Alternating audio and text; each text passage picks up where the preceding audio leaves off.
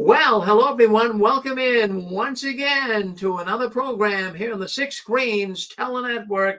And we have a woman. Her name is Linda James, but you know her best as a pasta babe.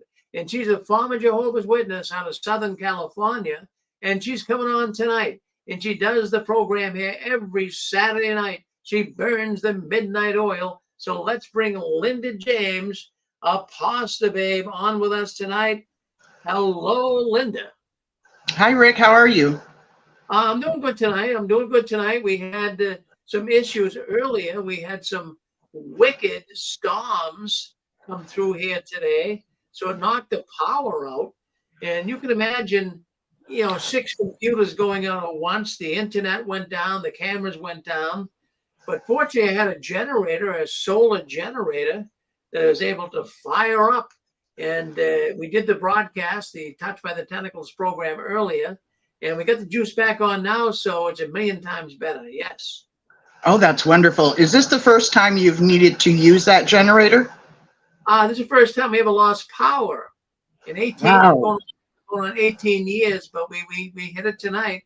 But as we said, we never missed the program in 18 years. I wasn't going to do it tonight, so we're here and running. So it's good.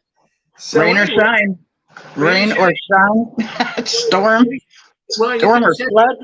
You can set your clock to the sun coming up in the morning, and you can set your clock to 6 screens coming on every Saturday night. All right, so I'll bow out and let you take care of it. I'm here if you need me. Thank you, Linda. Hello, everyone. This is Apostate Babe Linda James, your favorite apostate. And I did want to open up tonight for people to be able to talk about being an adult and being abused in any manner that it has happened. I've shared with you all that I went to the ICSA program weekend and that I was going to share with you some of the stuff. Okay, I've also mentioned I have learning disabilities. So what I do is I listen to something, I listen to it again, then I take notes. So bear with me. You will be getting some of my views of it, but I'm just taking longer than expected. So please bear with me on that. It is hot here in Southern California for me. I get overheated super easily. Matter of fact, this faded, or this bandana here that I wear every show, I put ice cubes in it, wrap it up, and tie it around my neck so that it would help keep me cool. But yeah, I do want to open things up because I know for myself, there was many things that I had come to discover during my healing process that I had been tolerating or experiencing and had no clue that it was abuse. And yeah, so that's kind of a big deal when you do come to the realization of that day of realizing that you can look back with hindsight and with a little bit more growth and realize, oh my gosh, I was being abused. This is an abusive technique.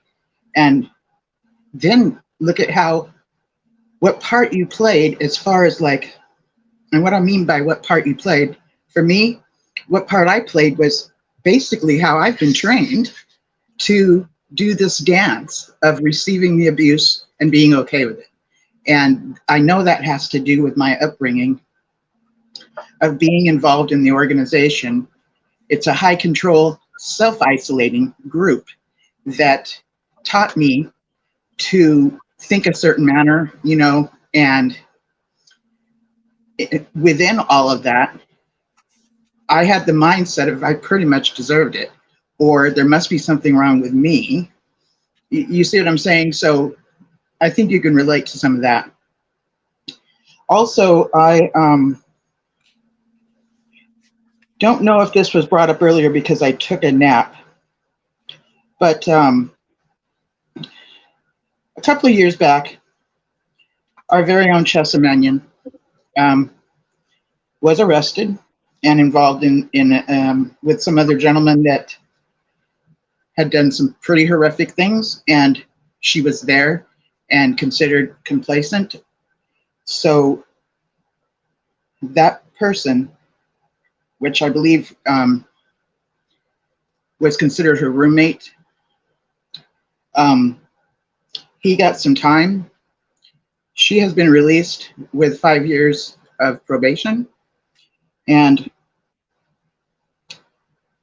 when I looked at her and the pictures, the images that we saw, you can tell that she was under the influence of drugs. And addiction is an awful thing. I'm not here to say what she did was right. I'm not here to say any of that. I'm here to say that when we find ourselves under the influence of the addictions that we have, we do things that we ordinarily would never do. And I correlate that with being under the influence of thought reform within high control, high demand groups. And things that we end up doing are things that we ordinarily would not regularly do. So I know there's people that, like, I've seen comments on different articles where people are just hating on her, and I get that whole thing of the comments that are the way that they are, but I also want to just encourage a little bit of compassion and encourage to just give her some time to get her footage. Hopefully she has hit rock bottom. And what that means when somebody's in addiction is that once someone hits their own rock bottom, that's when they choose to get their butts back up off the ground, and then they have chosen to do what it takes to get into recovery, okay? And that's something I hope is going on with her. So, let's leave room for her to possibly be doing that. I don't know. I haven't talked to her. I don't think anything about that case. I'm not justifying anything about that case. I'm not justifying that she was there and what happened at all. It was horrid. It was horrific. And it's tragic, okay? But if she is at that place, let's give her some grace. Let's give her some room to get her own footage and, wait for her, if she's even going to return to the XJW community. If that is the case, she's going to have to walk down many roads of shame. For all we know, and this is, I just want to thank Linda Lowton, who sent me this information. She brought up that she might have to register as a sex offender, and I hadn't even thought of that. So we don't know what she's facing. We don't know how that's going to look. And, maybe some of you do. I don't know how it's going to look. I'm just asking that we give her space, give her room, so that if she's into that place of, yes, she has hit rock bottom, and yes, she's going to get herself up and in recovery, it's important for her to have that space to do so. So that's my request. And again, I'm not justifying anything about this case that had to do with Jessa Mannion. She was, in fact, a victim of child molestation when she was a child. Her father was recruited by Stephen Lett when her father bought a used car off of him, and we've heard her story in a documentary. And then, as time went by, we saw that things went really bad. So it's not uncommon. And I'm not laughing at her, but I'm laughing at the situation because it sucks. It's not uncommon for us to leave one controlling relationship or an abusive group and find ourselves with an abusive partner. Or we grow up in abusive homes, and sometimes those just growing up like that to begin with actually grooms us to later become involved in a toxic, high control, high demand cult. We end up in places like that very easily. But we got to remember that when we were recruited, and I was born in, so I wasn't recruited, but those of you that were, when you were recruited, deception was used on you. So you thought you were signing up for something that was a great cause, that would have a great destiny. You were recruited into something you really wanted to be a part of, that already rang true with your own conscience, you know?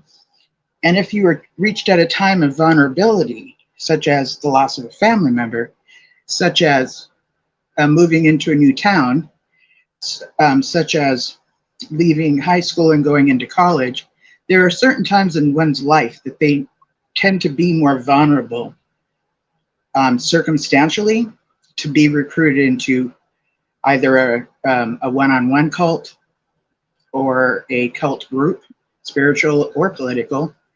And when you go through those changes, you know, be aware that you're more susceptible to these idealistic presentations that are brought to you. If you hear somebody tell you about coming to dinner with a group of their friends, you know, and that they're going to listen to somebody talk about some certain subject, and then you hear that they've turned you on to another one, and you ask about it, and they say, oh, we can't really tell you, you have to experience it. That is a red flag, okay? That is a red flag. Know the red flags, because when somebody is first involved in a abusive relationship, say one-on-one, say a love interest, or even a cult, okay? What happens is the potential recruit is being love bombed, okay? Whether it's, you know, a partner, whether it's a group, political, religious, self-help, you know, you're being love bombed. So you're kind of going into this state in your head of,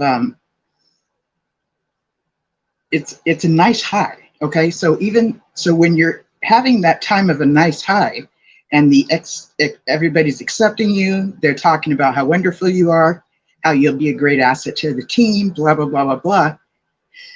When you see a few red flags, it's easy to kind of dismiss them because of how awesome this high that you're experiencing, which is like a form of fervor. It's hard to stop and really look at the facts. So I just want to encourage you to pay attention to the red flags, and don't allow the group to tell you things that end up to where you stop associating with your friends or your family of origin. So that's usually something that happens soon after being involved in a group. And there's many different things. So do your homework. When you find yourself at a new gathering place that's spiritual, political, whatever, allow yourself to just sit and receive, and don't go into service right away. Yes, being involved in the organization really got us into being in service, like boom, boom, boom, boom, boom, boom, boom, always, always, always, always, always going. That did not allow us to take time to reflect. So if you start going to a new place, I really want to challenge you to fight that natural thing that you've been trained to do, which is go, go, go, go, go, and get into service, and just receive, receive, receive, so that you can take notes, so that you can reflect on what you're listening to. You can reflect on what you're being told. You can read some of the materials that you get from them. Take your time in them. Oftentimes, there's like I think it's a principle of scarcity, where, and advertisements do this as well, where, and you'll probably be familiar with this, when you see an advertisement of, let's say, a furniture store or a mattress store, and maybe it's a holiday weekend, so they're having a 3-day sale, and you're not going to get that price again. So it puts this sense of urgency under you that you won't ever get that deal again. That same principle happens within cults and you know, partners, toxic partners and stuff, that they'll put this sense of urgency under you to make you make a decision when right away, you need to make it now, because otherwise you're going to lose your chance of ever getting it again. Okay? No, you don't have to make that decision right now. There is nothing wrong with saying, I need to sleep on it, or I need to take some more time to think about it. You are entitled to say such things. You are entitled to say, I'm just not sure yet. And or you're entitled to say, yeah, that does not work for me. because it doesn't work for you. Okay. You know, you don't have to give them the explanation of why it doesn't work for you. That's all you need to say, that, yeah, that's not going to work for me. And because they will get into intrusively into, well, why? What is your schedule like? Da, da, da, da, da, da, da.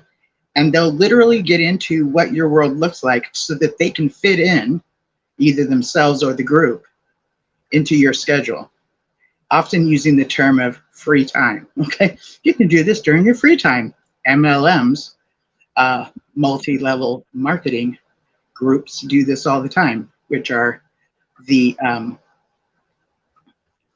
pyramid business plans, where basically only the people at the top of these groups are really making the money. But those that are further down the line of this pyramid are led to believe that they can actually, reach that goal, which is uncommon. Yes, they could, but it's uncommon and it takes quite a bit of investment. So it's not really how it's been presented to you. And this is something very common within, like with mothers that are at home with their kids, today more than ever, mothers that are able to stay home with their kids is a rarity. So, selling anything makes you feel, or makes a mother feel like they can financially contribute to the family. But let me just say, what you're doing as a parent is so vital, is so important. If you do have to work and you get a family member that is a trusted family member, that's even better than someone that's a stranger, And I get it. You do what you have to do as far as childcare. You do your homework and figure it all out. I've done, different forms of childcare when my kids were growing up and stuff. But if you can be there for most of the time between birth and say 5 years old, going on to 7 years old, if you're able to be there most of the time for your children, that is a really big deal of their growth and their maturity and their sense of well-being, of knowing who they are. Okay. It's a theory that those that are narcissistic, as in high on the scale of narcissistic, because there's kind of a scale that we pretty much all land on. Some of us are higher up on the scale and some of us are lower on the scale of narcissism. But those that are higher up on the scale, it's a theory or it's thought that those that are higher on the scale didn't have that during the first 5 to 7 years. They didn't have that bond with the caretaker or parent. So they are actually stunted here, even though their body is an older age, they will, I'm sure you've seen somebody throw like a hissy fit like a 7-year-old on the playground, but they're 45, that might be because, they've just had too much in life and they've hit their breaking point, or it could be because that bond never happened during that first 5 to 7 years. So this is super important. And any of you parents out there, mothers or fathers, okay, that are doing that, I so commend you. This is so vital. If you can get your parents, or family members that can do it, that's great too, because they have that constant bond going on. Hello? Was somebody talking? I thought I heard somebody talking. Just jump in when you're ready. So yeah, I got off into that. So, but I also wanted to open things up to if you've experienced abuse as an adult, it is thought of that you basically should have known better than to tolerate it, or you should have known better than to receive it, things like this. And to be honest, those of us that came from groups like we did, sometimes don't even know that we're receiving this abuse. Okay. I know I didn't. And there was a case a few years back. I can't think of the name. I can't think of where it was at, but you probably will remember it as I'm speaking of it.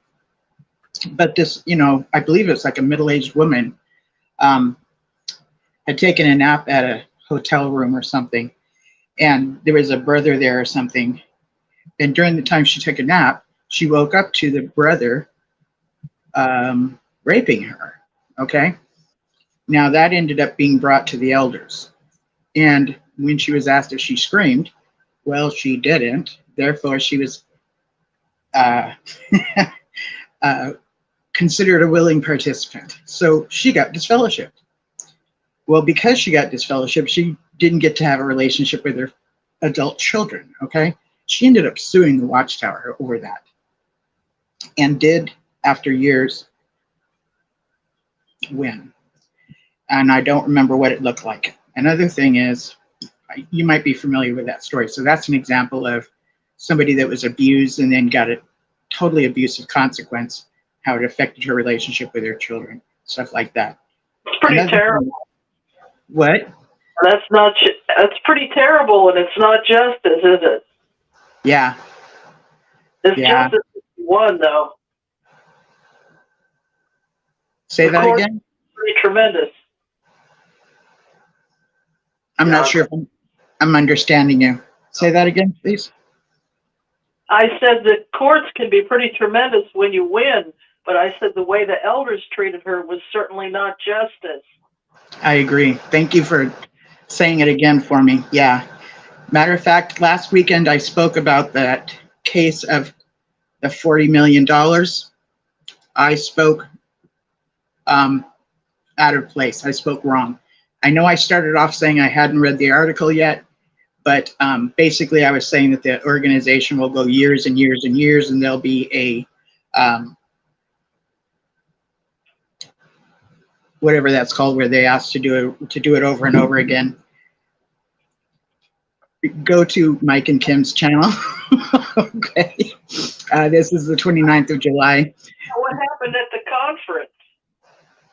Oh, yeah. I was saying at the beginning that I'm still taking in the knowledge. And so what that means is I will listen to the talks all again. I haven't made it through all the talks yet.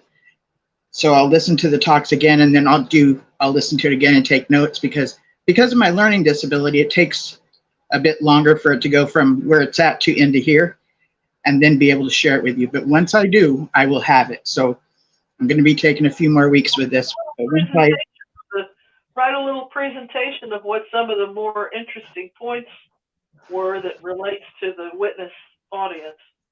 Okay. Yeah, good idea. Because I needed that suggestion, because when it comes to doing things academically, I do get challenged. So thank you. Yeah, it's very possible. Tonight with some baling twine and wire to keep the show going. What a showbiz trooper he is. Who's that? Rick keeping the show going tonight with a generator. That was a wow. Oh, yeah. That was pretty, yeah, that was impressive.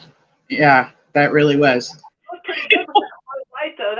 That looked real radio-y with that low lighting before he put the generator on. That moody lighting was kind of cool. Okay. Yeah. He just went into action and did what he needed to do. And I like the idea of a solar run generator. That sounds like it would, I don't know how solar run things really always run, but it sounds like it would always be high in the energy, or because of the solar sun, that they would be ready to use. They had electronic cars in Arizona. It got so hot the electronic cars didn't run. Oh, interesting. So interesting. An old truck. Okay. Oh, that's fascinating. So they're gonna have to do something about that when they get overheated, because that's what motors do. They get overheated, Mm-hmm. Yeah. Pixie, can you hear me? I can. Yes. How are you doing? Hi, Pixie, Kurt. Hey, I wanted to comment on what you and Apostle Babe was talking about. example, that woman that was raped by a brother, and she was disfellowshipped because she didn't scream. I found that very interesting. I'm going to assume that she reported this to the elders, the rape. So I'm making that assumption that she reported it. And even though she reported it, they judged the situation because she didn't scream that she was to be disfellowshipped. I don't find that very reasonable. Do you all? It's not reasonable. It's criminal. And we're in mixed company here, but I'm going to break a rule and I'm going to talk adult to adult, Kurt. When I worked in the newsroom, I did stories with rape crisis center experts. And I like to educate people when I was a reporter. And I like to share facts with people here now. And if a woman is raped, or let's say a young boy is assaulted, the first thing you want to do is call the police, and you don't want to bathe or wash your clothes. You want to go into that police station with those garments so that they can get evidence of who the criminal was. Yes. And it's important that people know that sad, important fact, and it's important that people call the authorities so that there can be a trial and the evidence is there and the person that did the crime can go to jail. Amen. And So we know that a woman, or a lot of women that were being raped, would be so traumatized, so afraid, that they may not put up much of a fight and or scream, you know.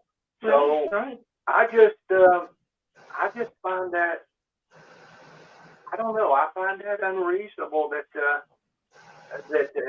and I believe that case. I believe there's other cases like it. It's criminal, and again, it makes it so that the person is not pressing charges, and again, it's stressed that they go quickly to the police with the clothes on so that they can take the cotton swab of evidence in cases. And this would also be in the sad case of a young man too. They want to be able to have evidence. And what the elders are saying is the counter of that so that there won't be any evidence. Correct. So they're not concerned for the congregant.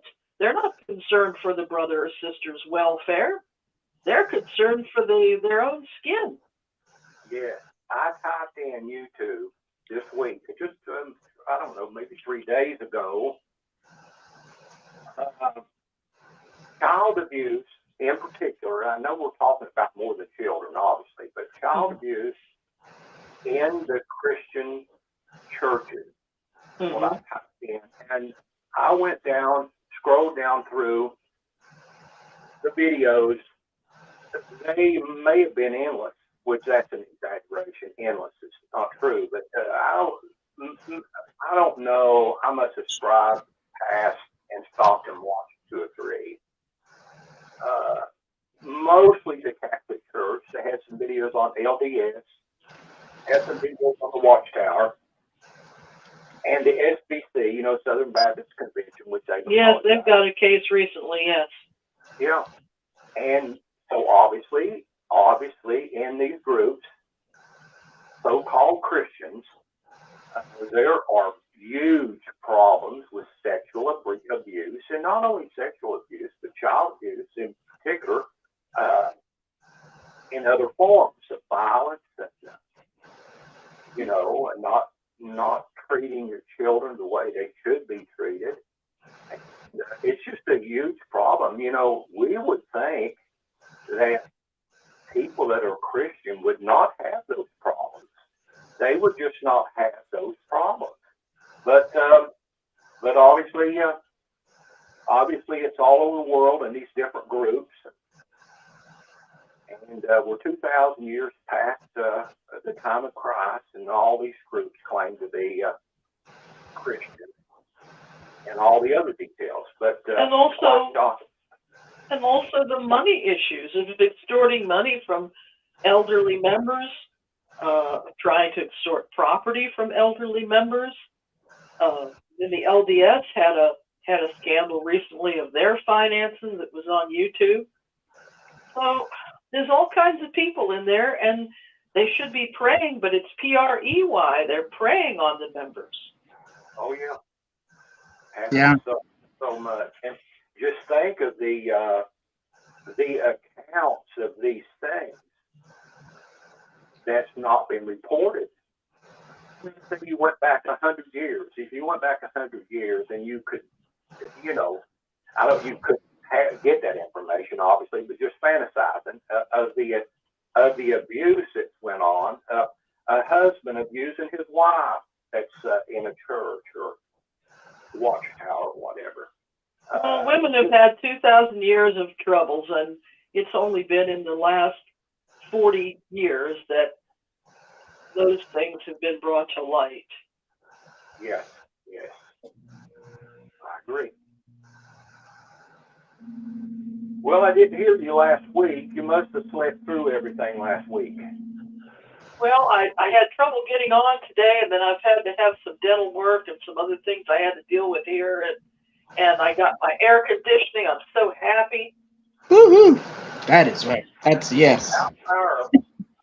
Our power went off this morning at 1:20 a.m. I was up, and it went off, and it came back on at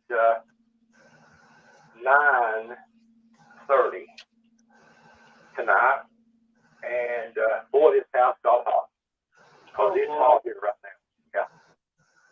And storm. This place here, it seems like every time the wind blows or it rains, the power goes off. You didn't have work fans or anything. No, I've got two generators, big generators, but neither one of them runs. I'm not able to work on it anymore. And so when power's out in the last couple of years, since those generators have run, either one of them, and so when the power's out, we're at the mercy of the family comes over and brings me some ice, the big ice cooler, and we do okay. Well, that's good. Well, I thought it was 1820 here because it was the hottest week of the year, and I had no air conditioner. So I had my feet in cold water, and I was resting, and I was back in time, and I lived through it. Okay. Oh yeah. Putting our feet in cold water. I haven't thought of that. That's brilliant. We've got to remember that one. Yeah.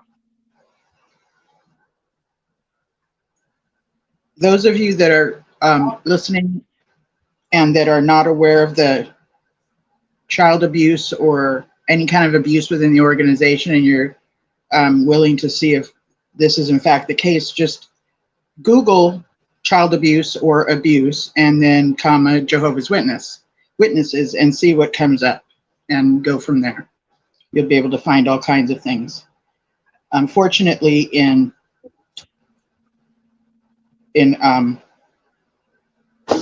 Pennsylvania, there is an ongoing case of every single Kingdom Hall that will be investigated. And Isn't so that amazing? That's quite the justice. Yeah. I came across a video when I was scanning. There. It was maybe, I don't remember exactly, maybe a couple hours. It's like a documentary video on child abuse of different forms, and in many cases, the child grows up to be very violent in different ways. And I started watching it, and I might have watched 10 minutes of it, and I put it on my watch list. I'll go back and watch it. And that first 10 minutes was pretty hard to watch. There was a violent father with a little boy. That boy looked like he might have been about, I don't know, maybe 7 or 8, maybe. Very violent, verbally violent with him. Mm-hmm. And watch the rest of the video, but I know we all know that in many cases in the world, in history, there's been no doubt many cases of parents that have been just violent with their children in different ways, and the child has learned it. It can hurt the child's confidence even if they don't become a violent person. Sometimes people that were abused become very, very kind people because they know what it is to be on that end of it. Yeah, that's true too. But they'll second guess themselves when they shouldn't. Yeah. And I just want to say to the audience, This upbringing, because I was born in too. I think a lot of my witness upbringing has really impacted my problems in relationships. Really do. I hear you. that's definitely the case with me. Yes, it is. And I was thinking, as you were starting your show, Linda, I was thinking about how the Kingdom Hall had no windows. And normally that didn't bother me. It bothered a lot of people, but it never bothered me. And all of a sudden, it bothered me. And I'm like, you know, those people were in there acting differently because that room had no windows. They weren't those people at home. I knew a lot of those people. So I don't know the dynamic of that, but I think when you put people in a box like that, it gives them permission to act out differently. That seems like a possibility. That does seem like a total plausible possibility.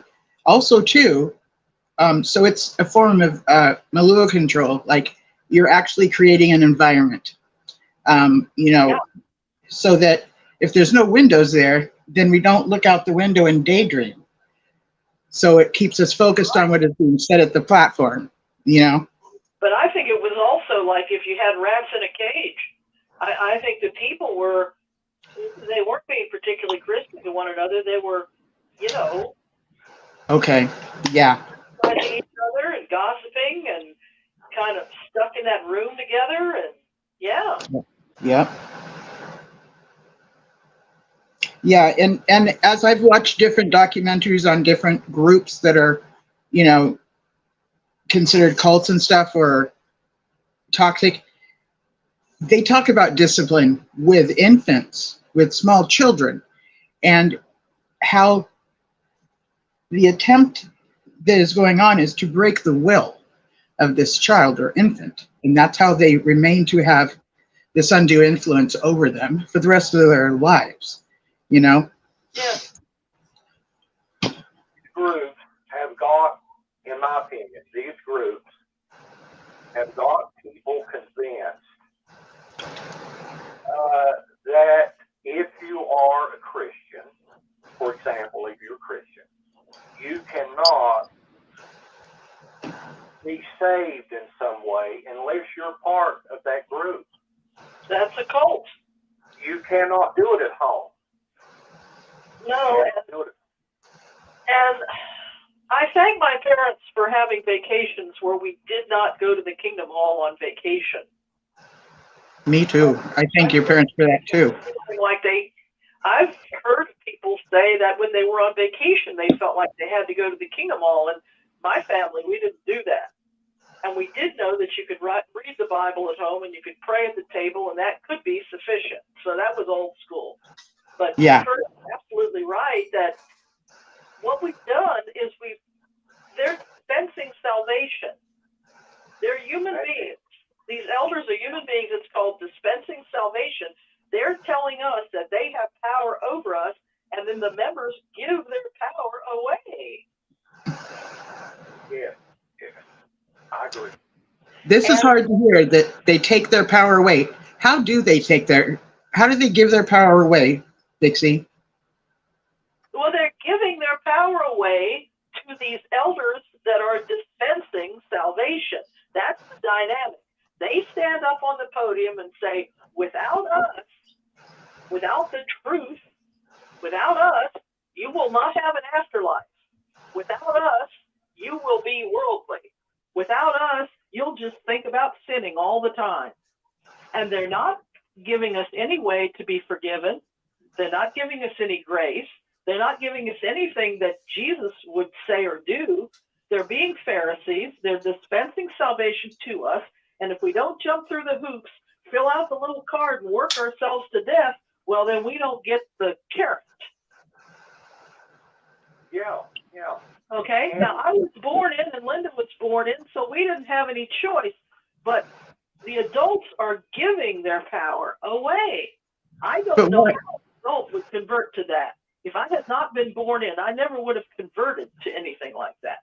So that's I don't it was have. trickery. It was Pixie. It was trickery, and it's done within the first 6 weeks of a Bible study, and it goes along with a bunch of things that the potential recruit can agree with.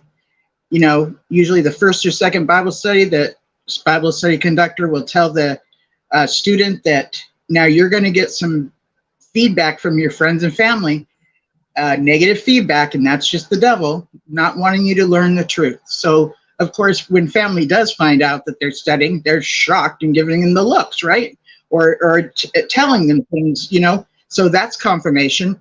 Then they start in with the heart is treacherous, who can trust it? You know, the way this seems right to man leads to death and destruction. So what they're doing is a form of what is called gaslighting.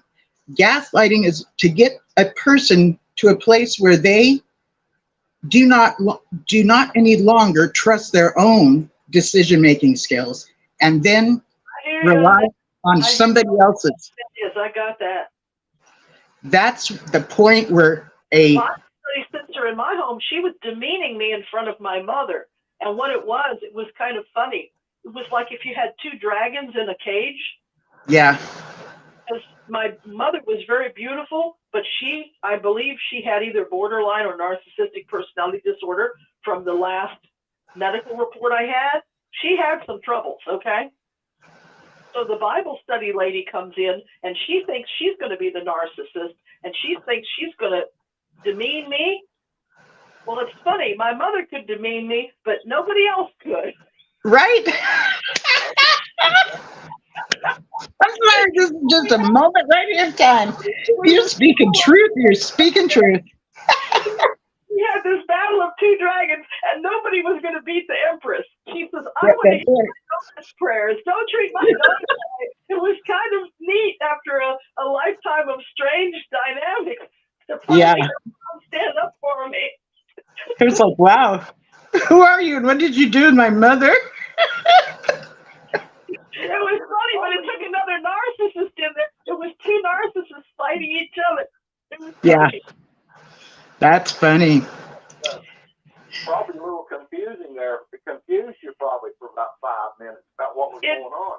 It did, but I knew she couldn't win with the Empress. My mother had to be the top dragon in that story.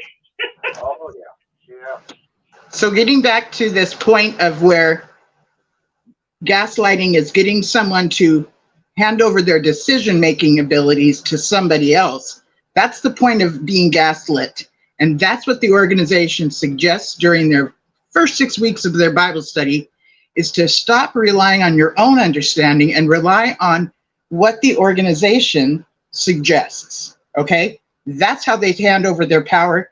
That's how they hand over their control, because the studies aides gaslight them to believe that their decision-making skills is not what's best for them, and switches them to believe that whatever the society tells them to do is what's best for them. Why? Because it's the voice of God.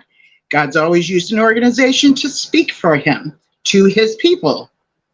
So let's see, you use your own decision-making skills or what God tells you to do. Yeah, this Bible study sister, she was a convert, and I was a born-in, and she was like the Spanish Inquisition to me. And I would answer the question correctly, and she'd tell me it wasn't correct. It was terrible. Wow. Wow. She was trying to break my spirit, but she was not going to do that in my own home, because I don't know if it's Scots-Irish people or Celtic people or just old-timey people or what it is, but we have different rules inside the home than we do outside the home. I don't know if you've ever heard of that sociology. Yes. So in my home, I'm the hostess. And she was trying to rule over my mother and I, and it just wasn't, that was not going to happen. Yeah, that didn't work. Mm-mm. Well, obviously, it's been, according to Scripture, it's been 2,000 years nearly since Christ was here, and you've got all of these Christian groups, and they all are, well, I don't know how you say it. They all have the truth, more or less, and you have to be. Most of them would say you have to be a part of a church, a group, to have any hope. Is what most of them would say, because of they would all go back to the apostolic church. Well, the churches where there were churches organized, little small groups probably in people's homes until it, took 100 years or something for it to grow to the extent that they probably started building buildings. But again, here we are, 2,000 years, and people have got to decide what group to be with, or you're lost. I'm not lost. I know, I agree. I'm fine at my kitchen table, and so are you. Yeah. I found myself the other day. Yeah, I know. I know right where I'm at. Yeah. And church gathering or fellowship is secondary to Christian relationship with God. We go and gather because we have a relationship. It's not gathering at a church that makes the relationship so. The relationships are, and you might have made your commitment to have a relationship with God at a church, but dynamically, we all need community. And it's nice to have community with people that think much like yourself. So it could be a bowling team. It could be, for me, it was karaoke. Okay, I'm a karaoke junkie. And seeing familiar faces and getting to have community. Churches give that.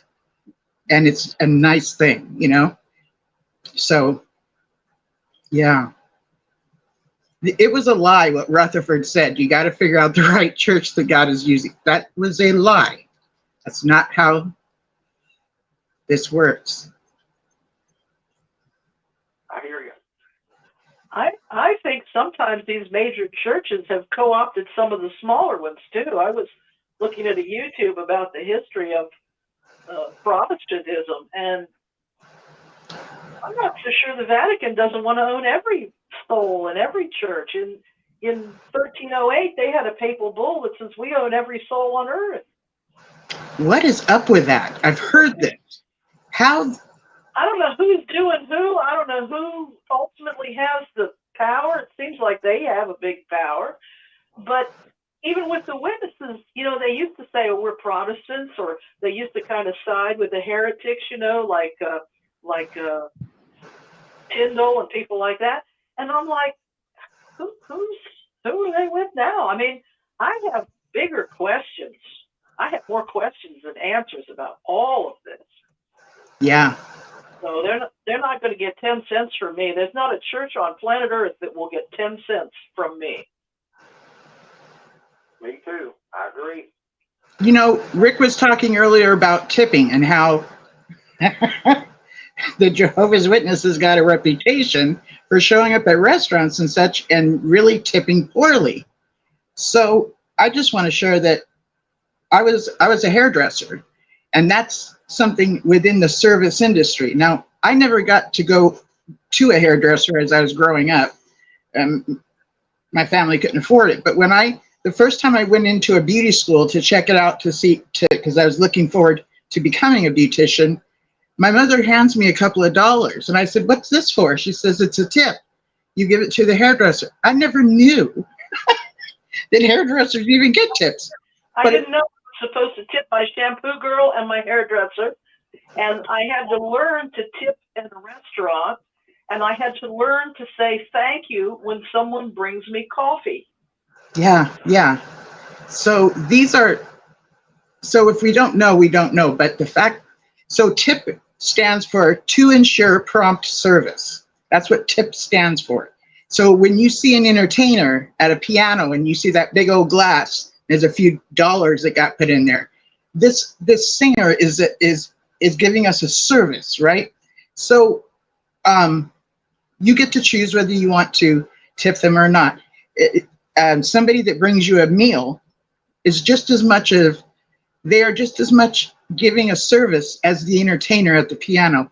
It's a form of service. When I was doing hair, I was doing a form of service. You know, sometimes when you get your car washed, you might tip the guy that, you know, clean the inside of your car or whatever. You learn those things as you go along, but it's about the service. So, you know, some people will have Patreon associated with their channels. What I like about Patreon is you get to choose whether or not you want to support that channel. It's not mandatory that you have to spend money every month to benefit from that channel, but if you believe it's served you well and that you've, you know, it's a great form of service and you have the money to do so, you know, you can set yourself up for it a monthly time or just once, right? And this is another thing. I watched this other channel one day when we were going to have an eclipse.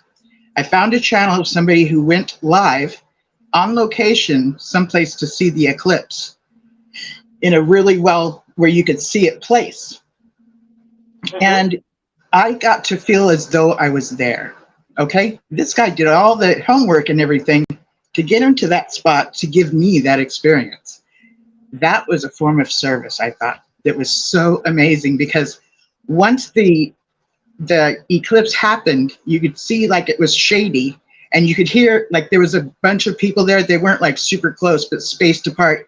You heard everybody go, oh, you know, it was so cool. The experience for me through that guy was amazing. And, you know, so after it happened, he's picking up his gear and he's walking back to his car and talking to his audience and, you know, talking about his equipment or whatever else. So he does rely on people to financially support his service. So I'm not pushing anybody to do so, but when you think of it in that context, it's really your choice. And even when it comes to tithing, scripture says each man should decide in his heart what he is decided to give, not under compulsion or manipulation, okay? So you think ahead of time, what am I going to put aside for tithing if that's something that is in your mindset to do, okay? See, I think food banks are a really good way if you're going to tithe. Food banks are good, but there's not a church on earth that would ever get any money from me. But a food bank, yeah. See, there's a passion for you. Yeah, totally. And then, where was I going with this? As far as tipping, Yes. I think that's what you were talking about, right? Yes. Yeah, because they'd have a large group and they wouldn't tip. And a large group is considered like a banquet service for waitresses. Well, I have something to say about this because Sure. I decided years and years ago that I would try to type anything out. That if I gave a certain percentage of money every month, that that you would receive tenfold. So I used to give a 10% of my income to the Jehovah's Witness Church, even though I was the breadwinner and my wife was pioneering and we lived on a shoestring budget. But I was convinced that Jehovah would provide. So every month provided and gave that to the and it wasn't much. It was like back in the 90s, it was like $110 a month. But I'm serious about it. I did this for a couple of years, and it paid off in many ways. One was,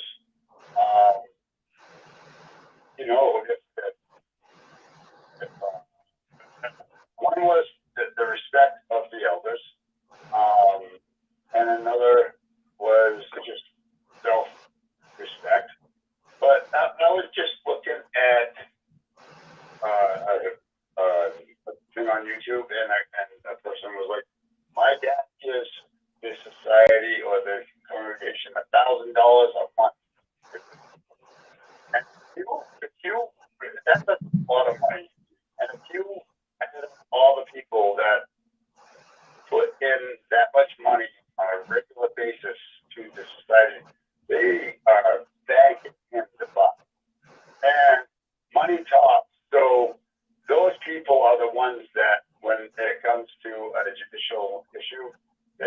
they're the ones who they're more leniency probably.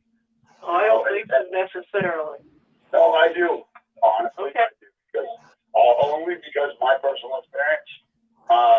My father he was a ministerial servant, and he gave and gave, and another elder waltzed in 1975 and tried to ruin him. So Yeah, well, that was the elder. That wasn't the postal secretary. When an issue came up, we were able to get the ear of the circuit overseer, district overseer, and we had whatever the issue was. That elder, he went down for a year, and they listened to us, and we also benefited from a weekend quick build addition to our house. All free labor. All I had to do is supply materials. And I did the same thing with my vehicles. I always kept the guy that pretty much, the same as the inspection, and he overlooks everything, Well, that's the way it's supposed to work. I'm glad it worked for you. My mother gave checks every month, even after my father died. And rather than look at a widow and orphan, the sister came and tried to extort our house when I was standing there. The house had been in my name for a decade since my father died, but the sister wanted my mother at age 100 to sign her house over, and they just took and took and took. And fortunately, I'm sitting in that house right now. Oh, I'm sorry to hear all that. And I'm fourth generation witness. So I'm glad it worked for you. Glad it worked for you. That's why I want to talk about it, because, if I base my opinion on my experience, You're kind of cutting out a bit, Tom. Are you able to stand in a different place or something? Okay, that's better. Oh, that's much better. Oh, thank you. Okay. So if I was to base my opinion on my experience only, then and then not include other people's. That's why I wanted to bring this up, because in my opinion, that works for me. It didn't work for many other people. So obviously, it's not written in stone that works. So I'm glad it worked for you. And my uncle was supposed to leave me some money because my aunt saw all the years of care I did, and that money went to the society instead. yeah. So it didn't work for me. Yeah. Well, okay. Well, thank you. And so now, I have a readjusted way of thinking. But I will say this. Today was the first day that I actually turned my air conditioner off, because it's 64 degrees here. Wow. Now, yeah, it's hot everywhere. It's been hot here.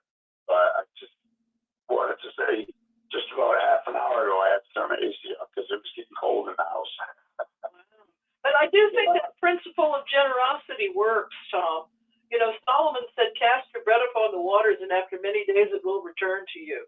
I give clothes, I give food, I give all kinds of things to people. I'm a very generous person, and I do think there's a reciprocity in generosity. I think it does work. But as far as organized religions, I'm not going to do it in that method. That's just and I also believe in the, if you're going to give, don't let the giver really know that you're giving. That's right. You don't tell about it. That's it. Right. That's it. Right. But I tell you what, though, when it comes to inspecting your vehicle, that does work. If I had a car, I'd do that, but I don't have a car. They couldn't wait. They couldn't wait to get that car either. They wanted the Vita car. They had the gimmies here. Yeah. Well, this is just a little hint for people that have sometimes have difficulty getting their vehicles registered. You go to the mechanic that does a flashy shop, and you give him a good tip. And he's going to just say, oh, yeah, that broke last week. I mean, next week. I see. Yeah. The green handshake. Very good. Thank you. Yeah. But anyway, it's okay. I'll shut up now. But I was very interested in the tithing thing because I thought that actually worked in our favor, and I'm not sure if it did now. But it sounds like it did for you. It sounds like it did for you, and I think maybe it did for my dad. But then after there was the widow and orphan here, when they're supposed to take care of the widow and orphan, it's like they want it more and more. They have the gimmies. It wasn't enough. Yeah. And they charge for yard work, and my aunt said, well, they should have done the yard work for your mother, and it was not good, but it kept me from going back. I almost got baptized and went back, so maybe there is a God looking out for me. Yeah. Hello. In there. Hello. Yeah, I would like to say something about the tithing. Sure. I'm a Jehovah's Witness, born and raised, and I was usually influenced by my father, who was an elder, but he promoted that we did not believe in the tithing. That was for the Jewish nation. And so, in fact, they used tithing against the other religions, saying that they tithe, they ask for money. So that was not a Jehovah's Witness thing, tithing. So I don't know how they slipped their tithing in for this brother. Well, in recent years, they've asked for contributions.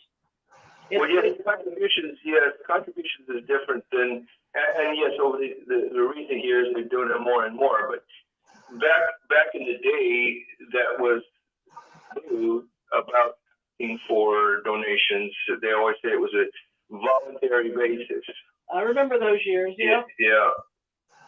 And anything that I gave was not because I thought I was also brought up with against the tithing thing, but I had just learned that if you give a certain percentage of your income, and whatever you give, anyways, the Bible basically says if you will receive tenfold, as long as it's not meant to be. I didn't expect anything back. So I used to mow their lawns and all that other stuff. So I didn't expect anything back, but I got stuff from them that I thought maybe it was because at the time you had to, if you wanted to write it off for your taxes, you had to use a check. So they knew exactly how much money I was given. And so I was just wondering if maybe that's why certain special treatment was afforded to me because, but so Wesley said, I was taught to believe that tithing was not an issue and we were not, required to actually give. And it was out of the goodness of your heart and all that. But I just decided that I would try it anyway. It was an experiment that I wanted to try. It had nothing to do with any policy or any influence from the society or any of this stuff. But I thought tithe only because it was 10%, and that's what I decided I would do. I wasn't making very much money, but I gave them 10%, and I honestly was never in want. I didn't have excellent stuff, but I just never. Whenever I needed something, it was provided somehow miraculously through the love and generosity of others, not the society. It's almost like it's interesting. Everybody has a different story. Exactly. Casey has a different story. I have a different story. I gave and gave, but it was all willingly from the heart. I'd help people. I was good in construction. They'd say, "Oh, can you help me put in this door? Can you help me put in this window? Can you help me do this? Can you help me do?" I was always there to help. So whenever I ask for help, oh, I can't. I'm busy. I even had insurance scams. This brother broke my sliding door, and it cost me $1,000, and he wanted the insurance to replace it. And I said, "You can't replace that. There's only one company in this county that does a sliding door." So I had 2 insurance scams issues Wow. with so-called brothers. Yeah. So they were takers here, and that was not my experience in the big city. That was not my parents' experience when they were young and, did things for the society and all. But, and here I am taking care of my mother in her later years, and it's like, take. They should have been helping. Yeah. And my mother finally says, "Could it just be you, me, and the Bath girls?" He didn't want them here. And I had brought them in as a caregiver. I said, if these are, if you want the brothers and sisters here as a caregiver, I'm supposed to give the patient their religion. So I had a Bible study, and the sisters would come. And my mom finally, she dismissed them. They were takers. Good for her. Yeah. She dismissed them. Yeah. Have you ever heard the phrase generational wealth? Yeah. Now, generational wealth, if you look at any liquor like that's been around for 100 years, or wine that's been around for 100 years, usually it has the name of a family, like the Bacardi family. Sure. So what the Bacardi family does is they teach the kid will go work in the field, and he has to earn the respect of all of the farm laborers, and then he has to earn the respect of the mechanics. And so the kid knows he's going to go to college, but he's not going to go to college, and he's not going to become an executive of the company if the farmers and the mechanics and the truck drivers don't like him. So he has to go work, and he understands it, and then he goes to college, and when he comes back, then he has the respect of the whole farm. So that's how families built their generational wealth. So the big banks and the big religions know this. So what do? Well, they know that the money is in the generation. It's in the family. So if we can get you not to have a kid, like Watchtower says, don't have kids, well, then where's that generational money going to go? Exactly. It's going to go to God, because that's going to buy your 25 acres of paradise earth. Mm-hmm. And my aunt in California wanted some of her money to go to me because I had given so much in caregiving. Yeah. But she predeceased her husband, and so he gave that money to the Watchtower. Yeah. So that's one of the reasons why Watchtower is always deflecting. They're talking about Amos, or they're talking, and this is where I have a problem with a lot of the Christians. They're like, well, what the book of Malachi, who cares about what the book of Malachi? Let's talk about prenuptial agreement. Let's talk about protecting assets that belong to the children. You see, you go to church and you're learning about things that don't apply to everyday life. And half the world is trying to steal your money, and only you can protect your money for your family, for your generation. And so the banks know this. The churches know this. And you go to every city, like in Phoenix, Arizona, where the skyscrapers are all on Central Avenue. And Central Avenue divides the city to east and west. Well, as you go north on Central Avenue, that's where all the rich people live, on Central Avenue, either side of Central Avenue. But as you're driving up, you'll see 10, 20 acre parcels, and it's a big church on the left, a big church on the right. So what happened is an old man, an old woman didn't have kids, or their kids, whatever, and the church convinced those old people, give us that land, and that'll buy your ticket to heaven. And all of the women that you banged in the office, all of the men that you milkmen that you had sex with, God's gonna forgive you if you give us this land. Yeah. And so that's what they do, is they steal the generational wealth that belongs to the children. Well, and they also steal it. Said to my mother's past 100, and she says to her, well, you want to give your property to the governing body because they're Christ's brothers. And my mother looked at her and said, no, Christ's brother was James. Yeah. I love that. Thank you, Allah. Gilbert, if I can back you all up, Desiree's my wife's, I guess it's her cousin's in-law, that her mother-in-law that she married into, her cousin's mother-in-law. And it's made known to all the siblings because they have a little money that it's all going to Watchtower. So yeah, these people are really like out of their tree in mind. Just to back you up. Thanks, guys. Yes, what they're doing is they're going to church and they're talking about Malachi and Amos. And not that you shouldn't read it in your private bedroom with a light, where your spouse is asleep and you're reading it. Fine. But when they're doing that in church, this is the problem I have when I talk to my Christian friends. When you go to church, they're talking about it's really a diversion because they're keeping you stupid of real life affairs. They're keeping you stupid as to how the banks, the churches, the corporations steal from you.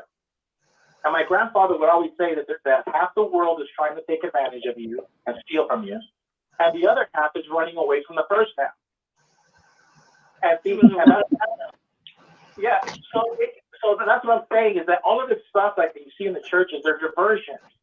They're diversions to keep you from learning real economics, real financial issues, and that's how they steal from you because you're ignorant of the facts. Well, the house was put in my name, and it's just a very modest, tiny little place. But she didn't know that when she was trying to get a woman who was 100 years old to give it to her. And I'm standing right there when she's trying to do it. The goal And you, Pixie, had started going back to the meetings and everything. You were active, right, during this time? They wanted our house. Yeah. And see, I think that when Jehovah's Witnesses have children that got disfellowshipped or, no longer active and stuff, that they can be more persuasive when they go to the landowners, and request that stuff because she had 5 houses. She was in the real estate business. She should have given one of her houses. Very good point. Let me tell you how Watchtower is evil. 2 words: prenup agreement. I remember Watchtower saying that prenup agreements were bad, when actually they're very loving. It's a very loving arrangement. Because if there's a man who lost his wife in death, and he has kids, like say for example Rick Farron is a millionaire, and he has 5 kids, and then his wife dies. Well, it would be very loving for the new wife to say, you know what? Yeah, let's get a prenuptial agreement so that way when you die, if you were to die first, then the monies that you earned with your first wife, who's passed away, will stay with the children. But everything that we earn from here on out will be our money. So a prenuptial agreement is a very loving agreement. But Watchtower tells you it's bad because they want to keep you stupid so they can steal your property. That's why when you go to the Kingdom Hall, they never talk about trust, like having trust agreements, putting your money in trust, stuff like that. So all of the things that Pixie is talking about, you wouldn't have to worry about it if the parents were taught about trust. I'm sorry, it's done. I signed it 10 years ago, and it's an irrevocable trust. And what part of irrevocable do you not understand? Well, that's what I told her. I said the house is in my name, but the thing is, it took a lot of nerve for her to say that with the adult child in the room. Mm-hmm. Yeah. And you know what, Gilbert? I've never thought about a prenuptial, how it can protect the children. That's a new one for me. Thank you. Loving. Yeah. Look at Donald Trump married Melania Trump, and in that there was a prenuptial agreement, of course, because he has 3 kids with his former wife. Gotcha. Right? Since then, he's made billions more with Melania, and his new son with Melania is the beneficiary of the new money. So the old money belongs to the first kid, and the new money belongs to Barry. Right? Yeah. See, so prenuptial agreements are a loving arrangement, but they're not. But what prenuptial agreements are handcuffs on the church. They're handcuffs on the corrupt church that's trying to steal your generational wealth. That's true. And when you talk about wealth, it's only been presented in the organization as a bad thing. Have you noticed that? No. I like what you said, Apostle Dave, about if they can get their kids to scholarships and then they can convince the parents to give their money to the society because they look at their kids as debt. And I wonder if that has anything to do in their decision making when it comes to that. That's something I never thought of, and that actually makes perfect sense. Of course it is. It's because it's by design. You got to understand these are very evil people. They've already thought out this thing. They thought out if we could fellowship these kids, we will have the advantage over them. Again, half the people are trying to steal your money. And why? Because people are not educated over these financial issues. And you go to church, and they don't tell you that the Bible is filled with financial advice and money transactions. Yeah, a fool and his money will soon be parted. Did I hear somebody say hello that wanted to join the conversation? Okay. Jump in again when you can. Go ahead with the conversation, guys. Thank you. This is Tom again. I remember hearing at the assemblies every year, actually every assembly, near the end, they would always give the spiel about how you can donate your jewelry and your home, and if you're elderly, that you should come and you can see them, and they will set you up with lawyers who sign a will so that you can make sure that the society gets all of your assets when you die.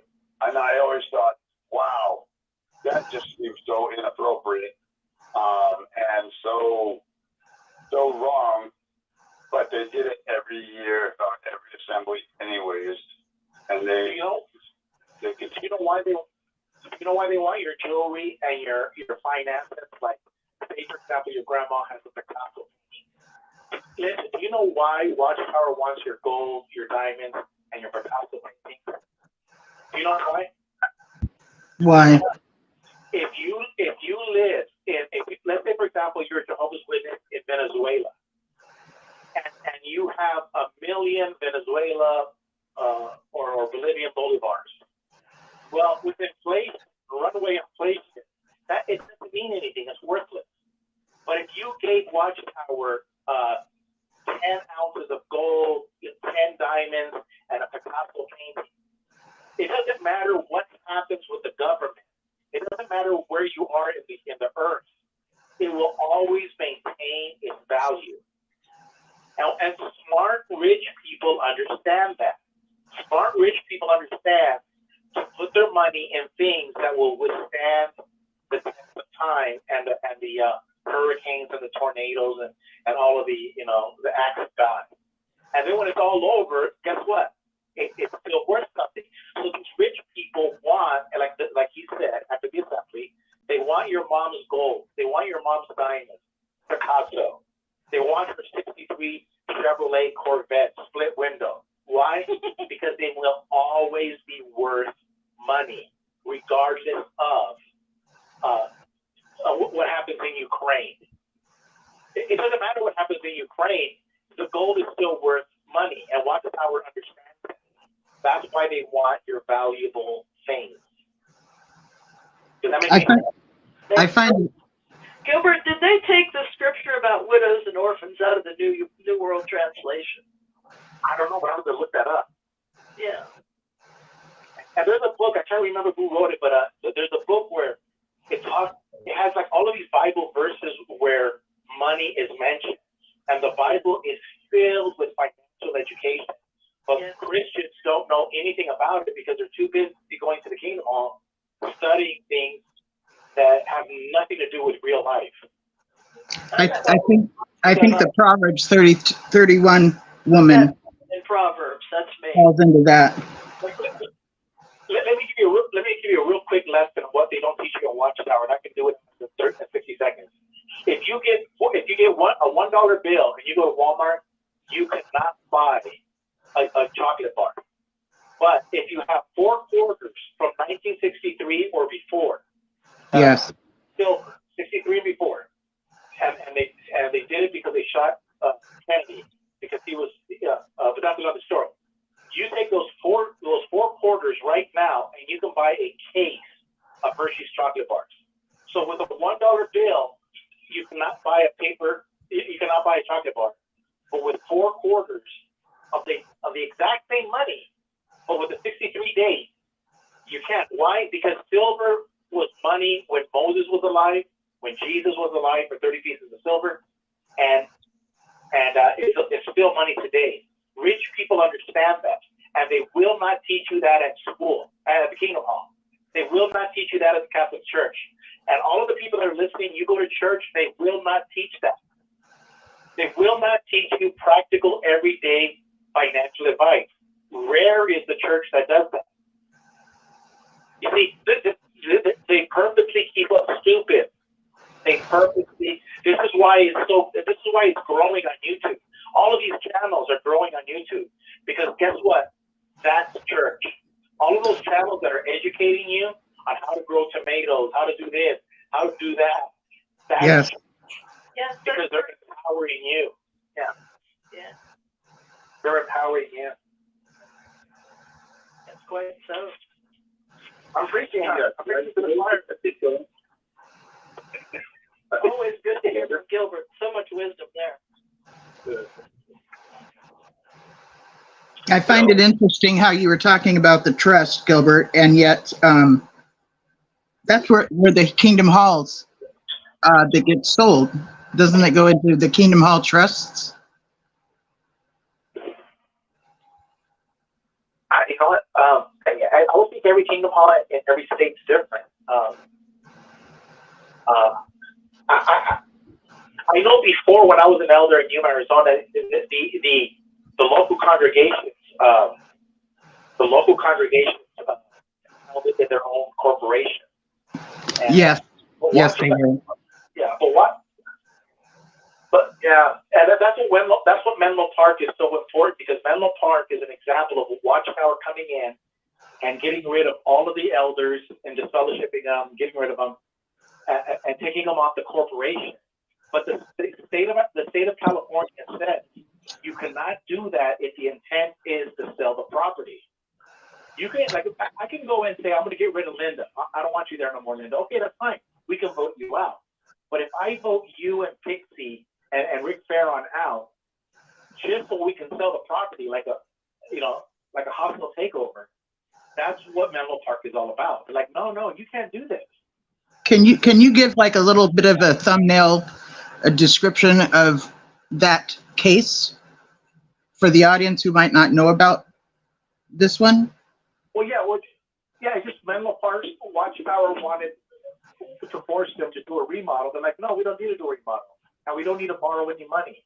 But by them doing a remodel and borrowing money, they now have a lien holder to Watchtower, and they got rid of the elders.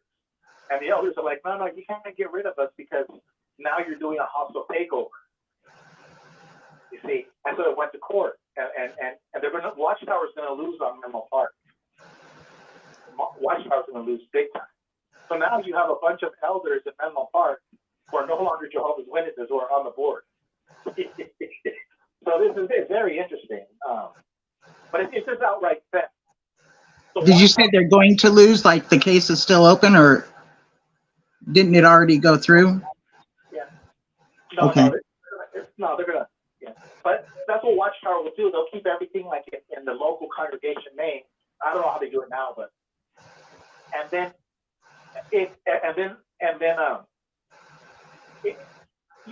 keep everything in your name. But everybody knew it was kind of like one of those cyber things where it really does belong to Watchtower. But they would, but the reason it was in your name is because they lent you the money. Like Wells Fargo would lend you. So Wells Fargo, Watchtower lends you $200,000 and they can't say that's their property. So technically it's yours, your local congregation's property. But wink, wink, it really is ours, So Yeah.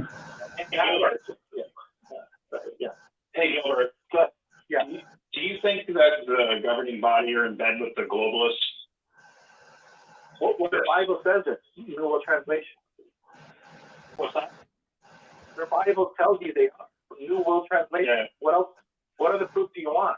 The New World Order, all of it sounds very familiar, especially talk about, all right, so like the New Reset or the Great Reset or whatever it's called from the globalists, they want to say that you will never own anything and you'll be happy. The governing body is telling you in paradise that you'll work a miserable job, but you'll be happy, and you'll live where a miserable place that you might not like, but you'll be happy.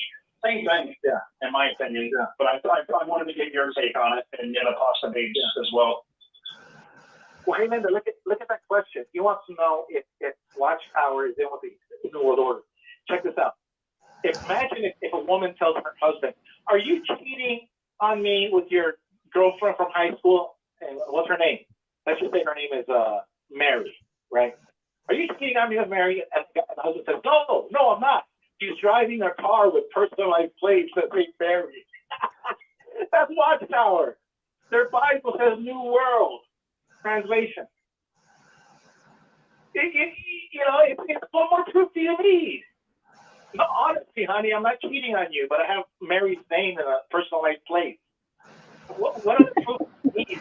And Wow, it sounds like somebody hung up. Who's there? Who's still here? So what probably happened was so Rick is going to hear this. So YouTube audience, please hang on. Rick is going to hear this and he's going to go to the phone and redial in. And then what'll happen is those that are on the phone don't know that we left them. So we'll be brought right back into the conversation.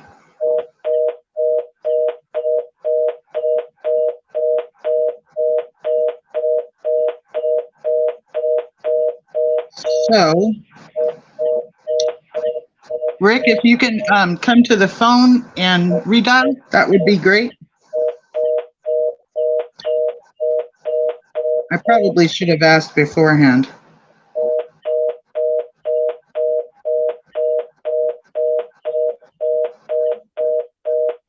Hi, Rick. Rick, can you come to the phone and redial? Coming now. Okay, thank you. Yeah, thank you, YouTube audience. And he'll just redial and we'll be back into the conversation. And they won't even notice that we're gone. So this happens at times. We're about an hour and a half in. So after about 6 hours, the phone naturally hangs up. So it was actually the phone at the command center that hung up. And Rick is going to now redial it. So thank you. How you doing, John?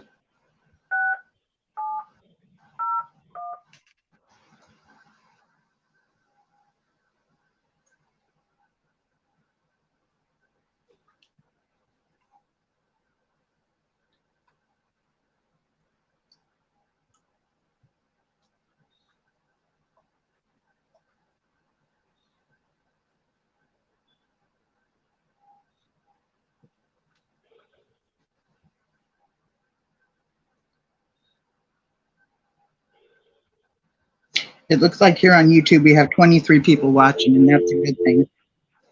I'm glad you're all here. Thank you.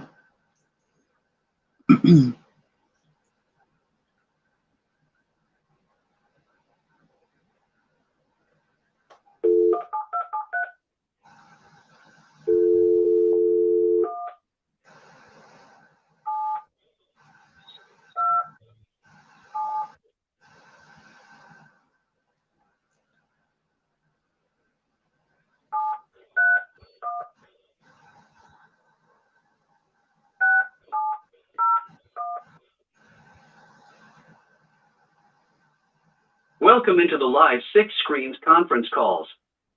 We thank you for joining in.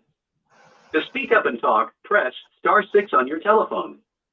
When you are done talking, press *6 to mute yourself.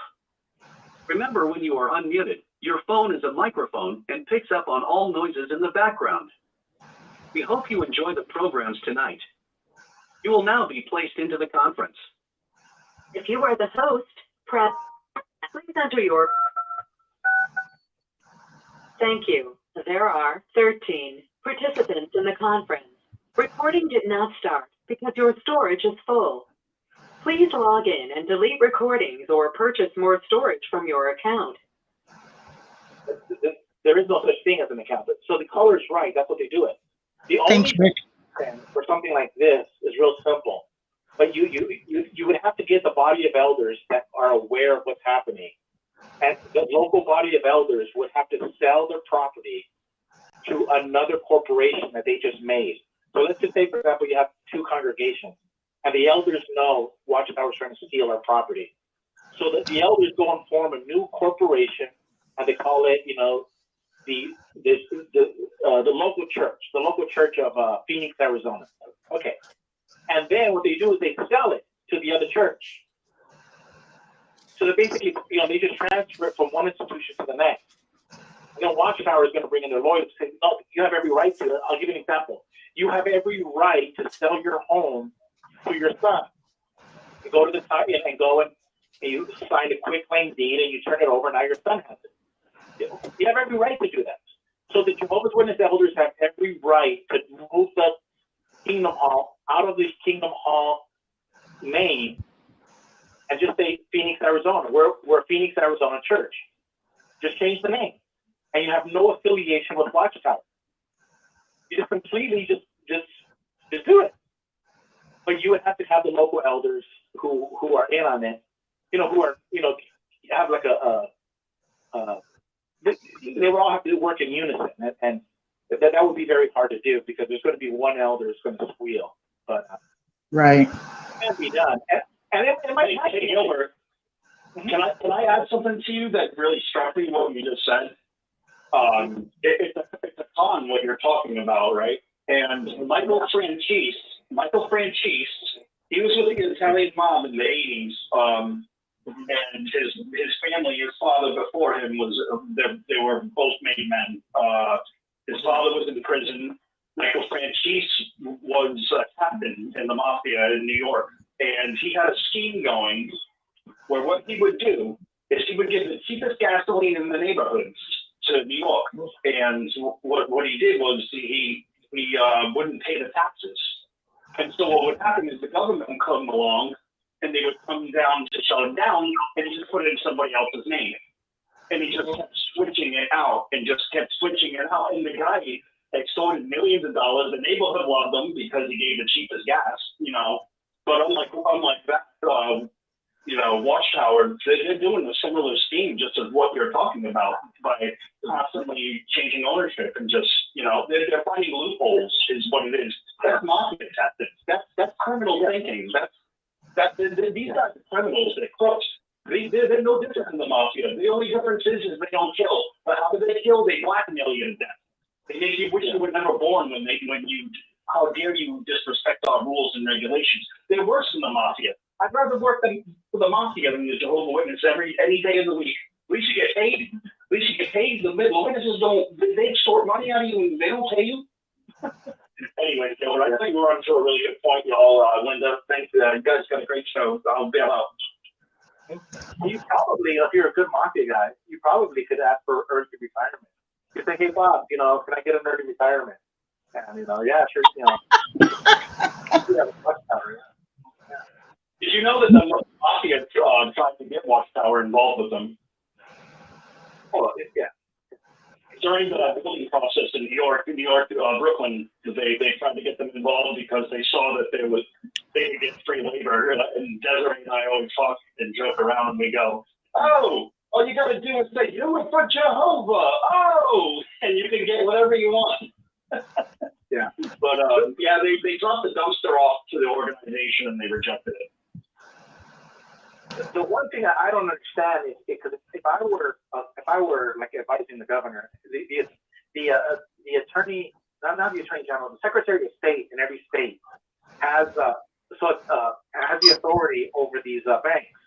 So what happens is this: if you have a payday, a pay here, buy here, pay here, and you sell cars, if you go to one of their offices, there's a big old certificate from the Secretary of State in Arizona, which means you have to show the government that your lending practices coincide with the accounting principles that are set forth by the state. So the way you charge interest to the customer has to be in such a way that the state banking laws require. So having said that, Watchtower lent money to the congregations. That's right. They charge interest.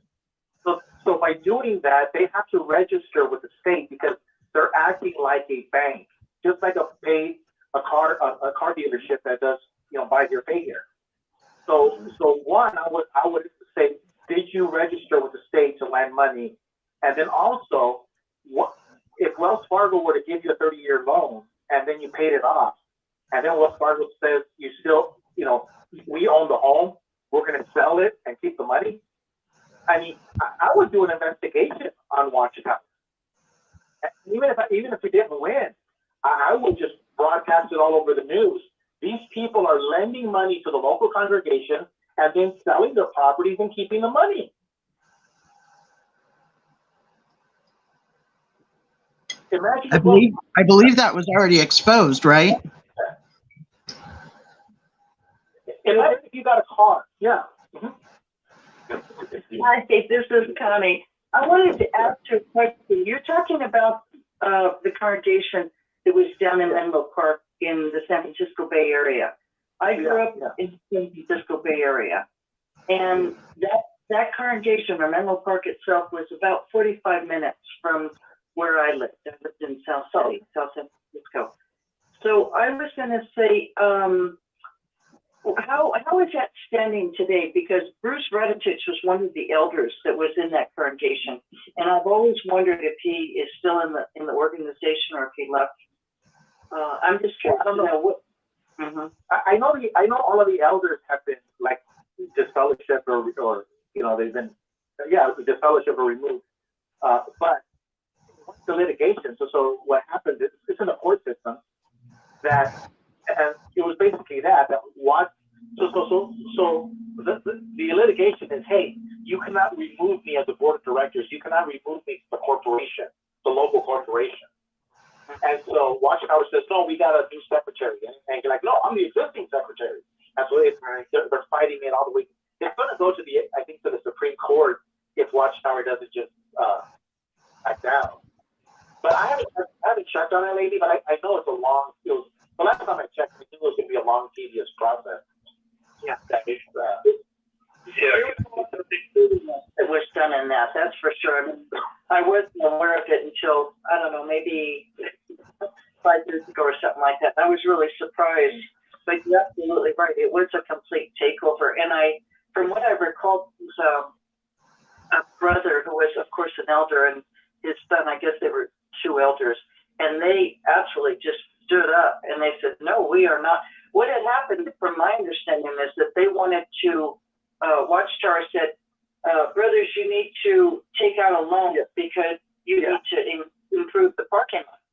And the brothers in Menlo Park said, no, nothing's wrong with it. We have plenty of parking. We have enough parking for all the brothers and sisters in the congregation. And it was just really pushed upon them from the circuit officer. No, you are going to, add on, repave the parking lot because Watchtower is telling you to do that. So it was go ahead. And then the light bulb turned on because they knew they had to get a loan, not from a fellow brother, but from Watchtower. They learned that they get a loan from Watchtower. There's a thought. And that happened in Yuma, Arizona with me. When I stepped down for different reasons, being an elder.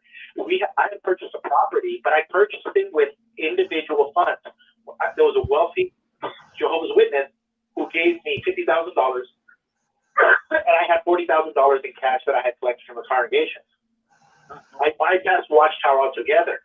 And right before I stepped down, I told those 12 congregations, I told them, we will have this Kingdom Hall paid off in the parking the lot in 2 years at the rate we're going, and at the rate we're going in 5 years we'll have raised enough money to where we don't even have to get a loan. All right. Guess what happened?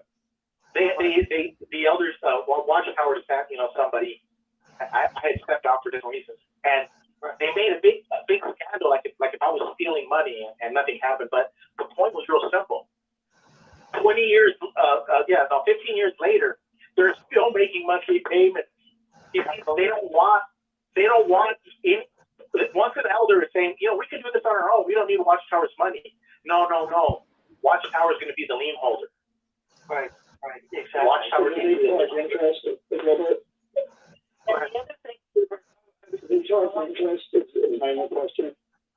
Yeah, I just wanted to finish this up further because I've always wanted to know the story about this. The other thing too is that in the story with the Menlo Park congregation, there was $20,000 that was stolen from the piggy bank. I'll call it the piggy bank, from the funds inside the congregation. And apparently that was supposed to have been for a circuit overseer. And the reason why he needed it is because somewhere in California, and to this day, I don't even know where, but the circuit overseers, when they retire, they all go to some mobile park somewhere in California. California's huge, so I'm not sure what city that's located in. And $20,000 was missing from the congregational fund. So there was a lot going on, and then there was that one brother who was an elder and his son that stood up against it. Somebody was trying to kill him on the road. I mean, there was a lot of real dirty work. I've always wondered what happened, because Bruce Raditich was an elder who gave a talk on a Sunday at our congregation. He was a very handsome brother. You didn't forget his name.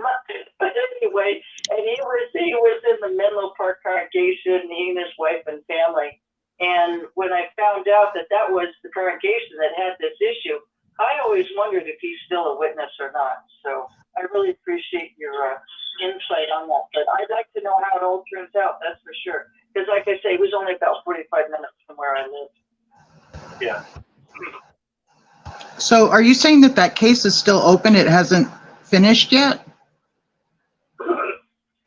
I think so. I have to go back and look at it. It's been a while. Okay. It was an appeal and everything, but according to what I was reading, that it was definitely going to go to the Supreme Court. Okay. Yeah. Yeah, it's good to follow along on those things when you get a chance, because you'll get to see some of the techniques that the Watchtower lawyers use in court. And what I find is that, they request a, what is that called when you can retrial? So I'm sorry, I can't think of that word. And then they get it, and then they show back up and arrogantly tell the people that was handling the case before everything that they did wrong, and then inform them how they want things to go. And it's a real power trip. Have you noticed that, Gilbert? Yeah. You know what? I wanted to bring up this one point because I don't want to throw all the churches in there, but in Phoenix, Arizona, right in the central, it's called Phoenix Children's Hospital. Right, I went to a funeral right across the street, and I went to the pastor and I said, I go, you have to be getting phone calls and letters in the mail every day because everybody wants your property. He has a really old church in a choice area where these big huge hospitals are trying to take over the neighborhoods. Oh, okay. And he goes, yeah. So the point was this. He educated me that this is why Jehovah's Witnesses don't want you to go to school. If you want to be a minister, like my regret is I should have gone to school to become a minister. Because what he taught me was that in his church, you had all of these founding members, and a lot of them had died off, but they were all shareholders. So everybody going to church, they were like 90% old people, but they all owned the shares in the church. Yes. And complicated as far as the finance of the church. So here's the thing. So let's say they would have sold that property for $10 million. It was a huge property. And every member would have gotten money for their share. Mm-hmm. They were founders of the church. So a good church may teach you this in school when you go to seminaries. They teach real good churches do this. They'll actually, like, you'll start a congregation and you'll have 100, 200 people, and you guys build it, and you guys are founding members of the church, and you all get one share, or two, or three, or four, or whatever. Russell did that too. Yeah. Yeah, and you can now give that to your children. Mm-hmm. So whenever the church is dissolved or sold out, which, that could even be in the bylaws that after like so many years, the church has to be sold, to the highest bidder, the real estate. Whatever. You can do whatever you want. You can write up any rules that you want. The sad thing about it. Huh? Go ahead. The sad thing about it is most faithful followers of the Watchtower, they're already indoctrinated, so they believe everything is in their best interest. Yes. They trust too much, so they follow what the Watchtower says. So much has been taken from these people that have donated. A lot of people have died not receiving anything back. This has been going on for generations. They've been stealing from people, taking from people, and so they fooled the faithful. They really fooled the faithful. Yeah. But the point that we're trying to make is, I forget the text, but the Bible text says that my people suffer for lack of knowledge. The reason people suffer is because we didn't have the financial education. And this is why financial education is not taught in the Kingdom Hall. But yet there are some churches that do teach it. And unfortunately, they don't do a good job in showing other people how they're being lied to, how they're being abused. Yeah. So that's what we're trying to say here is that we understand what you're saying is true. What we're saying is that these are the reasons why you go to church like a Jehovah's Witness, and they talk about things that have absolutely no valuable impact in your life. Like reading the book of Micah, or reading the book of Jonah, or whatever. It's all a smoke screen, or talking about the Revelation. You could do that on your own. You could read that at home. Let's talk about things that impact our daily lives, like the conceptual agreements that we were talking about, having trust accounts for your children. Things that protect you. And that's not what churches are doing. And they do that for a reason, because by keeping you stupid and ignorant, they can steal your money. Yeah. And not just the churches, everybody, the governments, everything. So it's called politics. Really what we're talking about here is politics. We're talking about how government, corporations, and churches take advantage of us as individuals. Like, I'll give you an example. How they take advantage of us. Yeah, this is what the church, you go to every church in the United States, every church doesn't have a fruit-bearing tree. My brother Jesse and I talked about this. Check this out, Linda. In Yuma, Arizona, you cannot have a mulberry tree that gives fruit. I heard you talking about this. No, but this is the point. If every house in Yuma, Arizona had a mulberry tree, a lemon tree, an orange tree, a date tree, guess what? Albertsons and Safeway and Walmart will have their lawyers, and they will say, stop doing this. We can't have every house have a garden in their front yard. Wow. Two, you see, because then what happens, it takes away from big farms. Yeah, it's okay. Bill, you can't have everybody. Look at your subdivision where you live at, say, the apartment complex. You drive by every apartment complex, and every single tree is non-bearing. What if the whole apartment complex was growing like herbs, like rosemary and thyme, and people can use those herbs in their cooking? Well, Big Pharma will say, no, you can't use the medicinal natural herbs. We need to shut this down. And this is what the churches are not teaching. Every church in Phoenix, Arizona does not have a lemon tree, does not have a grapefruit tree, does not have an orange tree, doesn't have a mulberry tree that gives fruit. Instead, they take. The churches should rip out all of their trees and only produce trees that give fruit. Jesus talked about that. What did you do to the fig tree that didn't produce fruit? Tore it down. He cursed it. And remember this, Jesus hates figs, not fags, but figs. Remember this. Yeah. Remember that, yeah. I'm sorry, I couldn't help it. Do you understand the concept? The I concept do. is that we should that everyone is trying. This is how they take advantage of us. The churches, the governments, the corporations. They keep us stupid, and when they're saying, you know what, you have the power. Like, I'll give you an example. If every house in Phoenix, Arizona, or Yuma had orange trees and lemon trees in the front yard, well, guess how much they would cost? Nothing. There would be abundance. It would be free. You receive free, give free. Look at the watermelons. The watermelons don't have any seeds, but God gives us one watermelon with 100 seeds. So now who's the one that benefits from that? The seed company.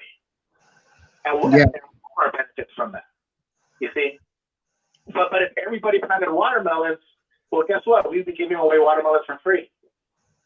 That's what I'm saying is that the churches are not teaching the right things. The churches should be teaching this. The churches are instead teaching Micah, Jonah. They're teaching some story, you know, and you go to church with a suit and tie. No, what about going to church with the jeans? Like a Little House on the Prairie. You Right. know? Hey, why don't we go to church and we all build a garden? You understand what I'm saying? It's like we're in an upside down world, and it's the lack of education, and the big corporations, the big churches, the big governments. They know they're hiding all of this from us, and this is why YouTube and all these channels are a big threat all the time. There's censorship. They hate this because why? A lot of people on YouTube are giving free. We're giving you this stuff. Look at Rick Farrell. What did he just say when he ended the show? I don't want your money. I'm doing this for free. There's millions of Rick Farrells all over YouTube, all over the world that have that same attitude. And the bigs don't like it.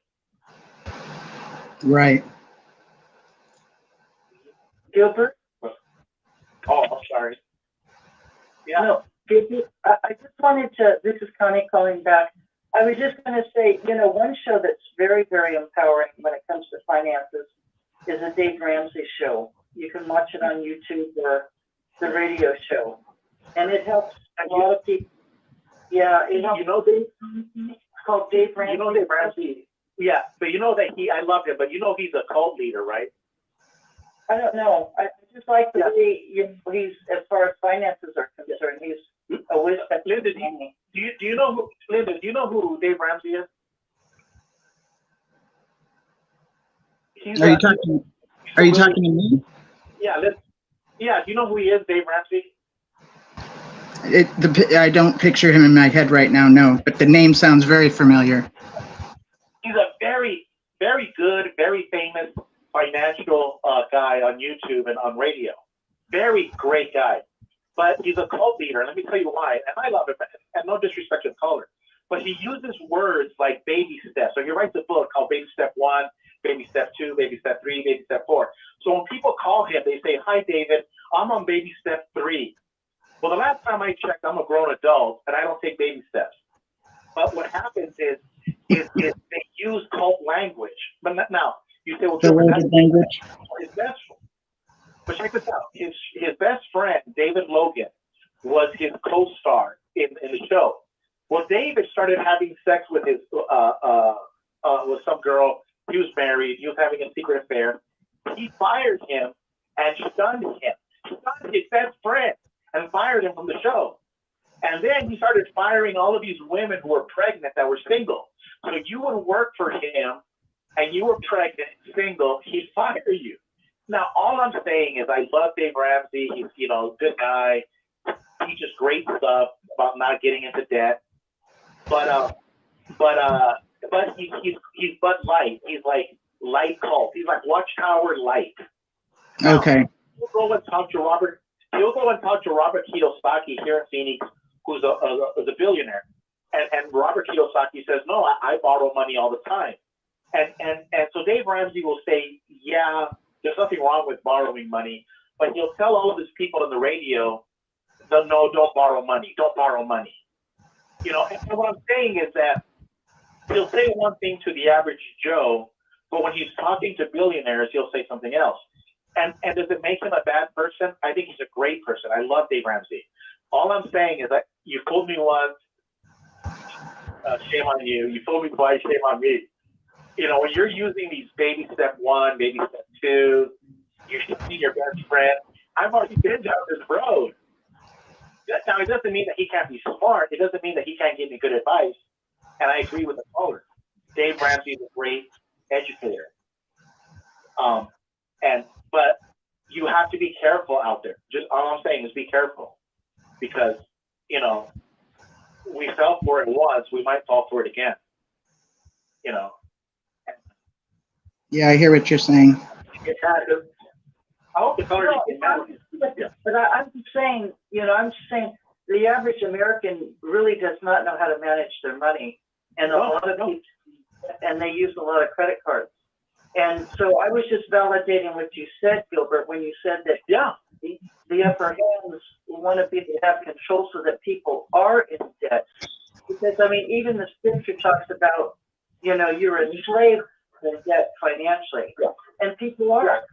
They dig themselves into a hole, and it's like they can't ever get out of it. And Dave Ramsey is really excellent in being able to help people to reach goals.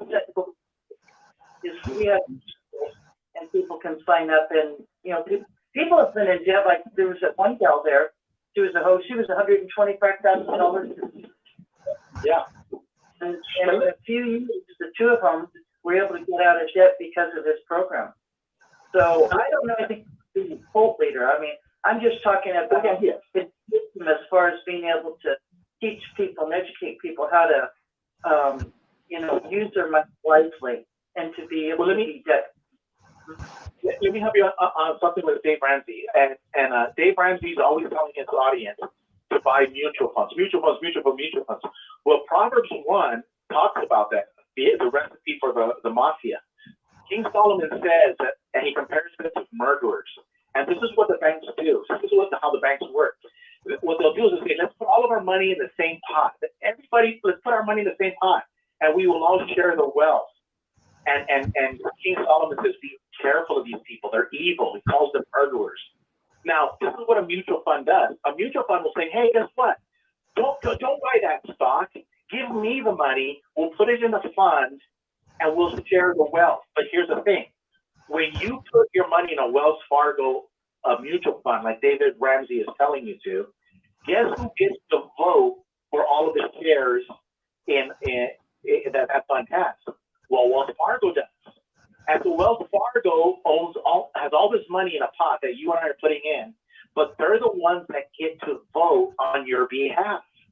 But there was a time when people would buy stocks directly, and then they would be the one holding the voting ticket. So you see, by you putting money in a mutual fund, you're actually doing what Solomon says. You're putting your money in a pot, and let the mafia is saying, we'll take care of you. This is why, and for evidence of this is what BlackRock, and we've all heard of BlackRock. BlackRock is a mutual fund. It is and they're the ones holding everybody's money. And that's why they're so powerful. But his friend, David Ramsey's friend, Robert Kiyosaki, says, no. Why don't you go down the street to your pawn shop and buy an ounce of silver, buy an ounce of gold. You keep it in your house, in your vault, wherever, and it's yours, and you alone are responsible for yourself. And I subscribe to that type of thinking, that it's better that we all take care of ourselves, because if we all put our money and our efforts and our time in a church, in a mutual fund, and and we put everything in the same pot, the only one that benefits is the person who holds the key to the pot. So that's I love Dave Ramsey. Don't get me wrong, but I love that subject. I love it because I've learned from my cult education. Never. The moral of the story is this, and I didn't get your name, ma'am, but the moral of the story is this: never put your money and never put your life, never put your power in somebody else's pot. Always put it in your pot. But people have to be educated to know the difference. Yeah, and the average person doesn't know that, Gilbert. That's the problem. And that's what I gotta find that book, and I'll show it to Linda. There's a book that talks about where the Bible is filled with financial transactions. Yeah. Did you know that the word gold appears before Adam and Eve? So gold was in the Bible before Adam and Eve was. This is a very interesting little side note, you know. But the Bible, so when a lot of these people are on YouTube and a lot of ex-Jehovah's Witnesses are saying, you know, the Bible, they changed, the Bible's this, and they're always trying to knock the Bible. How about if you just read the Bible and say, I wonder what kind of financial advice the Bible gives me. And guess what? For example, there's a king in I forget his name, Hezekiah. I think it's Hezekiah. But anyways, he was showing the Assyrians, the Babylonians. He was saying, "Hey, Linda." Let's say Linda was a Babylonian, right? And Linda comes to my house, and I go, "Hey, Linda, look at all this gold at Jehovah's house. Look at Jehovah, all this gold. Come on inside." And I'm bragging, and I'm showing you all the gold and silver that I have inside Jehovah's house. Well, guess what happened in allegedly 607? But it happened in 583. The Babylonians came and destroyed Jerusalem. Well, why do you think? Because the Bible gave you financial advice. Don't show everybody the amount of money that you have. Sam Waltz drove an old pickup truck. He didn't tell everybody, look at my Maserati. Look at my Lamborghini. Sam Walton drove an old pickup truck. So when you read the Bible, and all of you people that hate the Bible, you're going down the wrong rabbit hole. Read the Bible and say, how can I learn from this story how not to get screwed financially? Well, the Babylonians came and ripped my house off. Why? Because you were stupid and you showed everybody all the wealth that you had and where it was at. And you gave them the competition to the kings. Does that make sense? Yeah, that's wisdom. Yeah, I am the GG for GB. I am. You'll get this at the Kingdom Hall. You've always been very good at explaining this stuff. I remember when you made the video shortly after congregants committed to paying a certain amount a month and how this was going to be done, where it would be taken out of your bank monthly. You know, that was so foreign to us at that time. Maybe you made it like 7 or 8 years ago, but you explained it, and you're really good at that. I appreciate that about you. Yeah. Thank you. Yeah, Watchtower. They did that with the credit card thing. Man, I saw the writing on the wall. Yeah. God. Yeah. But to the caller, you know, I just wanted to, you know, I'm not trying to pick on Dave Ramsey or anybody. I'm just saying this is how they get us. It's through lack of education. And how do you know somebody is educating you? Because he's not putting handcuffs on you. He's not asking you to, like Rick Barron. He's telling you, please don't give me your money, please. So you could, that's a good sign that he might be onto something good. I'm not saying that Rick Barron is a saint. All I'm saying is that's a very good sign that Rick Barron is a good man, because Rick Barron is saying, do not put your money in my pot. Susan and I have a pot, and we're fine. You keep your money in your pot. And those are the kind of people you want to associate with. Those are the kind of people you want to form your church with, at your house, in your it doesn't have to be a building. It could just be, you know, I go to church every day. Look, I'm at church right now at the Apostle Babe show. I'm here with Apostle Babe, and I'm at church, you know. I'm holding church service. right? If there's two or more gathered, yep. Yeah. And it's community that we need. We do need this community. It's important. Yeah. And this is a human natural need, which is filled in churches. So, of course, people are involved with them, you know? Yeah. And it's all good, we need a little bit of everything, So hey, all churches don't have to be like this. It could be, some could, you need a theater because you guys are into music, whatever.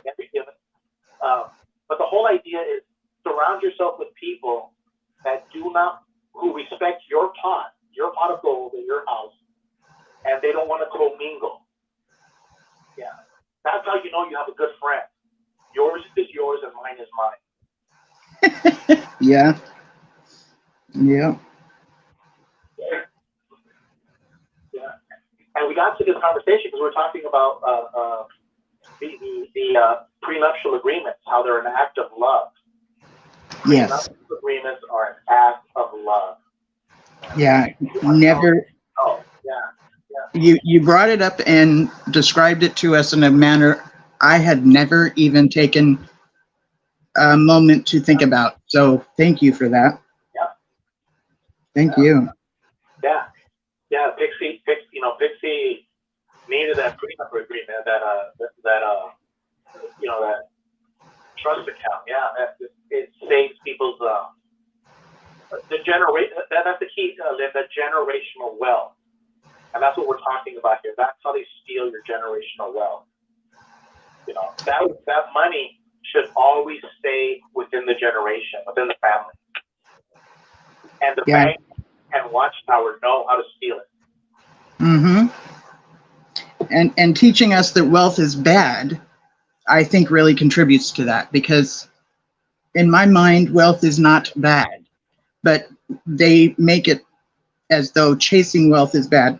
And usually they're talking about a context that's just, maybe having some extra money to spend at the theater after all your bills are paid. Like they call that wealth,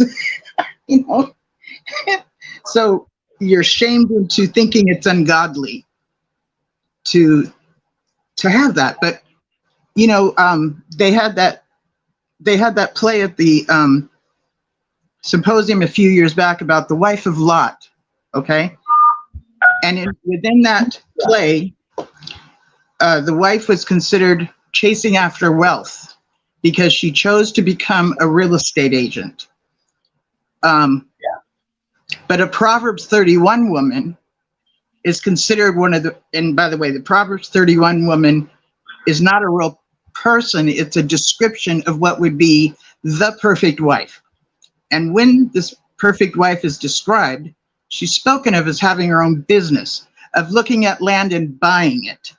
People work under her. She's like quite the savvy businesswoman. Her husband sits in the gates and he is praised because of her actions. That's scripture.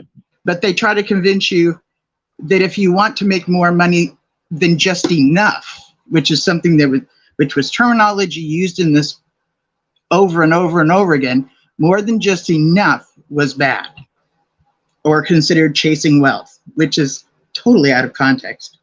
That's, and it's the kind of teaching that contributes to making sure that the members stay reliant and on the organization, and that they won't be able to leave the organization and go into society at large and be equipped to function in it. So that's part of the organization, making sure that members cannot function well, because they're not equipped to. Linda, what's really interesting about your comment is Watchtower, their view of women is back in the dinosaur age. They think if you're a 31 wife, that you need to be a complete idiot, that you can't be intelligent and have a high IQ. But then yet in the Bible, you have Deborah, who was a judge over the nation of Israel, And she was no idiot. She was brilliant. But Watchtower Right. will never teach the story of Deborah, who was God had appointed her as a judge over the nation of Israel. Isn't that amazing? There was the point. You can be a very bright, intelligent woman and still have Christian values, and you can still be financially resourceful and wealthy and still be a godly woman. So Watchtower will never teach that. Never. Amen. They want to. Amen. They want I agree with you. They want to degrade women, and they want to, have them like a red carpet where they can walk all over them. And that is very condescending to any woman, but especially an intelligent, well-educated woman like myself. Mm-hmm. Yeah. And speaking of that Proverbs 35 woman, it also mentioned that her children rise up and praise her. Like they have the ultimate respect for her. That is neat to hear. Her husband respects her. The town looks upon her with respect. Her kids respect her. And she's quite the savvy businesswoman who's got great wisdom. Right. I mean, we know that there were sisters in the congregation that were brighter than the husbands who were elders. Okay, let's get real here. Yeah. Mm-hmm. And I remember Brother Let speaking about this, and that a good wife would never expose that. Something to that effect. It was hilarious. Oh my goodness. You come from the organization and you have an education, you can definitely think outside the box, and there's nothing wrong with being well educated. Whether you have a college degree or several of them, or whether you don't. But the point is that, God did not give us a brain and intelligence to waste. And in that organization, people that buy into that will always just fit in that little box of being, a perfect JW, a pioneer, no education. If you don't have any education in your life, you don't have any options, okay? And that even includes financial options. And that even includes your opportunities, whether you travel, whether you buy a home, lots of things. Options are really wonderful. But Watchtower loves to demean women and put them in their place. And I find it extremely offensive. And I always will. I do too. Matter of fact, there's a meme. It's a picture. You've probably seen it, Connie, where there's these different levels of like wooden bars that birds are sitting on. And like the top is the governing body. And then after that is, whatever level comes after that. Women and children don't even make the list, like don't even make the picture. They're so low. They're below the low of the picture. And within this picture is bird dumpings on the next level.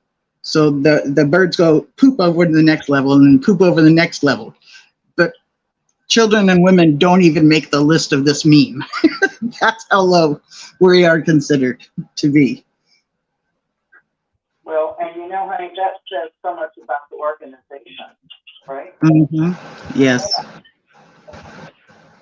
I mean, the Mormons are the same way. But the JWs, man, they're back in the dinosaur days, I'll tell you. And, no surprise. I mean, I have to you got my feathers ruffled here, girlfriend. No surprise that there are so many miserable, unhappy JW marriages. Okay? No surprise. Because if you don't respect one another as a husband and wife, you know what? You can't really genuinely love each other, and you cannot have a happy marriage. Okay? Slavery was abolished in 1865 with Abraham Lincoln. And in Watchtower, you don't have to be black to be a slave. Just as long as you're a woman, you're a slave in that organization. As far as the hierarchy of the man, of the headship. Can't make any decisions.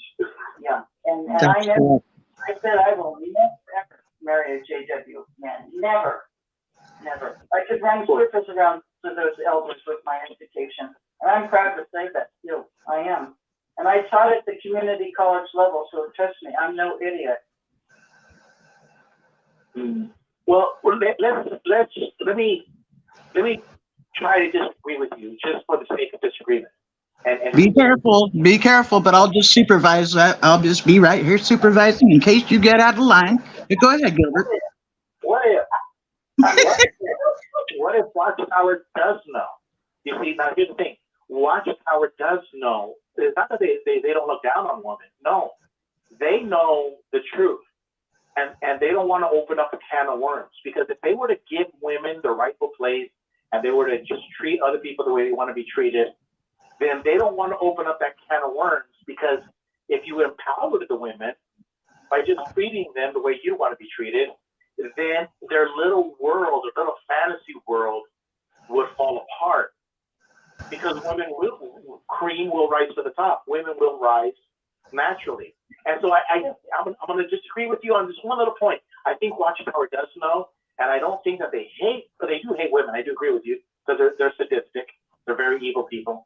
But I think because they want to protect their little club, their little, they want to protect it, and they don't want to open up that can of worms. Well, you're right. You are right about that, Gilbert. You are. Yeah. But the thing is that, ignorance is bliss. As long as they can teach people, have the girls raised as JWs, they don't know anything outside of being one of Jehovah's Witnesses. And they certainly don't know anything about critical thinking skills and being able to go to college and being able to open up their whole world mentally and in so many other facets. Yeah, no, it's their way of manipulating and controlling everybody in that organization. Yeah. But talking about women, but on the topic of, and you know what, honey? Listen. Yeah. When Rick and I were out there protesting a couple of weeks ago with Rick and another couple, we know the majority of the people in the congregation are women. Okay, that's no surprise. The women outnumber the brothers. Yeah. But I'm telling you, nobody was smiling. They looked all miserable, really miserable. And my heart goes out to people like that, because when you don't have any options and you feel like, oh, we're supposed to be the happiest people in the world, but deep down inside, they're crying out for help and they're just miserable, truly depressed, and popping the antidepressant medication. And so many of the sisters have fibromyalgia. There's just some others are drinking, but we're talking about the women. Well, there's women that are drinking. I know quite a few ex-JWs women who are alcoholics today. I won't mention names, but I know that for a fact. But I was going to say, when you see these signs going on either in your own life or other people's lives, that's a red flag. That's a huge red flag. And see people. And the thing is that if you give Watchtower the power and the control in your life, you buy into their nonsense, that's going to be your life. That's it. Yeah. But once you say, you know what, I can see right through the lies, I can see through the hypocrisy and so forth, and you step out of that and you look at the bigger picture, you have choices. You have choices. And you can empower yourself. And that doesn't mean you're a bad person. It actually makes you a better person. It really does in so many levels. And it creates a lot of freedom. We just saw the movie Sound of Freedom talking about children. Boy, was I crying on that, but it was an excellent movie. There's nothing like freedom in life. I don't care if it's freedom from slavery, freedom from prejudice. I don't care if it's freedom from Watchtower tyranny. Freedom is freedom, okay? And it is a full gift that God wants all of us to have. He doesn't want us to be in darkness. He doesn't want us to be in ditch. He doesn't want us to be suicidal.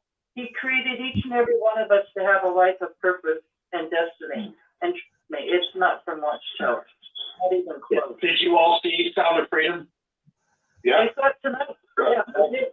Wasn't it a great movie? Didn't it tear your emotions apart, though? Oh, man, I tell you, Jim Caviezel, what an incredible actor he was. Yeah. I made a comment on Rick's show that I think this could wake up Watchtower because, or not wake up Watchtower, wake up people from Watchtower and make it alert of it, because the more that you hear about child sex abuse, and then you see how it's not just child sex rings, it's organized religion and all kinds of other things doing it too, and it can wake people up to it. Yeah. Yep.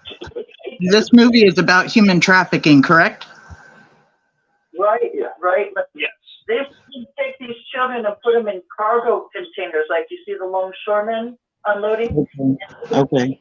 To Honduras and Russia and other countries. It's based on, true stories. Mm-hmm.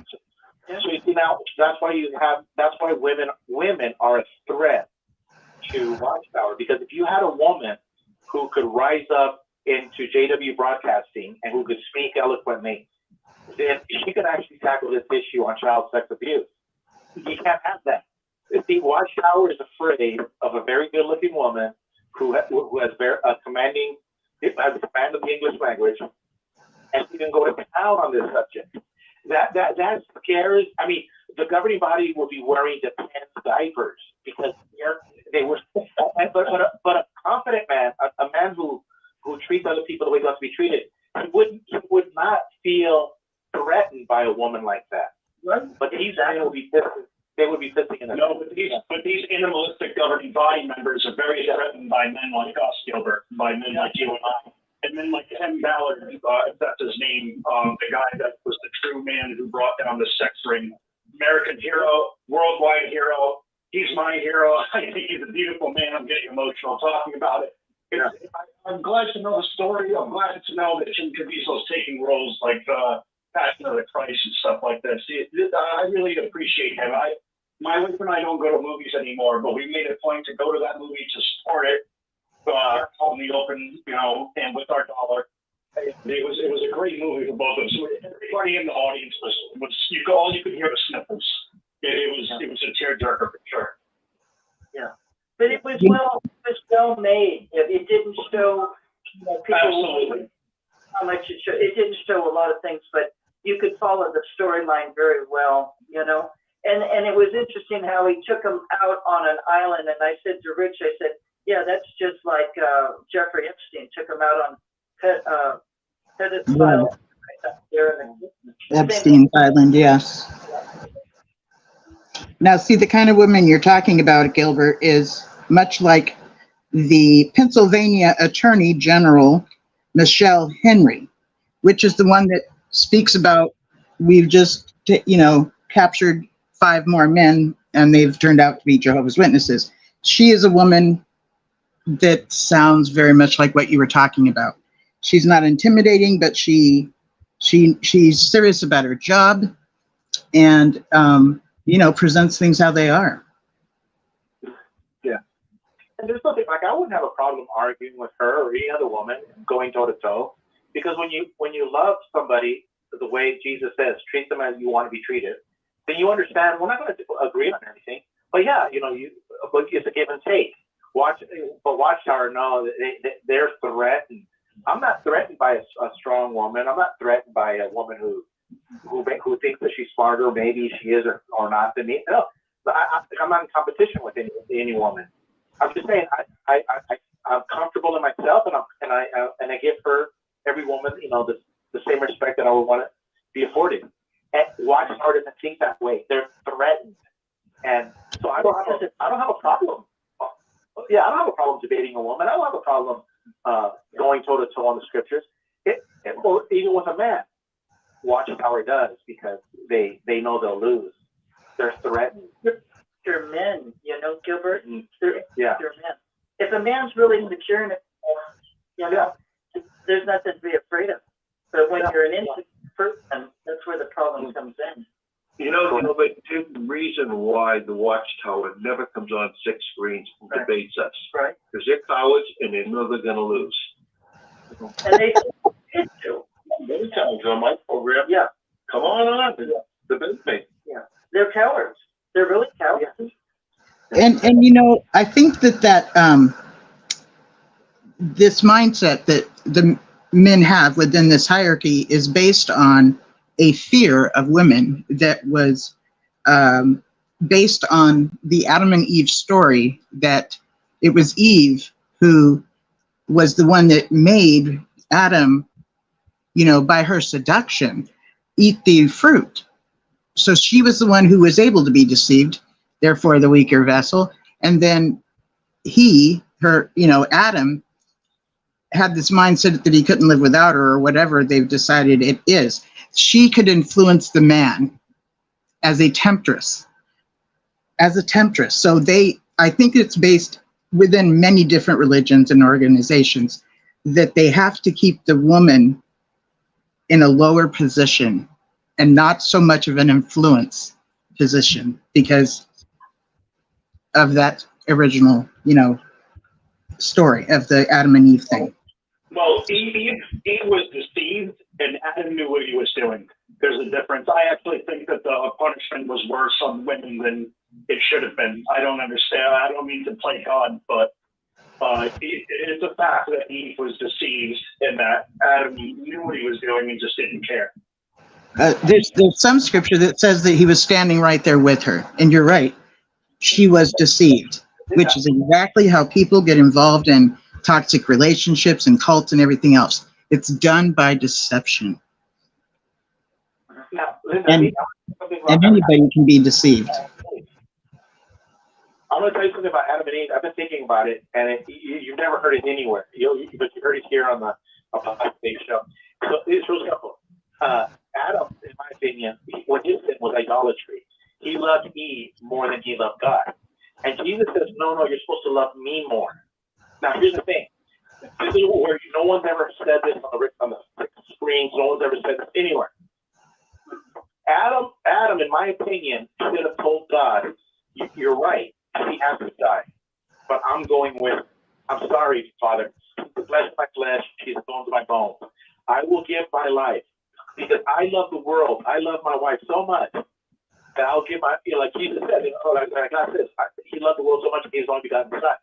So Adam didn't do it. So Jesus had to come to earth to do what Adam didn't do. But check this out.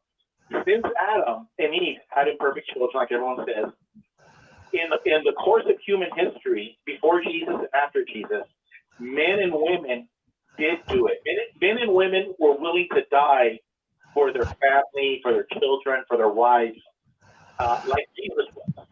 So that was a beautiful thing. But Adam should have done it. And I think that's, so when you read the Bible and you're not trying to find theology, you're not trying to be smarter than the next guy. All I'm saying is, when I read the Adam and Eve account, I'm thinking, Adam, why didn't you do what Jesus did? Why did Jesus have to come thousands of years later when you could have done it? That's what I'm thinking. That's interesting. And what would that look like if Adam did? What would be an example of how would that look? Well, she would have died and he would have died. He would have said, no, I'm not.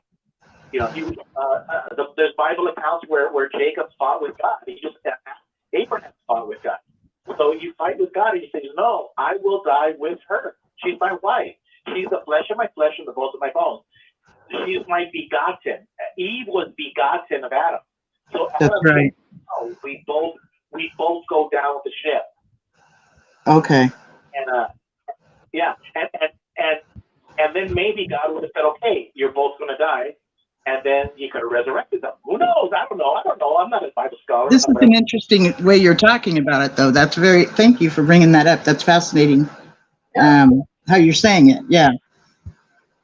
Yeah, because after Adam, and even to this day, people that are willing to die for their children, willing to die for their wives, for their parents. So a lot of humans have been willing to do what Jesus did. Jesus wasn't the only person that was willing to give his life. Millions of human beings, men and women, have done the same thing. Yes. And why didn't Adam do it? Adam should have done it. That's the point. Adam should have said to his wife, you messed up. But, we're a team. We're married. You're my begotten. And, we both pay as a family. And maybe things would have been averted. So what I'm saying is when you read these Bible accounts, don't be quick to judge. I mean, just chew on it, think of these things, and you might learn something about yourself. You know, you might. And what I've learned is that I should be willing to die, you know, for my family. You know, and Adam didn't. That was his sin. His sin wasn't that he ate from the tree. His sin is that he loved Eve more than he loved Jesus. And remember like in Top Gun, that was a great flying up until the moment that you got killed. You never, ever, ever leave that. You never, ever leave Jesus. So that's why Jesus says you have to love me more. Love him more. And that doesn't mean you throw your wife Eve under the bus. You just say, no, Eve, I'm not going to disobey God. But, I'm not going to throw you under the bus. You know, if you go, I go. And doesn't the Bible say that in Ruth and Noemi? Wherever you go, I'll go. Your God will become. Yes. My God. Yes. Yeah. That is what Ruth says. People have done. The whole Bible is filled with examples of what humans who were imperfect did what Adam should have done. I see what you're saying. And by the way, you guys, the reason I have that portrait up is because I'm not hearing the show very well. So I literally have my ear to the bottom of my phone to hear it better. So I'm just showing my picture so y'all don't have to be looking at my ear. I hope this is making sense. This is a good show, you know, and I also see how the organization or high control groups will demean the men, like take their manhood away. Like, for instance, groups like David Koresh, he would get his congregation in such a way to where he would have married couples be celibate. And then he would be the only one fathering children with these wives, you know. It's you know, this takes the power and manhood away from men. It's like, okay, it would lower their testosterone level. It would make them feel very defeated. Whereas when men get to be like you were talking about, Gilbert, you know, willing to die for their family, willing to slay dragons, their testosterone level is brought up higher. You know, this is often why they play video games and win and conquer. This brings up the testosterone level and gives them such a better sense of well-being. And, you know, that testosterone level gets dropped by high control groups. So even though I'm talking about how crappy they treat women, I'm not saying they don't do a mind crap to the men, because they do. They do. Yeah. You know what people do in real life and what Adam didn't do? When there's an animal that goes and causes harm, very physical harm to a family member, the man will go inside, get a knife or get a gun, and kill the animal. Why didn't Adam kill the snake? Why didn't Adam say, "Where's that snake?" and just tie it from a tree and then just cut it off? You know, why did God have to say that Jesus is going to put his foot on the snake's head? Why didn't Adam do that? That's what I'm saying. Why did Adam go and kill the snake and says, "Not in my backyard"?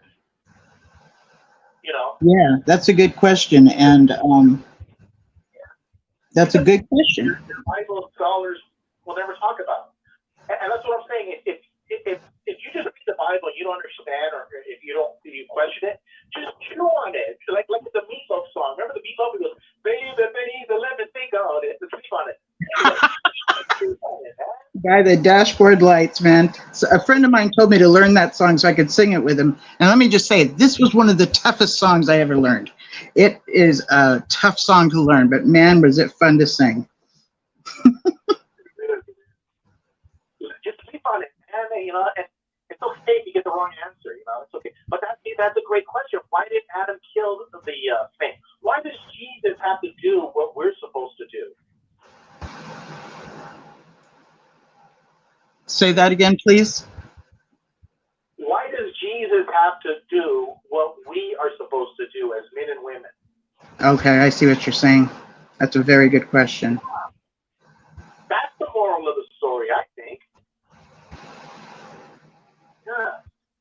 Hmm. Yeah. Why, why? Yeah. Why couldn't Adam have done it? So now as a man, you think, well, I'm going to change the way I view my life. I'm going to fight for my wife. And any snake comes into my house, I'm going to drive him the hell out of here. And if a elder comes into my house, I'm going to treat him like Satan the snake. I'm going to chase that Jehovah's Witness elder out of my house. Yeah. So there's also scripture that talks about one of the greatest things one can do for their friend is lay down their life for them. And that scripture has been brought up in many situations. But again, like you're saying, it's a form of love. It's a form of sacrifice and stuff like this. Whereas like me as a mother, when my children were small, there's no way I'm going to die for nobody because I have to be there for my children. So my mindset's a bit different. How can my children, they can't, I have to make sure to raise them. So I have this mindset that, oh, hell no, you're going down, not me. Yeah, it's a trip how, what kind of a mindset we can have at different times of our lives and for whatever reason, Yeah. Yeah.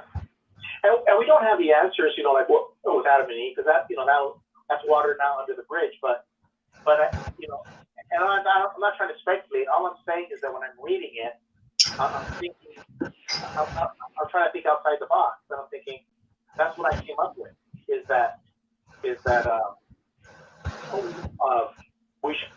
should chase and kill the snake, never let him in our home, and number two. And the other thing is it was called spiritual adultery. I did a video on spiritual adultery. The Jehovah's Witness women are always listening to strangers in New York, but they won't listen to their husband. That's what Eve did. And that's called spiritual adultery. The problem with Eve, not so much that she was seduced, she was seduced, but she should have said to her husband, what do you think about this guy? And Adam said, well, who's this guy? What are you talking about? The problem is that Eve didn't talk to her husband, and her husband should have been talking to her. And that's always the problem with all of the marriages and all of our relationships. We got to learn to talk to each other. And I don't think you're framing this in a manner of her answering to him, but rather this is what a team does. They run it past each other and come up with a decision, Yeah.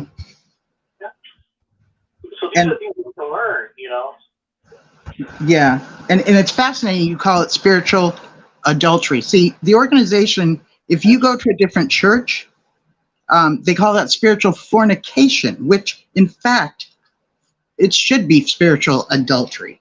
Because what they're telling you is that they're cheating on, that the organization says you're cheating on them with another spiritual system or church or whatever.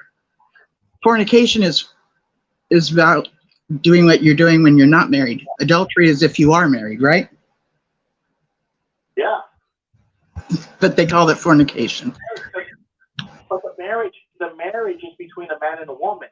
Watchtower is getting involved in a decision that every decision that has to do with God should be between a man and his wife, not between a man and a 501c3 out of New York. Think about that. Are we supposed to celebrate? Are we supposed to celebrate Christmas? I don't know. Talk to your husband. Don't talk to him. Are we supposed to celebrate Easter? I don't know. Talk to your husband. That's something you as a family have to decide. But right. Allow strangers into their bedroom. Men allow strangers into their bedroom, and that stranger is Watchtower. And notice how the governing body does a video and they say that the apostates are strangers. No, they're the strangers. Yes. Every decision that is made should be made as a family unit. And they should never say, what does Gilbert think about this? Right. Right? Why would you let Watchtower in your bedroom? I think it's no mistake that they call apostates strangers, because what is a rhyme with stranger? Stranger danger. Which is what people are taught. Stranger danger, so that, you won't get talked into going with someone that might have bad intentions with you. Stranger danger. So calling apostate stranger really equals danger. Yeah. So you see, and so they're projecting. They're calling us strangers. Absolutely. Yes. Stranger going in. They're the serpent, because all decisions have.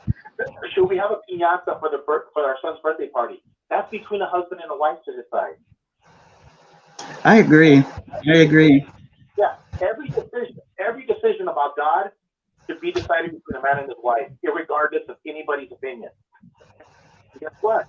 That's what the Adam and Eve account teaches us. That's what the whole Bible is. All of the experiences that we learn in the Bible teaches us. The problems always happen when we let other people into our relationship that should be, one-on-one marriage. Correct. That's the whole. I'm sorry to interrupt you, but that is the whole point of a cult, is to tear apart the family and then take its place. So they have to get you to be in under the environment where you tell on your parents, or you rat each friend out if they've done anything wrong. The disfellowshipping where they have to shun their children. These are techniques to destroy the family so that they can come in and replace that family.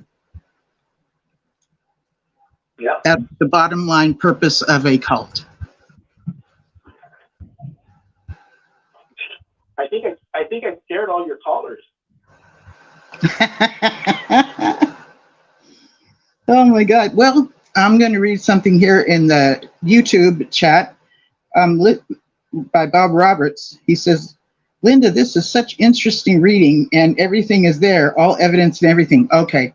He might be talking about, I asked him to look up the Marlowe case, because Bob Roberts is our Brad from Australia, and he's going to become a lawyer, and he's in school and stuff right now. So I told him to look it up because I thought he would really dig it, So I think that's what that answer is about.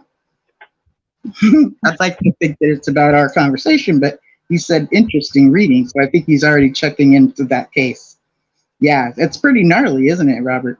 It's very, I can remember the first time I ran into that case and was reading it like, wow, I absolutely love reading the transcript of court cases.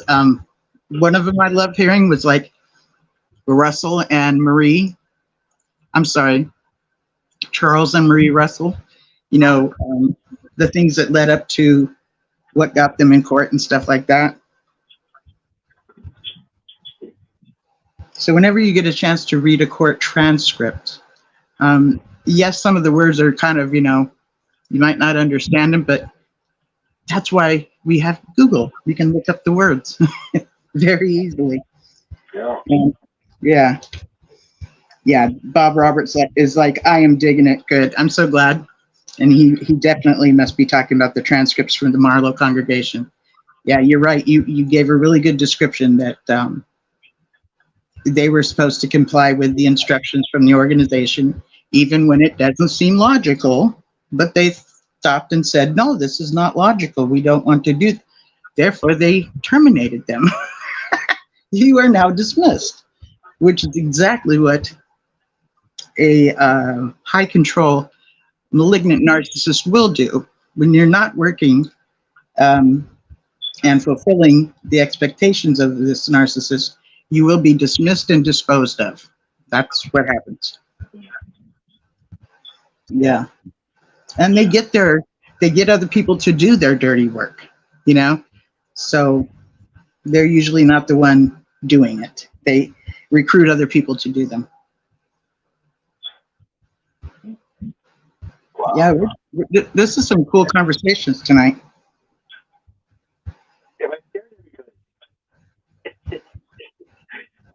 But did you see that video with Nadine and I? We did the video about future fakers. Yes, thank you. I'm so glad you sent me that article. And I called her and said, wow, what an awesome job. I had no idea what that was. I didn't know it was, I've experienced it many times, but I did not know that label. And for me, when a certain thing gets labeled, it really gives me peace, because then I understand. I can connect the dots regarding what has happened to me. And future fakers is like, somebody that says they're going to do something and then they just, they just continually not do it. And I told her I need to get to that place where she is, where she's just not going to trust, where I've been doing the whole trusting what they say. I'm getting better at not trusting what they say, because then I always just get my heart broken, get my feelings hurt, and I need to get out of that. Future fakers will say that they're going to do whatever, and they don't, and that's just what happens. The nice thing about future fakers is that you don't have to talk for an hour. You can just say, "Oh, you're a future faker." And that's why, remember, like a mantra, keep it simple, stupid. Yeah. The beautiful thing about future faking is you can no one's going to remember what you and I say today. No one's going to remember anything. But they'll never forget future fakers. That's the beautiful thing about it. Right. And see, Nadine also brought up something that I believe it was in that interview. You remember how people made you feel, even if you don't remember the circumstance that led to how you felt. You remember how people made you feel. And when somebody does that to me, I feel like a fool. And because I've fallen for this crap yet again, and I have resentment towards them. And, both of them are just not healthy for me to ruminate in. Yeah.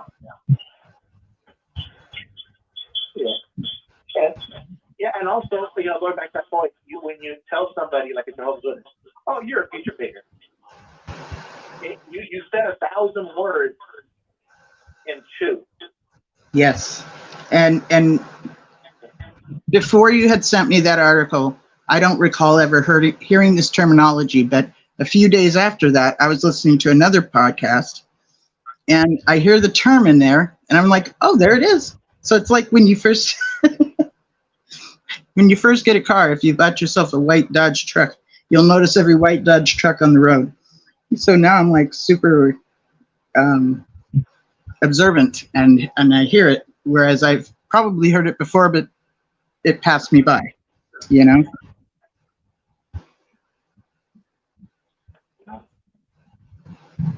Well,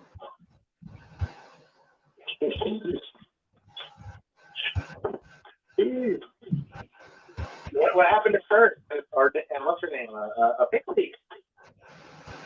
I'm not sure. They're probably still here, just kind of listening in. How's your brother, Gilbert? Is he doing okay? No, it's 118 degrees in the shade down in Yuma. Oh my God! Air conditioning, and he's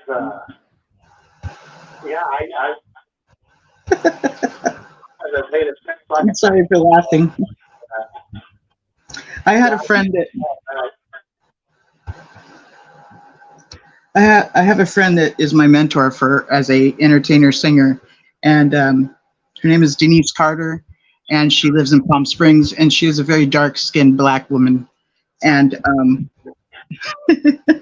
she was like, it was 117 degrees out here, and she got her first sunburn because she had never had one because of all the melanin in her skin. So she that day of 170 degrees in the pool, with that reflection, she got her first sunburn, and it was just like, wow. Yeah.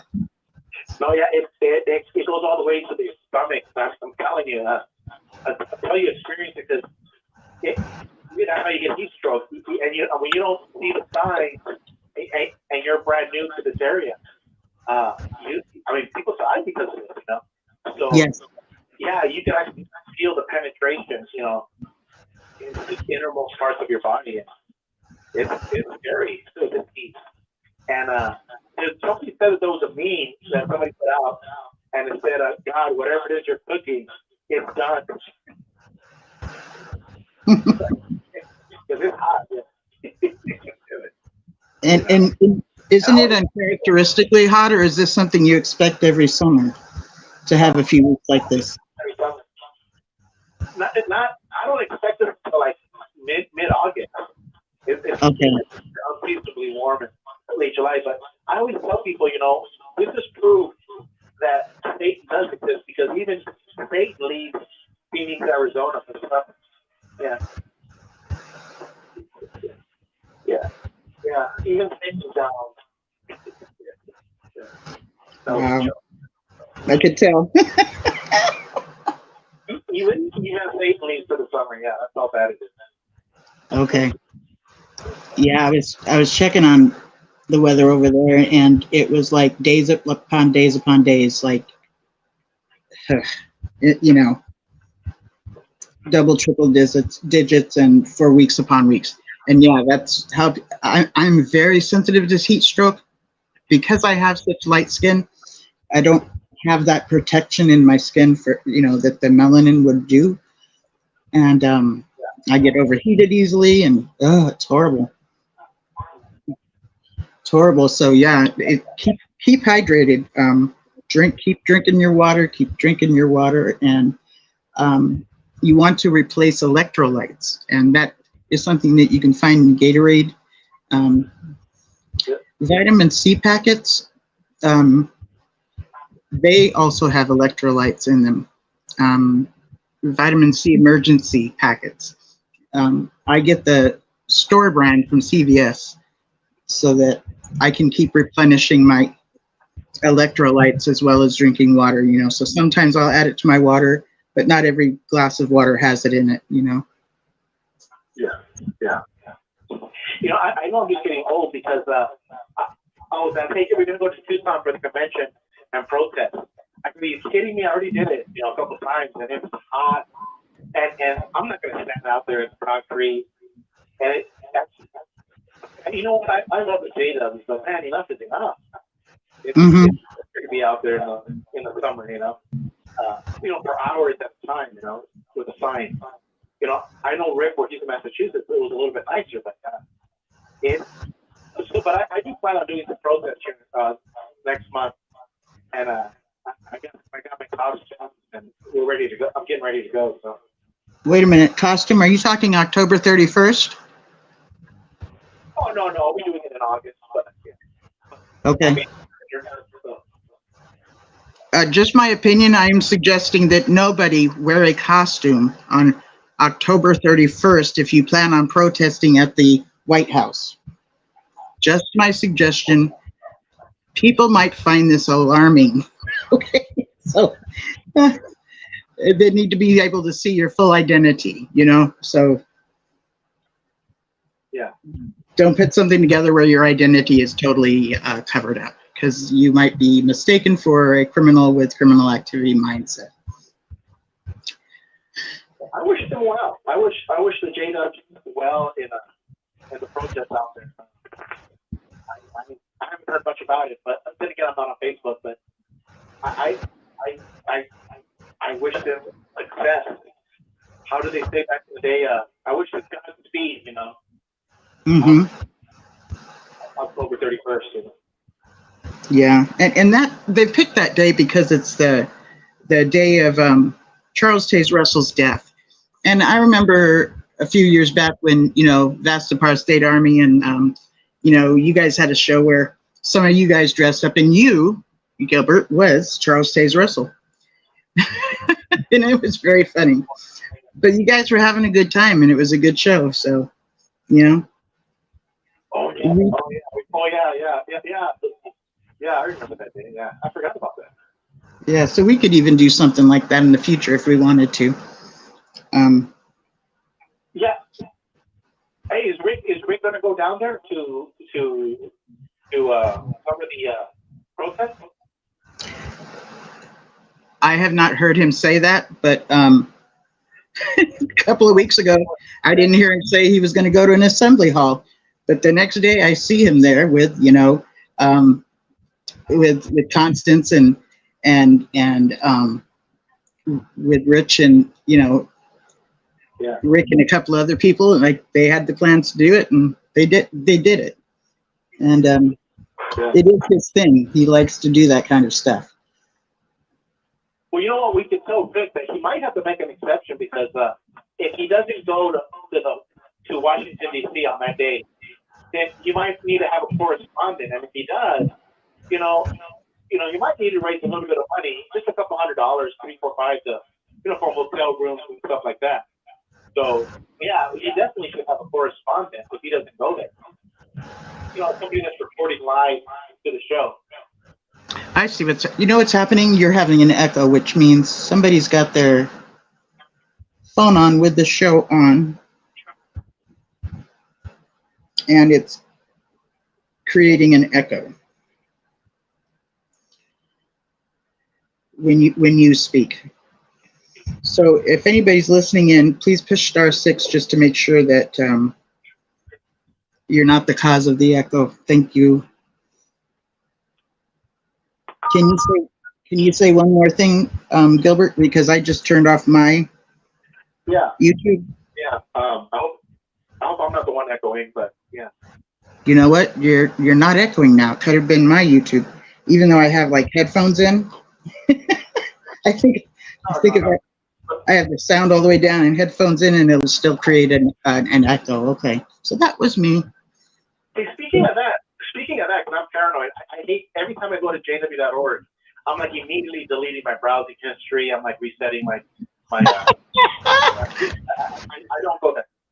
Yeah, I don't want to catch the Jehovah virus. So speaking of viruses, Rick Perron said that he got hacked and everybody else. Well, maybe when Barbara Anderson and Rick Perron are going into jw.org, maybe that's how they're catching them.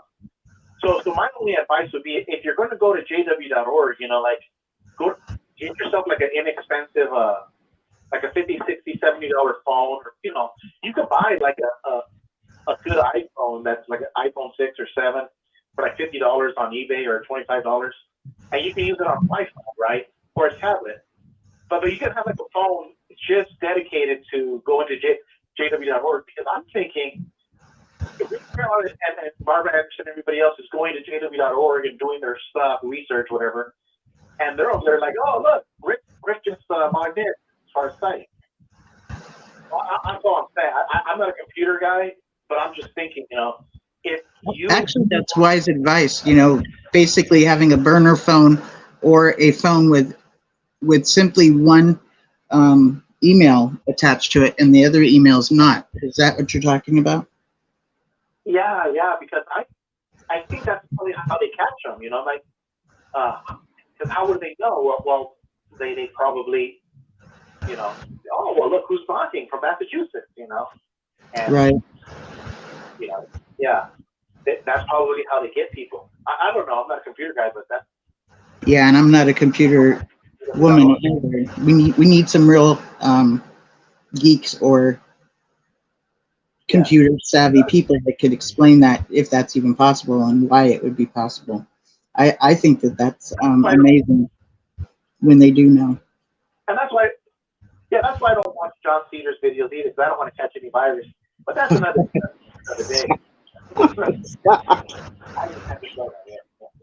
Stop. I've done so good at just being like totally non replying, and I couldn't help but laugh on that one. Yeah, that's doing like that. Yeah, after Taiwan, it's like you just don't know, right? You know what? Remember how I say there's no such thing as coincidences? The city that he went to is Phuket. I think that's how it's spelled. It's spelled. It's spelled, and it sounds like Fecket. IT. Right, right. It's not a coincidence. So what I'm saying is, these things are not coincidences. Well, when I come to find out, it's like, the angels probably have a sense of humor too. I was probably laughing. Because all these things don't. There's a lot of things that you see that you just scratch your head. You're like, we're not alone in the universe. Yeah, I don't think we are alone in the universe, but I don't necessarily buy into everything that's been presented as what's joining us or part of the universe either. but at the same time, I think it's pretty arrogant of us to think that we are the only intelligent life in all of these galaxies. Wow. I do believe in JFOs, Jehovah You, Light. Yeah. You know, you believe in what? JFOs. Yeah. JFOs. Oh, JFOs instead of UFOs. Okay. Yeah, because he has a chariot, so. Yeah. Oh, that makes sense. JFOs. Okay.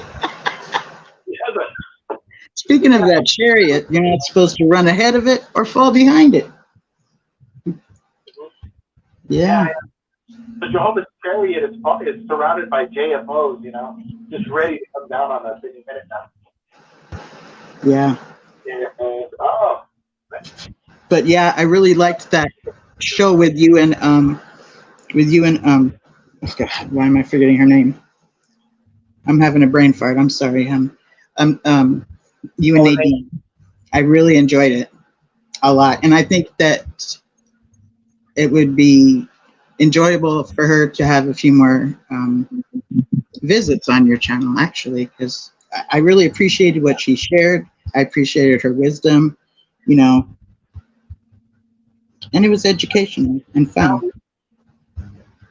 I got to do one with Dan Clark. I know we did one at the 6 Screens, but I gotta get him on, and we can talk about, you know, and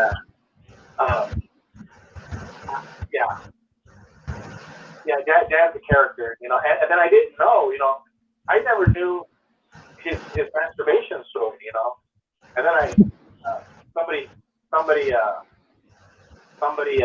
told me about it, and he's openly confesses his, you know, his whole masturbation ordeal with the elders and stuff. It's funny, man. I mean, like, you know, I hit pause and get some booze, and you know, it's funny, man. You know. Yeah, he's good at revealing his humanness and just being like, this is how it was. This is how I can be, you know. Yeah. I'm sorry, but yeah. Yeah.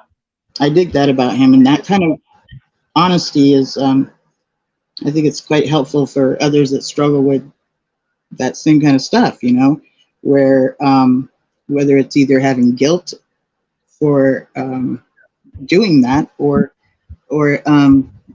to where it interrupts everything in your life, then it becomes an addiction, right?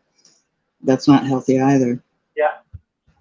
But in actuality, it's actually a normal form of self-maintenance, in my opinion. So there's that. Yeah. I don't think it's healthy to have that shame and guilt that the organization wants people to have. I don't think that. Well, if Dan would have told me that, I would have told Dan, like what Norm Macdonald, the comedian, was saying. I go, Dan, you're the only person in the whole world that does that. Like to add, you know, like even more pressure, like, you know. But that was the comedian, Norm Macdonald, you know, when he talks about masturbation. You know, you're the only one that does it. But no, you know, when he told that story, it was so funny because I called Jesse and I go, oh my God, with the story he's telling, and I started telling him about the Jesse. Don't you remember that kid and that kid and that kid? We started remembering all of these kids that were telling these elders about like they were doing regular checkups. Like they were like, I can't pass out Mike this week, but next week. Okay. Okay. I'm like, oh my God, we totally forgot about this, you know. So when Dan was telling his story, was he telling it like from when he was a teenager? Yeah. Young adult? Okay. Teenager, and now I'm thinking, oh my God, he's so right on the money because I totally forgot about all of these kids, you know, that were, you know, one week they passed out mics, but the next week they're on restrictions, and you know, right now, the elder body, you know, they were chronic masturbators, you know, but they were gluttons for punishment because they would always go back and tell the elders, you know, their sexual proclivities and stuff, you know. And did they mention like calendars and putting an X on whatever date and all that stuff too? Yeah. Yeah. I think it's fascinating how like when they show the videos of when somebody first goes to Bethel, you know, and they watch these videos and it's labeled self-abuse. My God, what a mind fuck, you know? Self-abuse. You know what it is? Because someone told me that Nathan Noor would always talk about, you know, masturbation with the guys, and Gilead graduate that served at Bethel during Noor's, and he was Gilead graduate. He went to Bolivia, and then he went to Phoenix to take care of his mom and dad. Well, he worked for the state of Arizona, and then he'd go to Yuma once a week, and he would work for the Department of Economic Security. But anyways, my long story short, this elder Bethelite, Gilead graduate, he would not only talk to me about that, but he was always like talking about sex, like. And as a young kid, I found it fascinating because I thought it was educational. Because really, when you're a young kid, you know, when you start learning about the body, like from a you know, from a science, like a sports medicine type, you know, class, you know, you look at the naked body and you see all the muscles and everything. So this guy was talking. He was a Gilead graduate, and they would invite me to his hotel room, and I would go, you know, and they would always be like in boxers and a white t-shirt, you know, and I always sounded kind of like, dude, what the hell, man? Put on clothes, you know. But what I found out later, because I was talking to somebody about this, he was trying to groom me. Yes. And he was trying to, like, you know, and I didn't know it, you know, like, oh damn, you know, I figured it out. But what happened? They caught him in Phoenix, and he molested a teenager, and he ended up selling everything, going back to Bolivia. But the point is that nothing ever happened, but I think it's because, like I was telling a friend of mine, it's kind of like in Star Wars, where, you know, you're a Jedi Knight, the Force is strong with you, and I just looking back, it was the way I had the conversation. Like, I wouldn't let him control the conversation. I would ask more questions, then I would ask questions about, you know, Gilead, I would ask questions about Bethel, you know, and he would get upset. I'm like, why the hell does this guy always get upset when I talk about, you know, Bethel or talk about the Bible? The only time he wasn't upset is when he was talking to me about the mechanics of the male anatomy body, you know. And I appreciated it because I didn't know these things, you know. As a 16-year-old kid, you don't know. You know, I didn't know this. Like, he would talk about how you have all these nerve endings in your anus. And I was like, oh, really? I didn't know that. And he would show, like, and he would talk about, like, you know, how the brain works and this and that. But and the fingertips and your toe tips, how they're nerve endings. And this is why sexual satisfaction. But what he's doing is he's educating me like Brother Noor would do, you know, educating you, but he's really grooming you. Correct. I learned these things in later on in high school with the sports medicine class. But that's it's bad because as a teenager you're fascinated with the mechanics of the human body because you don't know. Exactly. And that's how but he's a Gilead graduate. I'm thinking, now it all makes sense now that I'm in my 50s, you know, 30 years later, you're like, oh shit. Now it all makes sense, you know. Yeah.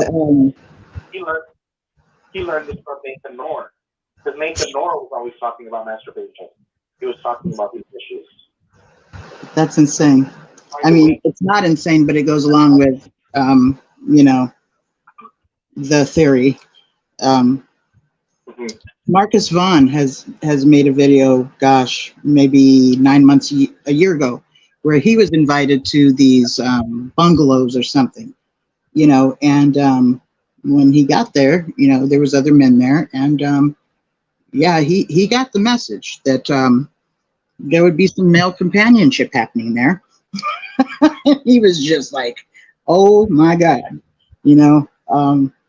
So yeah, hearing what you're saying goes along with other things I've heard. Plus, okay, there's like there's true gay men that are gay, and then there's circumstances. For instance, when someone is in prison, or if they're in an atmosphere of all men, it's a temporary time of release and companionship, that once they leave, they're not going to be handling life that way. You know, it's like that, if that makes sense. Which happens at Bethel, you know, with many men. This came from this elder. He told me this a long time ago, but and I took it as a grain. I'm like, I don't know if it's true, if it's not true when he's talking about homosexuals. But he said, and he didn't mean it like in a dirty way, but he like, or in a derogatory way. But he said that a lot of men are homosexuals because women can't compete with men. And this is what he was explaining, was that he goes, some of these, not everyone, but some of these, it was a theory. I don't know if I think about it, but he said some of these men have a sexual appetite that's so strong that no woman is going to put up with it. Like, dude, you know, enough already. And they find satisfaction with men because they can. I'll give you an example. It's basically like they're the Olympiads. Like that, they have an Olympiad type sex drive. Yes. A woman is like, no, you know, I want to have kids. I want to, like, you know, get your hands off me. You know, like, you know, 3 times a day is enough. You know. Exactly. He's an Olympiad, you know. Right. True. I'm not an expert in the subject. But perhaps, you know, some of these homosexuals are just, you know, they just have an uncontrollable or an insatiable sexual appetite. And some men are go through times of that, or are like that. And when you're dealing with, you know, quenching any of that in a normal day's life with children and meetings and making meals, it doesn't work, you know. But if there's a congregation of all men that have set some time aside for this kind of release, you know, game on. But now I did a video talking about the masturbation thing in response to all that, you know, stuff about Dillowgate and everything. And my whole thing was like, you know, it's kind of like in the Jedi Knight in Star Wars, where, you know, the Bible talks about how, you know, that if you don't control your tongue, you can cause a forest fire. If you don't, Jesus talked about controlling your eyes when women walk by. And the same thing, so you can't control your tongue, you can't control your eyes, you can't control your ears, and you can't control your hands, and you're always, you know, masturbating, you know, like a chronic masturbator, you know. You become a man of no control. So the whole thing, like, now that I'm an older man, you know, and I've had conversations, you know, with people about this, I tell them, you know, when they call me, I go, the reason you don't masturbate is because it's kind of like a Jedi Knight. It's kind of like a person who's in training, a bodybuilder or whatever. You're controlling yourself, but you're also controlling your tongue from saying stupid things, or you're controlling your eyes and not checking out every woman. You know, your ears, and you don't get involved in conversations that don't pertain to you. You know, same thing with porn. You know, you control. So it's not that you're hurting yourself, or it's not that you're trying to deny yourself. What you're trying to do is be a man of control. So masturbate, that's bad? No. But if you talk to a 16-year-old kid and you say, don't masturbate, it's bad, he's going to masturbate. But if you tell him, you know, if you can't control your masturbating habits, you're not going to be able to control when a woman walks by and this and that. And then you become a person of no control. Yeah. The 16-year-old kid can appreciate that. And so instead of him, you know, masturbating 5 times a day, he cuts it down to, like, you know, 1.5. You're like, okay, you know, you're a man of control. You're controlling yourself. And that's the bigger picture. So now when a 16-year-old kid, an 18-year-old boy, man, is not watching porn, is not checking out every girl that walks by, is not masturbating every day, he feels good about himself because he feels that he has a sense of control. That's yes. So exactly. So the religious aspect is bad because you're making masturbation and all these other things bad. And what you're saying is, no, this is normal, but there's something bigger at play here. And that is of the mind, the body, and the spirit. Yes. Because Yeah. you tell the young kid, one day you're going to get married, and like you said, you have kids, and your wife is going to be going through the period, and other stuff is happening, and you're going to be horny as shit, and if you don't have control, you're gonna lash out at your wife, you're gonna yell at her, and it's gonna hurt your marriage. You see, so this is how an adult will talk to a kid, but this is something you don't learn at church. So they make it taboo when it's not taboo. I agree. You know what I'm saying? Yeah, I agree. And I would think that there would be a sense of pride in having that, going from one place to another, of more control. Like that must feel great to have done that, Yeah. Fortunately, being a woman, I would not be as obvious as, a gentleman, as a gentleman would be when, they're in that situation, and things can show up, and they don't want to show up, and it could be very embarrassing. Yeah. So it's reality. We're talking reality.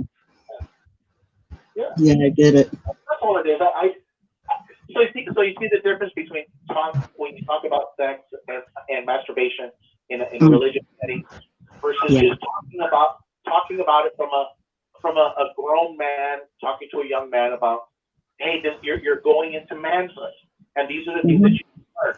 This is not of you're gonna die and go to hell because you Yeah. Speaking of that, do you know who Father Guido Sarducci is? I do. Yeah. Well, he has this about going to heaven, and when you die, he says that when you die, God gives you a whole bunch of money for all the days that you live. He gives you a bunch of money, and then he goes, he makes you pay for your sins. He goes, so when you die, this money God gives you. And now, that's a big sin. So that's like $1,000, right? Right. So something. But if you masturbate it, it's like 35 cents. Oh, And then that's so cool. He has this recurring nightmare. This recurring nightmare that when he's with God and all of his sins are told, he scored 35 cents. So if you ever get a chance, audience, especially those of you that are younger, please Google. Say his name again, please, Gilbert. Father Guido Sarducci, Saturday Night Live. Correct. A priest with a cigarette in his hand and a hat and his collar, with the white collar. And he goes on and he philosophizes and says this and says that. He's quite entertaining. Yes.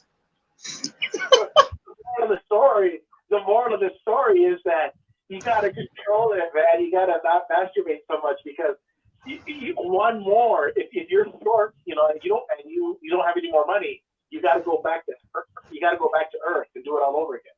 Oh, how funny! So then it's a reincarnation thing. 35 cents short, one too many. I'll tell you what, he's hilarious. He is hilarious. I'm so glad you brought him up. I'm sure my daughter might disagree with that about paying your sins, paying for your sins, but it kind of illustrates the point where if you just learn moderation and you learn control, it's going to have a great effect when you get married and when you have kids and so forth. Yes, absolutely. Yeah, how many times do we hear these stories of all these men that they're cruel to their wives? They're they have no control. Like what? You can't go 1 or 2 days. You can't go a week without sex. I mean, really? Man does not live off bread alone. I'm really glad. Yeah. I'm really glad you're bringing it up this way, in a way of a man taking responsibility, because especially within the culture of the Watchtower, women are to give their men their due when requested. So it's very like that could really happen. You know what I'm saying? So the way you're bringing it up is in a manner of taking some responsibility, and yeah. So thank you for that. Yeah, it's like being it's like being a Jedi Knight. Like I'm GG for GT, so I'm a Jedi Knight. You know, I'm way up there. And so you know, I've never had a problem. I've never done it. You know, I'm like Obi-Wan Kenobi. You know, it's not what I don't do those. You know, remember because those Jedi mind tricks don't work on me. So no, I don't do that stuff. But see, the whole point about the conversation is you either aspire to be better than an animal, or you fall into animal instincts. And a lot of men fall into animal instincts because, you know, it's like Bill Cosby says with Adam and Eve, you know, he's giving him everything in the garden to eat. Like, eat this. And Adam was like, wow. Eat everything that she would give him. And one day she gave him an apple, and he ate it, and that was the story. But he was telling how men are like animals. You know, we're like animals. We are. But at some point, men have to rise up and say, you know what? I'm more than just an animal. Because you know, you're also a spirit. So what does that mean? Well, you're a spirit being with a fleshly body. So you do have carnal desires like sex and all this other stuff. But at some point, you have to have moderation, because if you sink too low, you become like a dog and you sniff a tail, and the tail's ready. They're like, well, she must be ready, so we got to go. Well, no, we're not dogs. We're humans. We elevate it. We kick it, like Demo Legaspi said. We kick it up a notch. So when it comes to masturbation and sex and everything else, we kick it up a notch. We make the human experience better. And when we always degrading the human experience, that's where all of our troubles begin. So if a kid is, if a 16-year-old boy, 14, 18-year-old boy is chronically masturbating, he has no control, you know. And what happens to the elephants that don't have a father? They tear down the forest. But you need to have control. And if you get this kid and you tell him, look, son, you know, this is not how it works in the real life. In the real life, you know, this is how it is. And you're elevating the boy. You're like, yeah, it's okay to be an animal, like a man. It's okay to, you know, smoke a cigar and drink here and there. But at some point, you got to elevate the human race, the human experience. That's all. I think they call that, there's a time and a place. And, you know, sometimes that time isn't the right time. So it's, yeah. So that's very smart. And yet it's not shame-based or guilt-based. And once a church or a religious community can have control of that area of a person's life, that's way too much power for them to have. And they will use it. Yeah. And it works very well. You know, guilt is normal. But, you know, guilt makes you think, gosh, I need to turn this around, or I need to maybe apologize for something I've done. Shame is only works if you swallow it, and then it makes you ill. So chew that shit up and spit it out, because shame, there is no place for it. And that's what religions will use, shame-based stuff that just keeps their members in a very bad place psychologically, you know. So the more they can do that to their congregants, as well as keep them in fear, they're more easily what is that called with the sheep? You know, herd them. They're more easily herded in the direction you want to direct them. Hi, Miss Linda. Is this Christopher? No, this is David. Oh, David, how are you? I'm hanging in there. A little bit right? Say that again. What? I've been under the weather for the last 2 or 3 weeks now. Okay, I can hear it too. You sound a bit congested. I'm sorry to hear that. With Legionnaires come down through Virginia and South Carolina, North Carolina, and really messed a lot of people up. And made me pretty sick. I couldn't talk for like a week or two. Wow. It put me down. I was told to stay indoors until the air got better. Okay. My throat and my throat felt really scratchy. My ears were really inflamed, and I got ear infections less than 3 weeks. And, What about the rest of your family? Couple days. So that's pretty bad. Is the rest of your family sick too? Yeah, Brad got sick and my wife got sick. And air down here was horrible to breathe, and we wore masks around here for almost a month now. And this is due to the fires in Canada? Yep, those fires in Canada really messed a lot of people. Wow. So what I've read is that when there's a maintenance done, when money is set aside for certain maintenances, Right. it doesn't build up to the level that it built up to now, where this kind of fire has got so much fuel. So if there was maintenance times done where they could get rid of some of that fuel, so bad. So, Yeah. You've heard of, sometimes you'll hear of the fire department literally starting fires on purpose in certain locations, and they're controlled fires, and they're watched and then they're eventually put out. But that's what I'm talking about when I'm talking about a maintenance of certain areas. So from what I understand, that portion in Canada was years. And northwest winds come down through Michigan and everything else, and West Virginia real bad. And I could barely talk or do anything, and glad I know sign language. That's what's helped me through a lot of this. But it's been really bad, and a lot of things that we need to do, but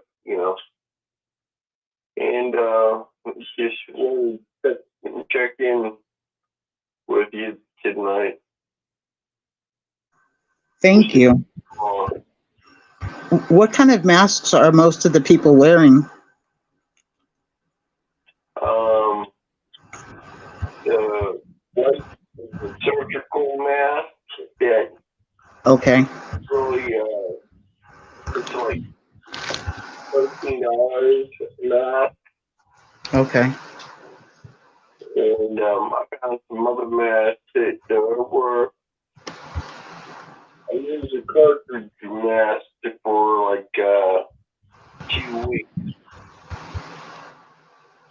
And went outside and did anything. You wore a certain kind of mask for 2 weeks. Is that what I heard you say? Yeah, I used a painter's mask. Okay, a painter's mask. Okay. Okay. It's been that bad. And everything. My oldest son got really, really sick over it, and he had to be taken to the hospital twice. Wow. Okay. Of the weather. I mean, he works outside. And my dad, even a company that he works for, they work a 10-hour day. They got like they took a break every hour. Okay. And they took a 15-minute break here almost every hour. Oh, you know. But Wow. like bad for breathe, and you know,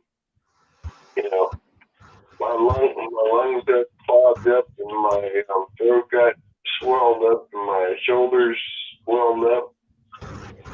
This stuff was all the frost was burning, the pine was burning, Yeah. and it was really, really rough when it came down through here. I can imagine that. Say hi. I mean, I caught up with you people, and I will sit down and talk to you about the Watchtower with Illuminati from the 50s till now. I did a whole lot of research while I was sick, Oh, okay. and I got the research from the government. Okay. Not from the mainstream media. And the government Watchtower for a long, long time. Mm-hmm. They used to make money for the Illuminati. And it's all facts, not fiction, that I have. That's fascinating. What was done when your oldest son, went into the hospital?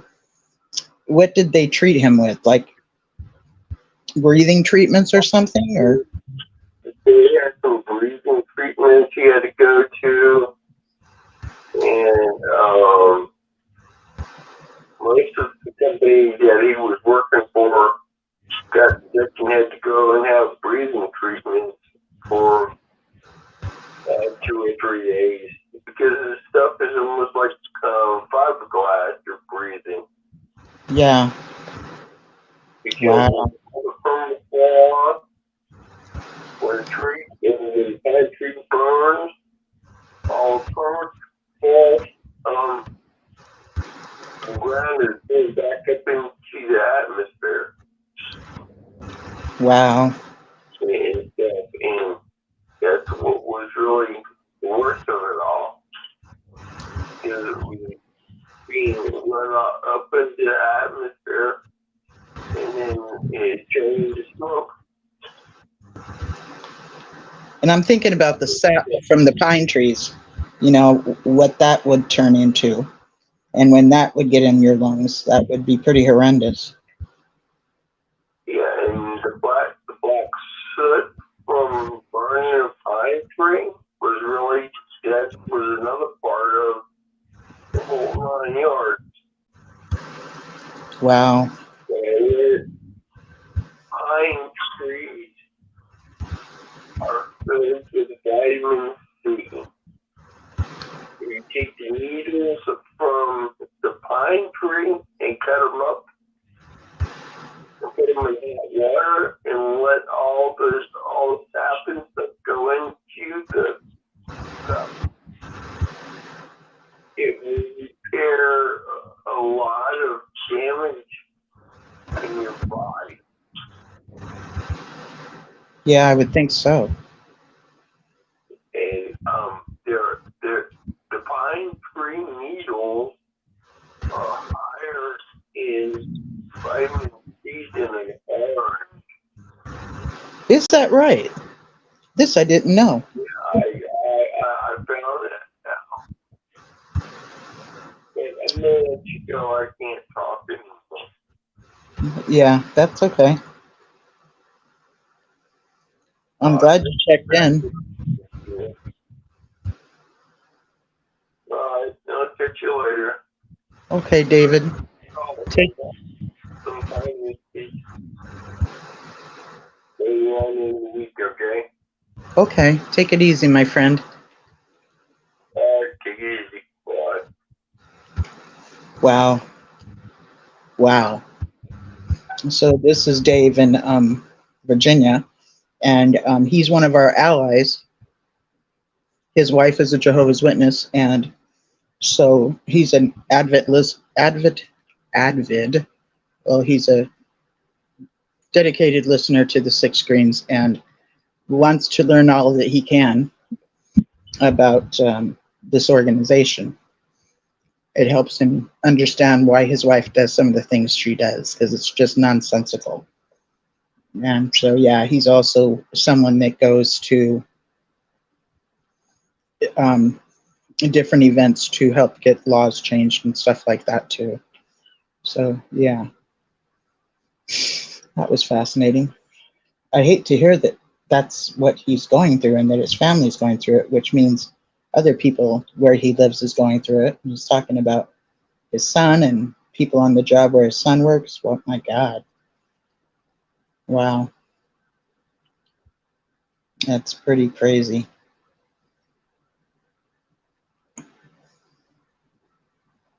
I did not realize that. I don't know if the fires in Canada are still burning or not, but it's definitely still in the air. That's fascinating. What he said about the pines from the pine trees having vitamin C in them. That's really fascinating. Never heard that before. Hello? Is someone there? I'm still here then, but yeah, I was just listening. Hey, what is your take? You never said what your take is on Anthony Morris. What do you think's happening? Anthony Morris. Okay, so in my head, they had to get rid of him or have him get out of the picture. But the fact that he's living in housing that the Watchtower has paid for says there's an obligation to him. And you know what I mean? It's like, we're going to take care of you until death. And then after death, the Watchtower still will get that property back. But the fact that they're taking care of him by giving him a place to live and everything,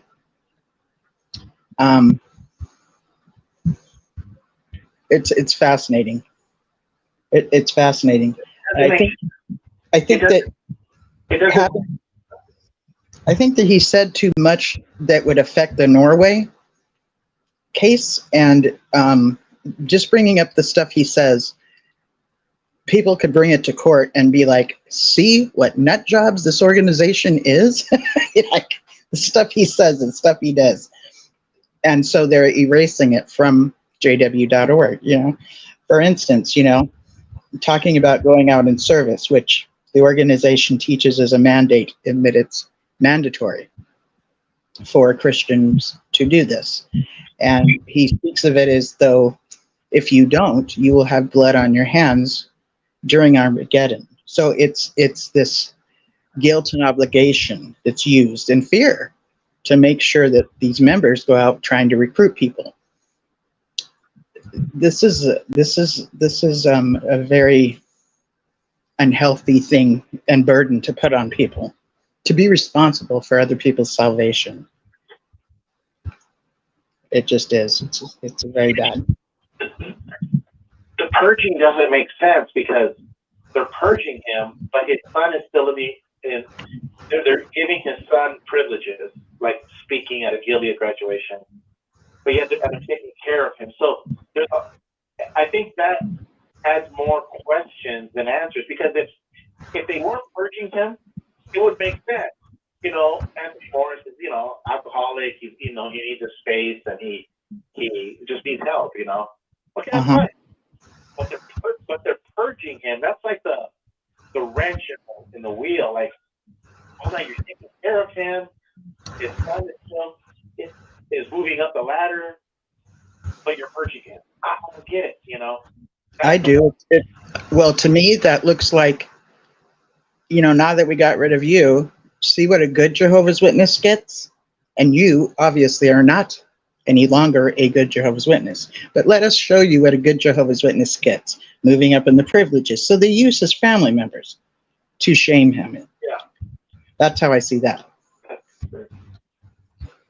Yeah, yeah. We don't know what relationship he has with his sons. Yeah. I think that the organization is getting in the middle of it to destroy it at this time. Yeah. And the alcoholism cannot be taken out of the picture because it's a weakened man. He's a weakened. At the end of the day, he realizes he fell from grace. He knows he has a physical alcoholic substance abuse problem. Yeah. So there's a lot going on here. I'm more confused than anything, you know, because there's so many puzzles to this that just don't make sense to me. And like, you can't write a tell-all book. And then why North Carolina? Why not Muhammad? You know what I mean? Right. Yeah. Well, you know, it's interesting, you know, substance abuse and addiction and everything. It's fascinating how the organization basically just tells their members, stop it. Just stop it. And how? What's going to help you stop it? Read the Bible more. Get into the literature more. Can they go to AA or you know, Narcotics Anonymous? No, they can't, because it's considered another spiritual religion or something. So they forbid them to get into program. So basically they're not equipped with what, you know, I don't even know. I think it's pretty bad. Just stop it, you know? Like that'll work, you know? Just stop drinking. Just stop doing whatever, you know, that you're addicted to. Oh, it's an addiction? Just knock it off. That's not how addictions work. You don't just go knock it off. And this works, you know? People that can go cold turkey, I don't believe are true addicts. But that's just my viewpoint. Maybe they already gave him that option to stop and he just couldn't. So they just pushing him in the corner. Do you think they gave him the option of going to AA? Or, you know? Oh, no, definitely not. But maybe they went to him and were like, boy, your alcoholism is a problem. You need to stop it. Just stop it. And then he couldn't, because he's got no help. He's not equipped to just stop. No alcoholic is equipped to just stop. I agree. Just stop. They went, okay, put you in the corner away from everybody that's going to see you possibly drink yourself to death or something. I'm not sure. It's a weird situation. Quite a nice house, though. Yeah. You know, that reminded me. Remember that? Who was it in the Bible? Was it Paul that says that he that thinks that he's, you know, standing upright, you know, needs to be careful that he doesn't fall? That's you know. Now I understand why on the Sermon on the Mount Jesus said stop judging, because, you know, the more you judge and the more you become sanctimonious. I mean, Anthony Morris is a perfect example of what Brad's describing. You know. And we have Eric, who had a chance to go to some kind of schooling. I don't remember what it is, but Eric got to be around Anthony Morris and see his character and his attitude and stuff, you know. So that's kind of fascinating to hear too. He fell. I mean, you know, you and I, we fall. You know, it's from the top of our house. You know, one story. Man, Morris, he fell way up there. Oh, okay. I see what you're saying. Almost heaven. Mm-hmm. And now nobody was right at the gate. It was right at the gate. Right at the gate. right at the gate and was like, oh, no, I think I'll just have a drink instead. No, he was at the gate and he scored 35 cents. On the calendar. Yeah. There was a bundle on the way. And those of you that want to be involved in like program that is not God centered, like an AA or Narcotics Anonymous, there are 12-step groups that don't have the God, higher power thing. There are groups like that, so they are available for you as well. And I think you can find them through what is the name of that channel? I can't think of it, but once I get the link, I will put it in 6 screens the page or something, or Rick Farron's page. Have you been to a meeting, an Alcoholics Anonymous meeting? I have, but I used to go to Al-Anon a lot, which when I was informed I needed to go to Al-Anon, I was quite arrogant, and I'm like, why the hell do I need to go to a 12-step program? So-and-so's the one with the problem. But I'm going to tell you something right here and now. Going to Al-Anon, when I did for a good 3-4 years, was one of the best experiences I've ever had. I learned so much about myself and the role I would play in someone's life that has an addiction, and how I would rescue them, and that's not good to do for them, and realize what a flaming codependent I am or was. So it really helped me a lot. Yeah. How about I went to an alcoholics meeting. I wasn't never an alcoholic. It was from a Jedi Knight and everything, but I agree with you. I learned so much, and what I learned is the power of just admitting to yourself, that you're human. And I look at the people. I remember the people telling their stories, and I'm looking at Anthony Morris. Anthony Morris won't admit he even jaywalked. That guy would talk about arrogance, and that to me is one of the greatest things that I learned when I left the Homes Limited. And Alcoholics Anonymous taught me that, because I started thinking, so I said, I got to see this in action. And I went, kept my mouth shut. I donated when they passed the baskets. And I was just like, wow, the power of just confession and just, surrendering to yourself, Yeah. So to the audience, there are AA meetings that are specifically for those they're dealing with their alcoholism, but there's also some AA meetings that are considered open AA meetings, or maybe there's another term where you don't have to be an alcoholic to go and attend those meetings. So some of them are open so that you can do some observing like Gilbert did. Yeah. And it blew my mind. And kind of like what you said about you. Linda doesn't have the problem. And you're like, oh, no.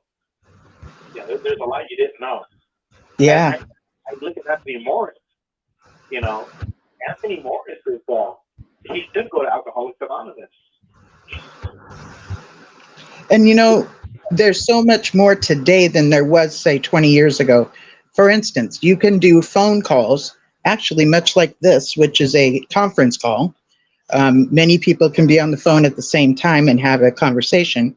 And there's meetings set up in such ways that you can go to them through a conference call. Plus, there are meetings over the internet. So those are available too, plus in-person meetings. So there's more available today than there used to be.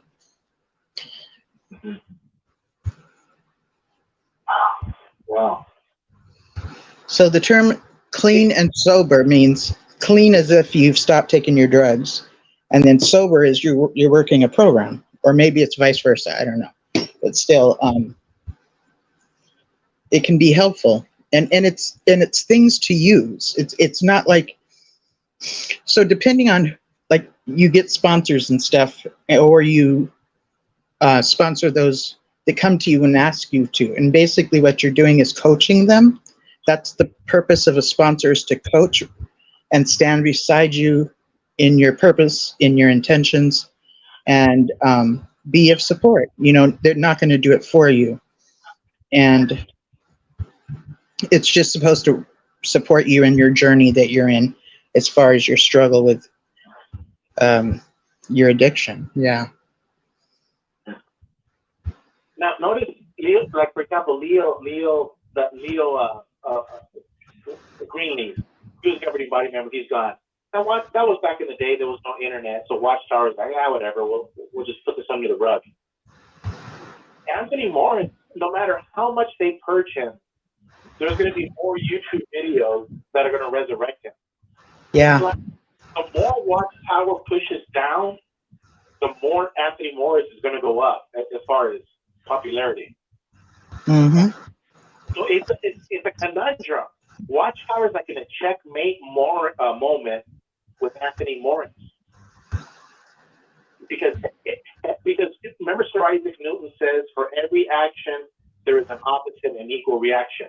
Watchtower purges Anthony Morris, YouTube increases Anthony Morris. Right. And see, yes, the purpose of purging is to get rid of. You're right. Let's, like, for instance, the time of the 1980s. This was a time of a purge, including Raymond Franz. Okay. So it's kind of like the organization decided to get rid of anybody who was not showing them the proper loyalty. They were dismissed. They were gotten rid of.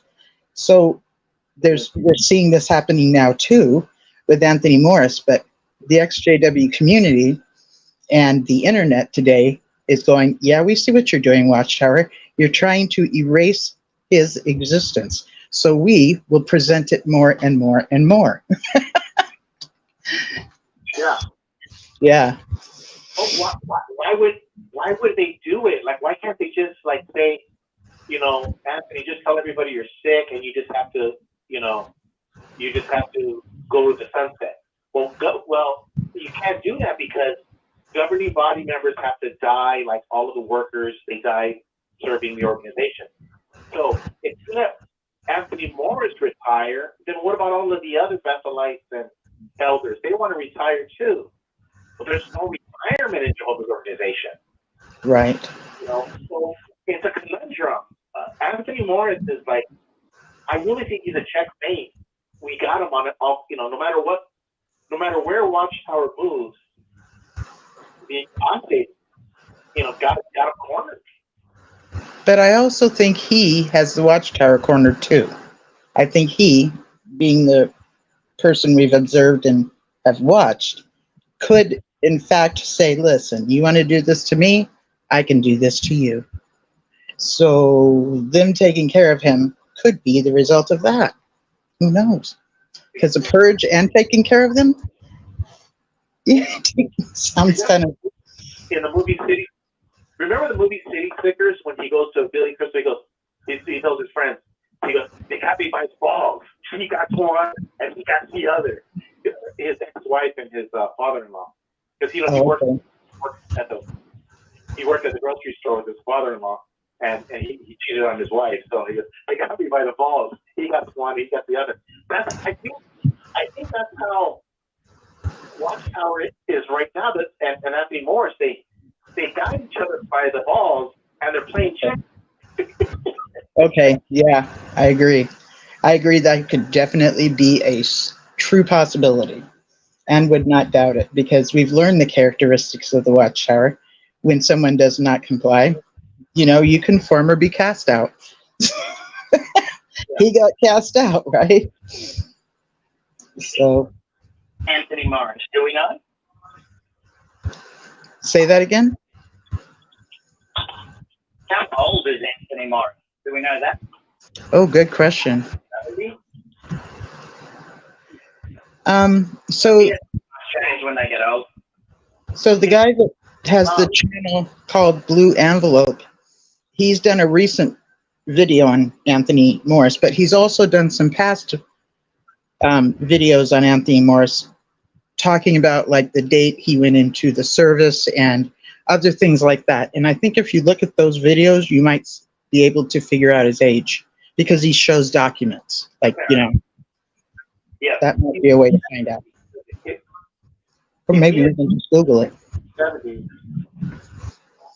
If Vietnam was in the 60s and 70s, and he was in his 20s, that puts him at 70 plus years of age.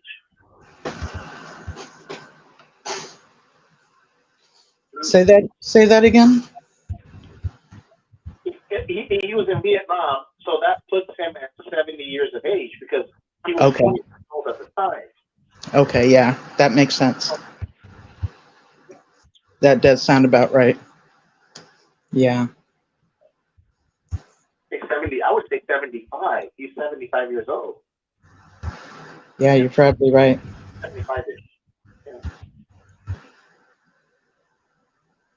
You know, when it comes to the baby boomers, you know how they have certain times of years that they label certain generations and stuff.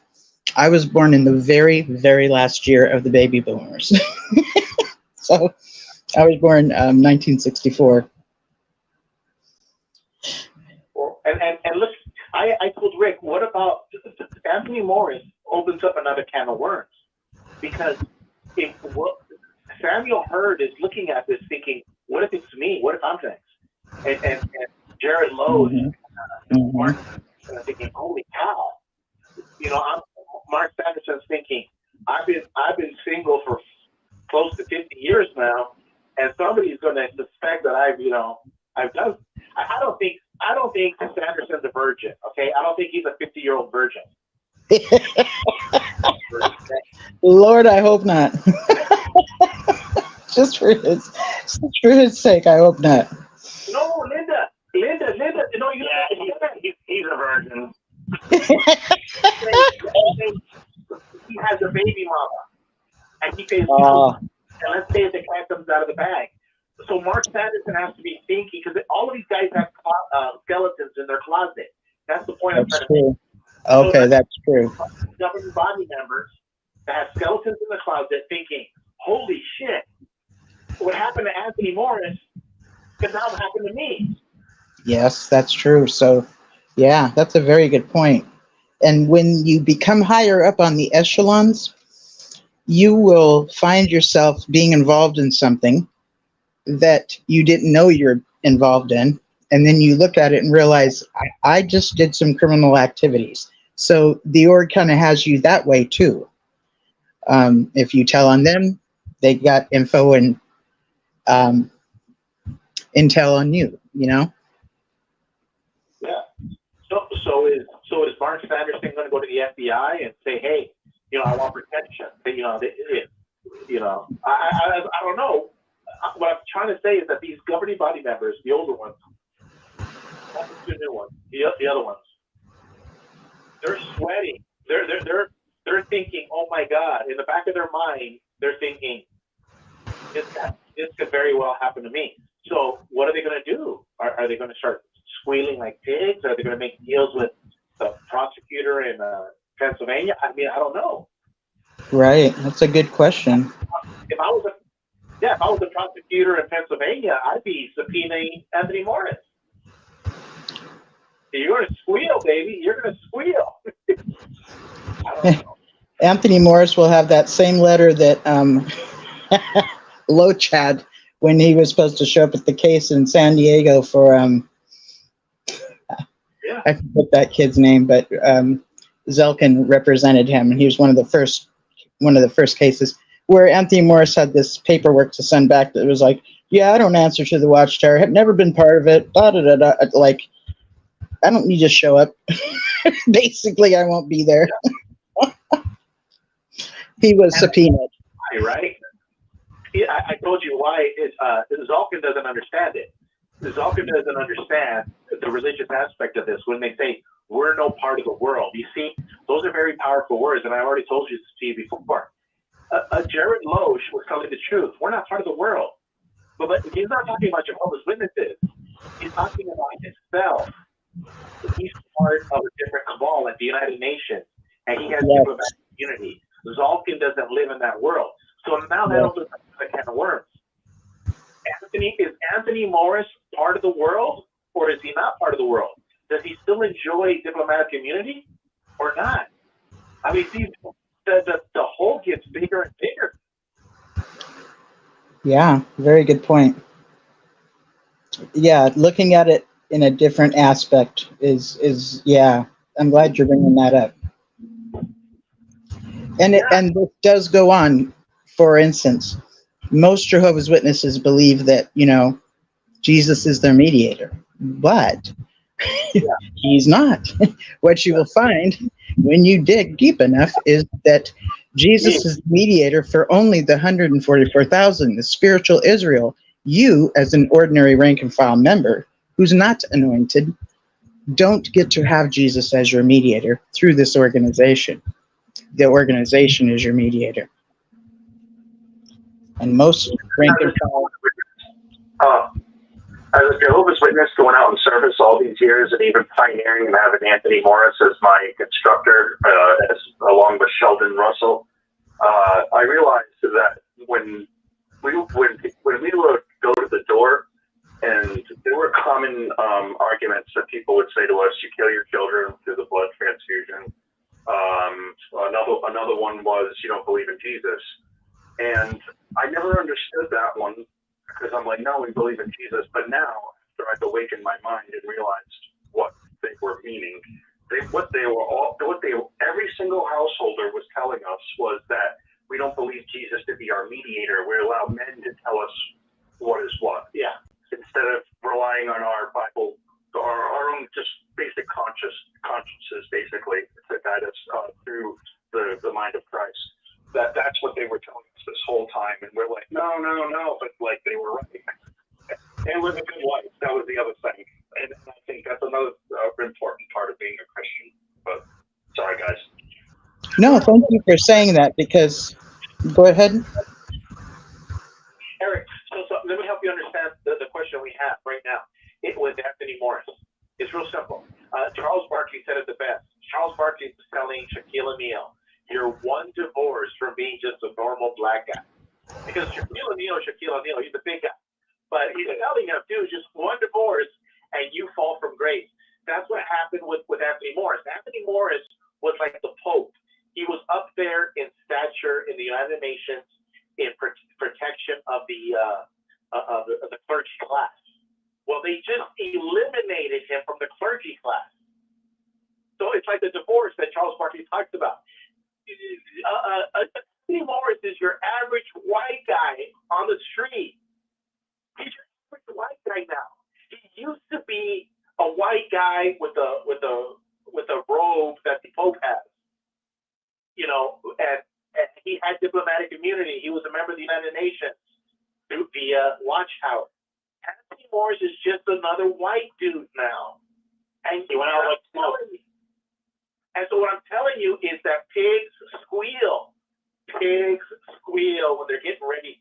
Something's going to happen. I can't see Anthony Morris being quiet because somebody's going to make him squeal. I don't know who it is. Did you follow what I'm trying to say? No, exactly what you're saying, brother. Yeah. He doesn't have passion anymore. He might realize that, hey, maybe I'm not with God. Well, you see, you have to right before a crash, and he crashed. His pride came out, and he crashed. He said, "Out like smoke." That's going to be Jehovah's enemies. And where is he now? He's out like smoke. He's nowhere to be found, but in a backwater town in Lumberton, North Carolina. Is he even an elder anymore? Does he even? I mean, how badly did he get demoted? He got demoted badly. See, this was part you and I don't. Trying to help you understand. Anthony Morris wasn't like you or me or Linda. He had diplomatic type immunity like the Pope has. He's a governing body member of a major religion. Well, you're not going to disfellowship a guy like that. There's no way he's not going to just completely sour and turn on you. They're playing politics. That's obvious. Exactly. But that's what I'm saying about pigs squealing. Someone's going to squeal here. This is why I'm saying that they got each other by the balls. Watchtower and Anthony Morris are like holding each other in the nuts. Like, don't you know right now, meeting him in person, he's not a nice man. He's a very domineering person. He's what? I'm just going to say he's an asshole. He's an asshole. Yeah. He really is. he's a jerk. He treats people really badly. I personally experienced it. And like, I was newly getting married. He'd have me work on his car auto body for free. You know, I mean, like, he really is a jerk. I really don't care for him. Yeah. Linda, do you understand what I'm trying to say? Yeah. This is the thing, Gilbert. I don't know what diplomatic immunity means. Can you explain that? Okay, you're a guy from Saudi Arabia. You go to New York to a party, but you're high up there in the royal family, and you're United Nations ambassador. And then you're partying in New York City. You kill somebody while you're drunk driving, and you rape the hotel maid. And then they come to arrest you, but they find out that they can't arrest you because you have diplomatic immunity. You're a diplomat of another country. But in this case, the United Nations is like a separate country. It's like an image of a beast. It's not a beast, it's an image of a beast. And so the United Nations and the people that go that are members, they enjoy diplomatic immunity. You can't be arrested in another country. You remember when Donald Trump says I can kill a man on Fifth Avenue and people still vote for me? Well, if you have diplomatic immunity, you can actually do it. You can actually kill somebody and you're not going to go to jail. Now, you may go to jail in the public opinion, but you're protected. You know, so what I'm saying is that members of the clergy, they have a special connection, and they also have some kind of this is why they don't go to jail. This is why Jared Loesch didn't go to San Diego. You know, they don't they ignore Salkin because they live in a different world, and the laws of of our Constitution, the laws of the state and of the government, do not apply to them. It's because they're diplomats. This is why the Vatican is its own little country. They have diplomats. This is why priests don't go to jail because they're citizens of the Vatican. So they are actually functioning in a different government than the one we are functioning in. That's what you're saying, correct? And Anthony Morris doesn't have that anymore. So he's a white guy that used to have bodyguards and all this other stuff. He ain't got nothing no more. And I think he's a sitting duck. Because I think Watchtower might put a hit on him. You know, in a drunk driving accident. He's a liability. Yeah, he might have done a few things, and you know, he gets by with it for whatever, you know, for reasons like you've just explained. And Watchtower finally just said, "We're done with doing this. Here's a place for you to, you know, this is where you can lay your head. You just stay over there." You know, yeah. And that's it. And you're right. He would lose positions that he had before because he's now an ordinary citizen. Yeah, because Dan and Angela said that he was in a car accident, and other people were mentioning it. Okay, did he kill anybody? Did he hurt anybody? And why did he not go to jail? Because everybody that's under the influence goes to jail immediately. If you're a state senator, you go to jail if you're drunk driving. If you're a member of the Congress or the Senate or the state, you go to jail. But guess what? If you're a member of the United Nations and you get caught drunk driving, you ain't going anywhere. The police officers call and says, "Let that guy go." Wow. Okay. These are dynamics I was not aware of, and that's fascinating. So if it's true that he was in a car accident, why is he not in jail? Because at that moment in time, he was a governing body member, like the Pope, he had that. The Archbishop of Canterbury in England. They're not going to go to jail. They're not going to go to jail. Yeah, that makes sense. And it reminds me of like clergy tenant privilege and, you know, going to courts and stuff, and things don't go as we had hoped. Why? Because when they go to court, courts often think of a church as being a separate government. So the courts of the land have no business informing another government how they should take care of things. So they, you know what I mean? Their hands are tied. Yeah. So yeah, that's what I'm saying. We haven't heard the rest of it, you know. Yeah. And if it wasn't an accident, why is that not? Why did somebody not? If that guy, the blue envelope guy, was able to pull up public record of that property, what do you think he would have been able to pull up a public record of a drunk driving accident? You would think. Why is that shelved? And if it's a simple police report, that is supposed to be something anybody can get. You know. Correct. Unless they got a phone call and it says don't write a report. I mean, yep. People see that all the time in New York State, all the more. That's what I'm saying. There's more questions. Their science is producing more questions than answers. Their science. Yeah. I agree. And the fact that he's now an average Joe citizen, it's the equivalent of the Pope being an average Joe. Imagine if the Pope got a house in Rome, or you know, like in Napoli or something, you know, some city in Italy. Well, you know, we got rid of the Pope. You know, he stepped down, and he's now living in a cottage in Rome. Like that doesn't happen. Just praying, living out his last days. Yeah.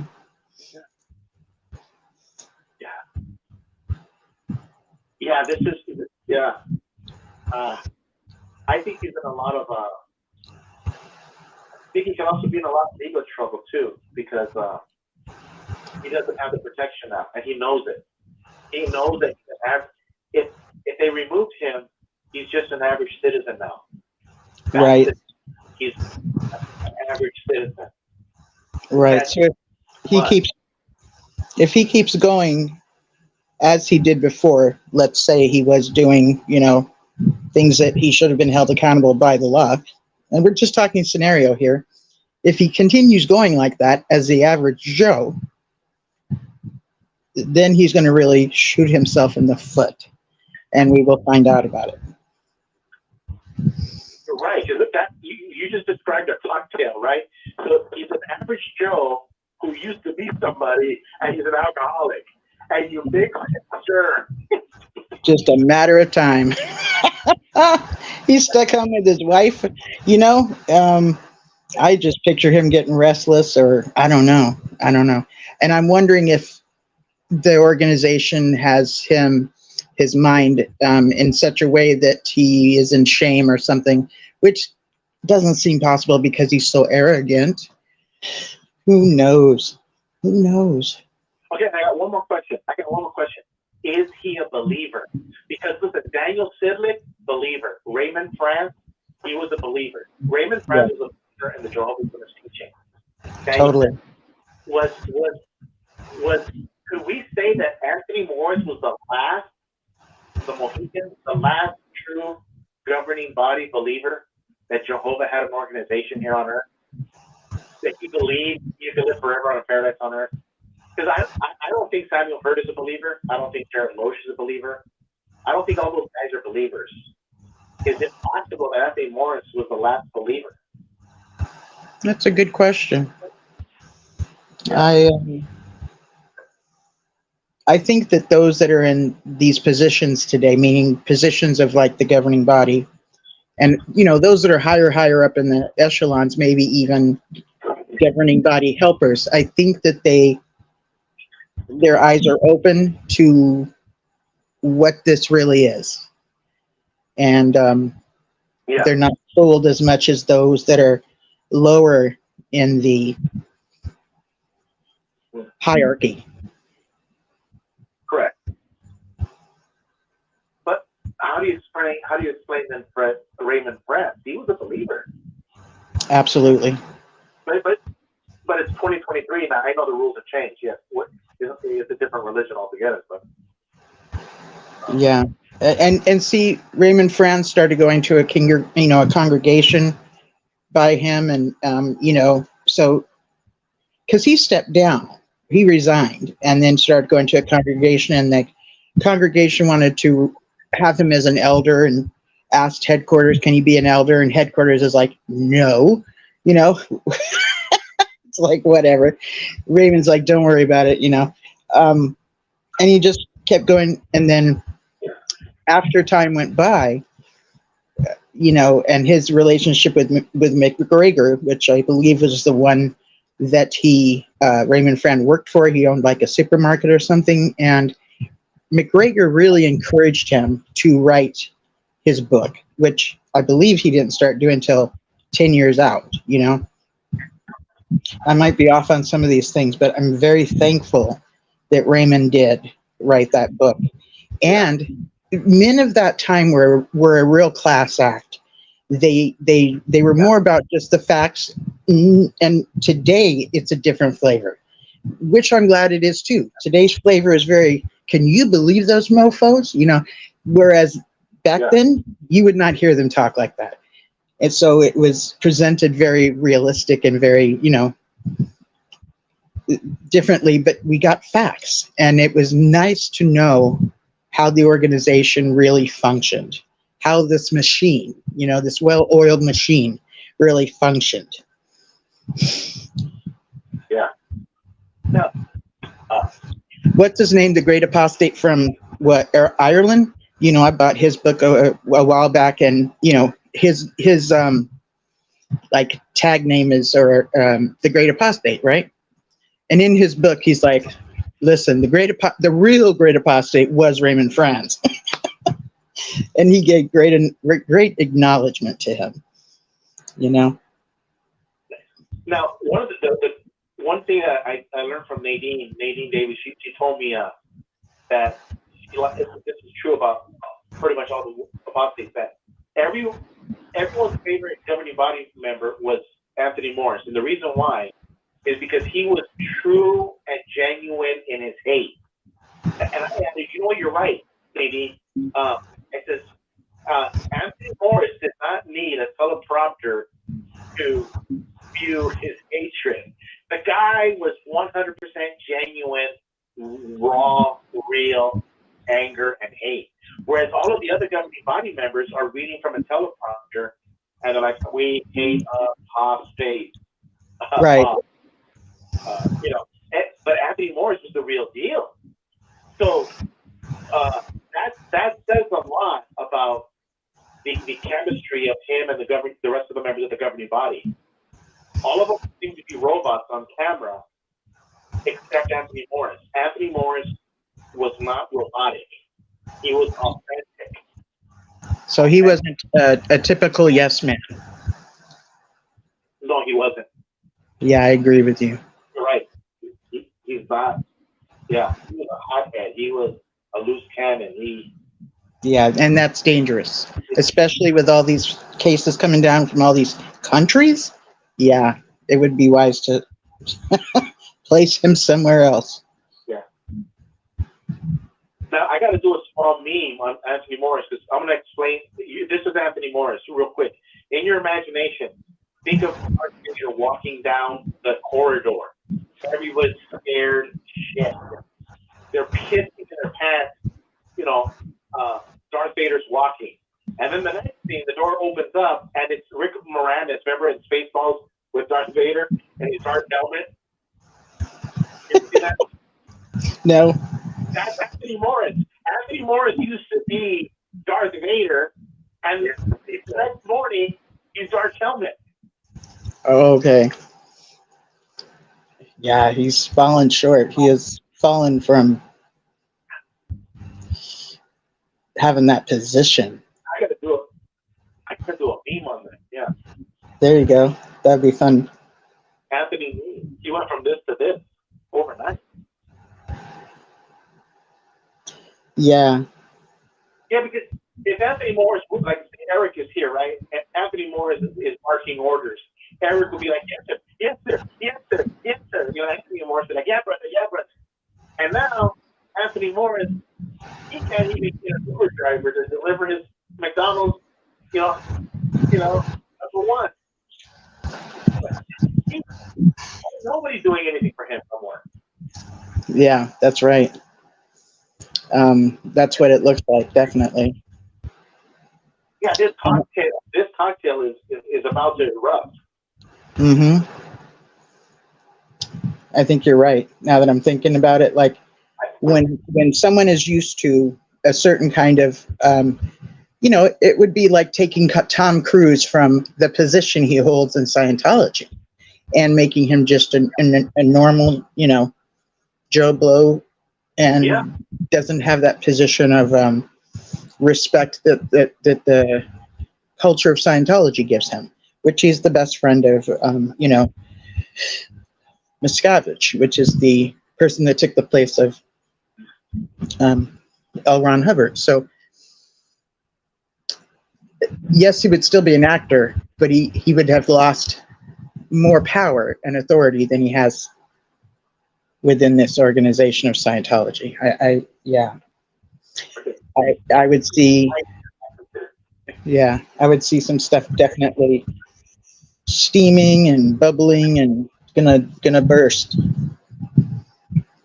Let's predict that Anthony Morris is going to get drunk one night, and he's going to go on the 6 screens, or he's going to go talk to Mike and Kim or something. He's going to connect with somebody. He's going to say, "Hey, Right? Morris, send me the link. I want to talk." And he's going to be drunk. I don't know. I can see that happening. It will be the most epic show ever. And I can just imagine whichever apostate it is, they'll be like, wait a minute, how do I know this isn't a trick? Show me your face. How do I know you're not an impersonator? Because he's an alcoholic. With an alcoholic, he is, anything goes with an alcoholic. Yeah, if they get to a certain place, they're unpredictable, and it can get. Some people get belligerent, You could, if you're gay and that's it, you're a guy, homosexual. But if you're an alcoholic, you'll be attracted to women, or vice versa. If you're straight, when you're an alcoholic and you're drunk, there are no rules. It's over. It's whatever direction the wind is blowing. Is that right? I've just been enlightened. I have suspected, but this is confirmation. Wow, that makes sense. We know that's true. Everybody knows that's true. That when somebody is drunk, plaster drunk, Anybody that's good. alcohol is a truth serum. Okay. And he'll tell the truth. Yeah. And I know that when people are drunk, they tell the truth. See, I've never been drunk and I've never been a drinker, so I'm kind of naive and ignorant about it. But I've always been the designated driver, and I'm not playing goody two shoes or anything, but I'm also on psych meds, so I should not, but this is before I got on them. I have no business drinking alcohol while on psych meds. Actually, I'm afraid I'll, hump the nearest, I don't know what. I'm afraid. Who knows? It could be a very bad mix, It is. And I'm telling you, Anthony Morris is a ticking time bomb.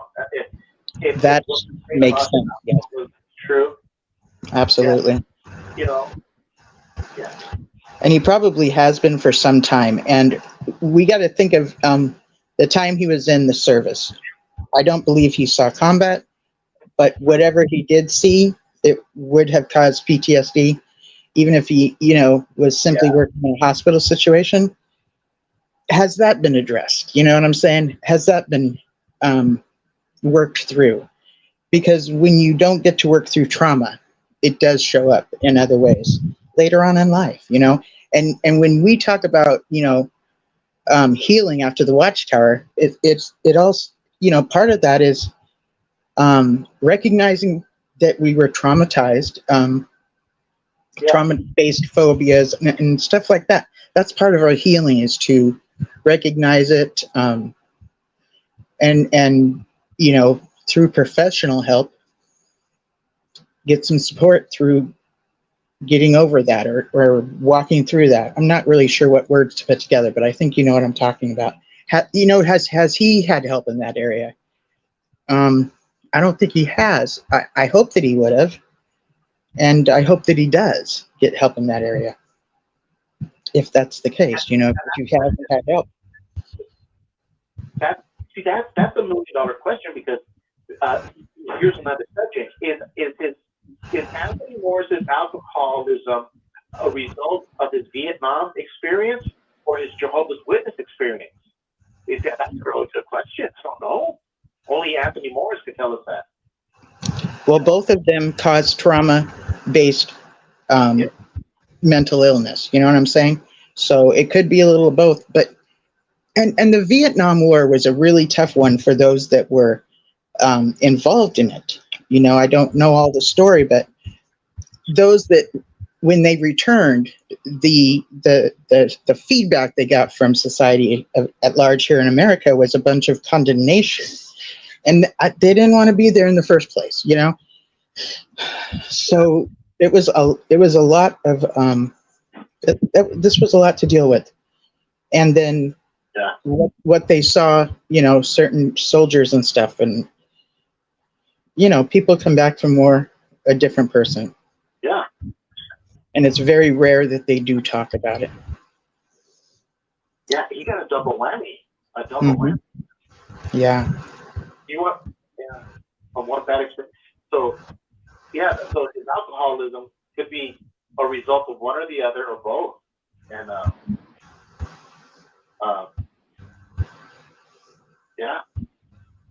And was he drunk maybe at a governing body meeting on a Wednesday? He shows up Wednesday, governing body meeting, the guy's left, that's another one. You gotta remember too, World War II was like a hero, and like Vietnam, you were the villain.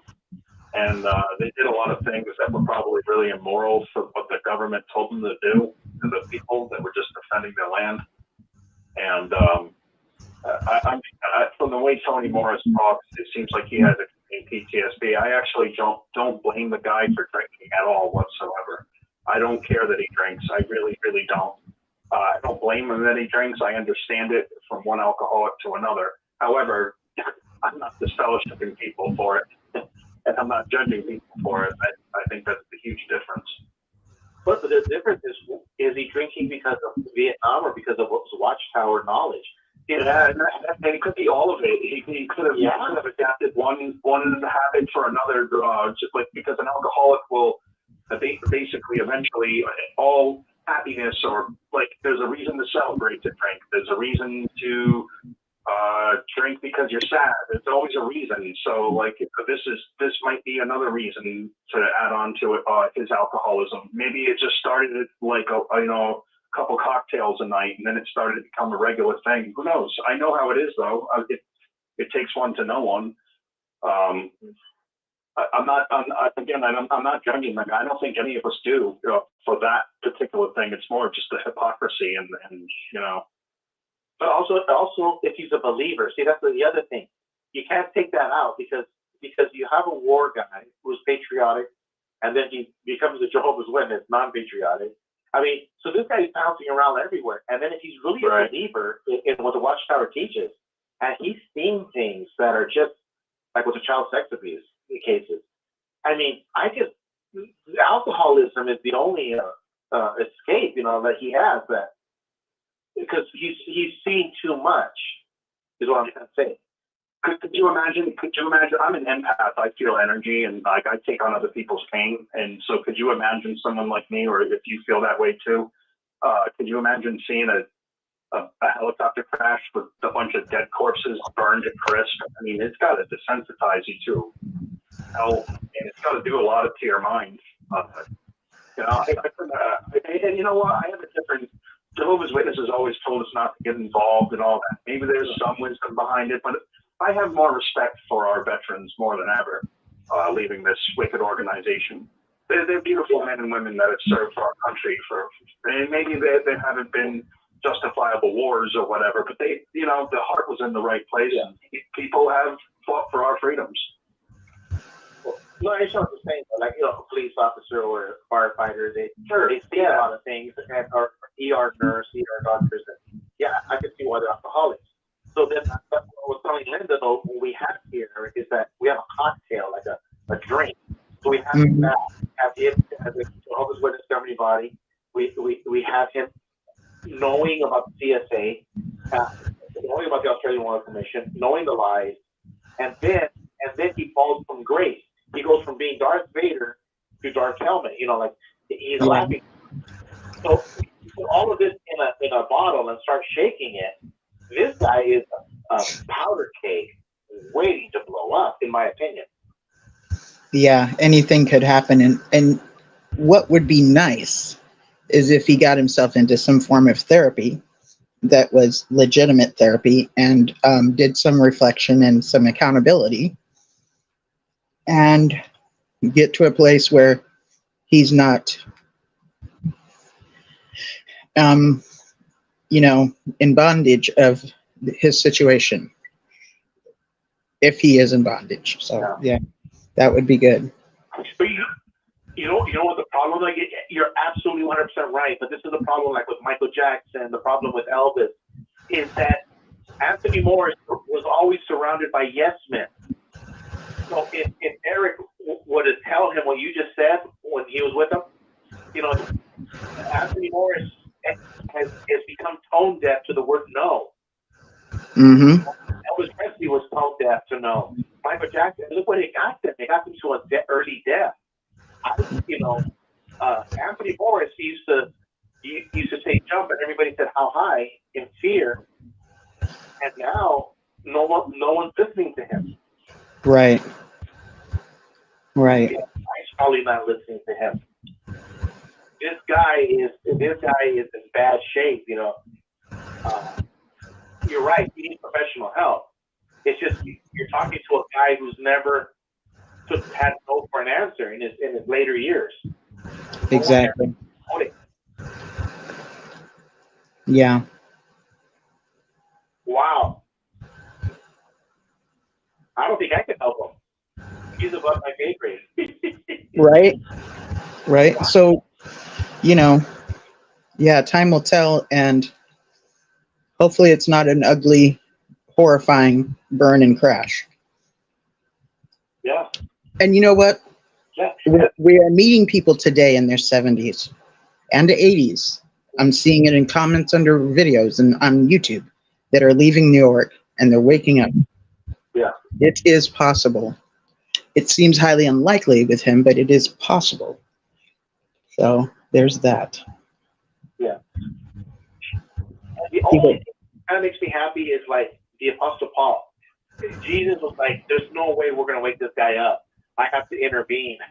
I think yep. There was an intervention, and he's being off.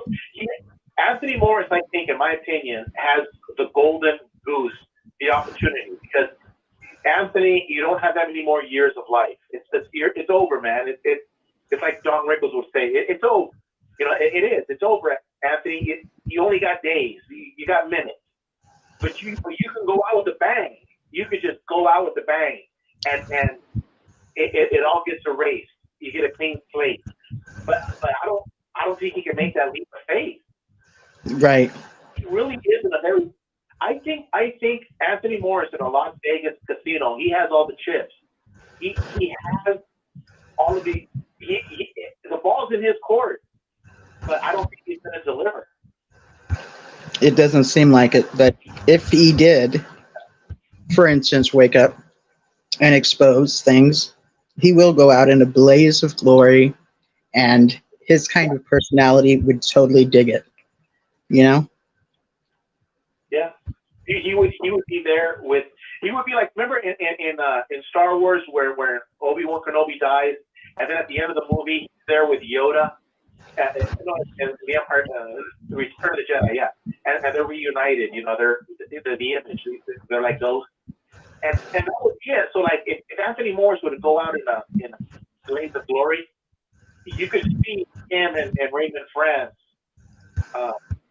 like, yeah, hey, I did it, man, I did it. You know, right? Right now. I'm on team apostate side, you know. Which would be really something. I don't know, you know, weirder things have happened, you know.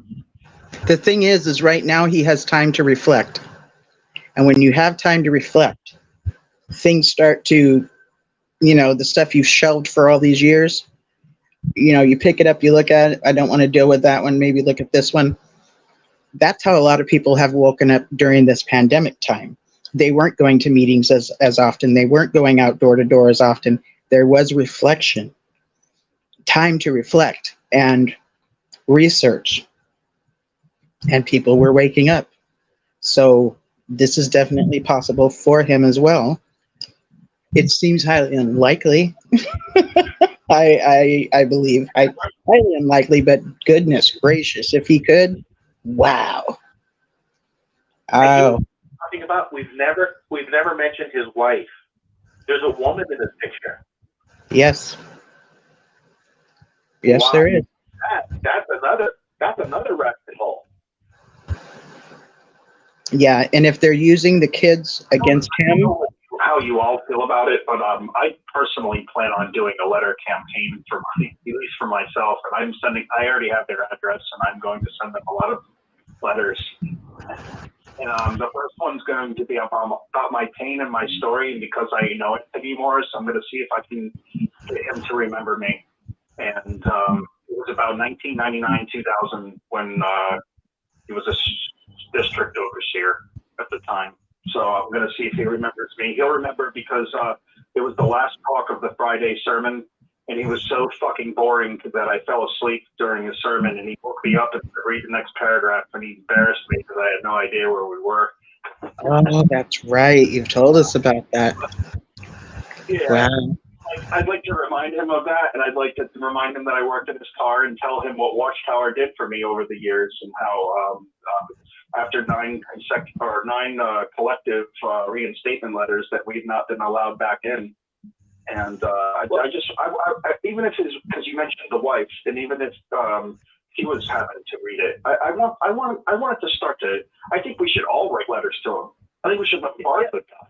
You know, not but bombard him with letters of pain. Well, make it positive, really, because you can catch more flies with honey. So right. I'm not going to just call him an asshole. I'm going to just tell him. Right, exactly. I would like to just tell him the pain that I went through, and that I tried to come back and he wouldn't let me. And you know, like, what do you suggest for me? Do you really think I'm damned forever because 6 men won't let me back in? So you can call him. You know, Anthony, there's a lot of assholes in the Joseph's religion. You're a major asshole, not a captain, not a lieutenant, not a sergeant asshole. You're a major. No, but no. Just you know what I'm getting. You know what I'm getting at. Yes. Just always the conscience to work at to pick at them. If everybody sent a letter of their pain that they went through and didn't pick on them personally, it would pick at their conscience and go, what have we done to people? That's kind of my intent. Yeah. Or you could actually, you know, make it positive. You say, you know what, you know, when I fell from grace and I was the fellowship, kind of like you know, Anthony, I learned a lot of these things, you know, and so you're turning a negative into a positive, but you're still doing it. I like where you're going with it. Yeah, that's a good point, Gilbert. Yeah, I like that. Yeah. Yeah, that way you almost manipulate. You almost play you almost use the tactics of your enemy against themselves. Yeah. Morris woke me up. Yeah. Hey, yeah. When I saw Anthony Morris, love you more. When I saw Anthony Morris lying on the Royal Australian Commission, that's when I totally woke up. Like, That was Jeffrey Jackson. That was Jeffrey Jackson. Jackson, that wasn't Morris. You're 100% correct. They are both pieces of shit. Damn, that's not going to work. He didn't wake me up at all. Yeah. But yeah, you can feed his ego that you helped me a lot. I thank God that you helped me. You know, I saw the hate that you had, and you blew out the match, and it really woke me up. You know, and so you turn a negative into a positive, and you never know, you might read it. So you know. Maybe it feels that it's hardcore side, as in you write to him and you tell him that you don't agree with the way Jehovah's Witnesses are going. You prefer it when he was governing body member because it was more strict. You know, like I'm seeing all these people in tight, seeing people with pillows, seeing people with McAllen. I preferred it when we weren't allowed any tight pants because of homosexuals or whatever the heck they call it. Well, I agree with you. I totally agree with you. And Jehovah's Witnesses just aren't like they used to be. Yeah. That would work. You could even go, you know, make Jehovah's Witnesses great again. You know, reinstate Tony. Oh, hell no, make Jehovah's Witnesses great again. You did not just say that.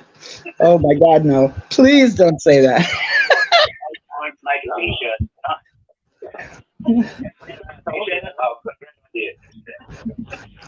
Yeah. I like Jehovah's Witnesses when they spoke about like homosexuals. Yeah. Bring back the money. And give that some thought, you know, the thought of writing him or whatever. Sometimes stuff like that will backfire and confirm their faith if he is a faith-believing person. So keep that in mind too.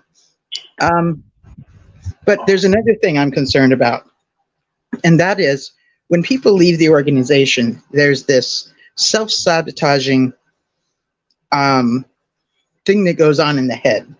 And if they are a true believer, dying on this side of Armageddon is safer than dying through Armageddon. Because there is no hope if you're killed through Armageddon. There's no hope of a resurrection, rather. And so suicides happen with this mindset. So that gives me concern if he happens to fall into that true believing category, which we don't know, you know? Yeah. You're right. The suicidal aspect of you're an alcoholic, drinking, and wow. You were Jesus' little brother, and now you blew it, you know? Oh, that's right. They consider themselves brothers of Christ. That's right. Brothers of Christ. That's a trip, too. That whole thing. Yeah, so I can imagine what his wife is going through, because if the organization is doing that, playing his son against him, giving the son more privileges and all this stuff, and then they don't have a relationship with their son because he's shunning, you know, Anthony or his mother because of this bad behavior, that must just tear her apart. What she must be going through is horrendous. And if he is a belligerent drunk, how does she appease him? What does she do to, you know, make things smoothed out again? I think she's an alcoholic.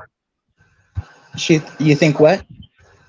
I think Tony Morris's wife is an alcoholic. Okay. I wouldn't blame her. That's just, that was what you were talking about. Just because, like, when he on the video, he kept talking about it's like Jameson. Mm-hmm. Yeah. And misery loves company, so to speak. I'm not saying they're miserable, but like, you know, like usually people do get along with the same thing, not all the time. There can definitely be a mate that doesn't drink when the mate is an alcoholic, or vice versa, or whatever. But I bet he forces her to drink Jameson. He's drinking the top shelf stuff, and she's like, oh no, bottom shelf. That's bullshit. McAllen is like 100 times better than Jameson. He's drinking the good stuff, and he's like, oh, my wife, she likes the Jameson. No, she doesn't. Compared to McAllen, no one. Eric is describing a different scenario. Here you have a scenario where a woman doesn't have a job because work signifies a human being. You got to understand that work dignifies a human being. So when you have a job, whatever that job is, you know, like having a show on 6 screens is a job. You guys know how hard it is. It's not, you know, it takes work. Everything is a job. But when you don't have a job, and Watchtower's paying for everything, and Anthony Morse, what is she doing? What is Anthony Morse wife doing? She's not running a child care center. She's not running an orphanage. So what happens is a woman without a job, or a man without a job, alcoholism is gonna take a hold on them. So I can actually see her being an alcoholic, because what is she doing? She's living with her husband's coattails. She's not, you know, spearheading any kind of work.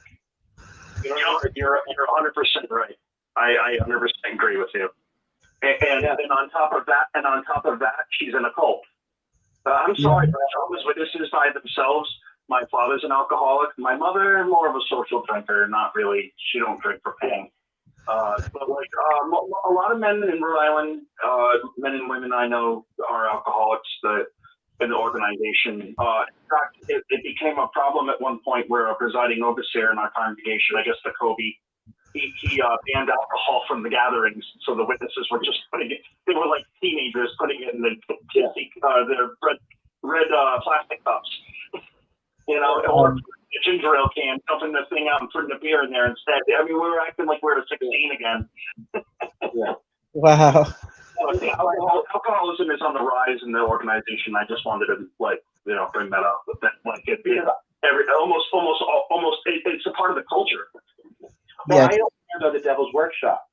See, I don't have. This is why Donald Trump doesn't drink alcohol, because his brother did. He never did it. The reason why is because when you close a $10 million profit deal, that's a high.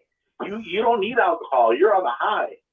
So Donald Trump gets high on different things that he does in his life. He doesn't need alcohol.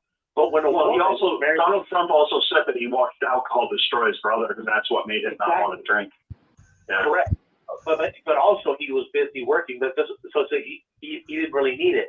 And this is he got his dopamine from working. That's what you're saying. So, so this is what happens with guys like him. They're married to women. I'm not saying Melania, but they're married to women, or they have girlfriends, and they just sit around all day. They don't have a job.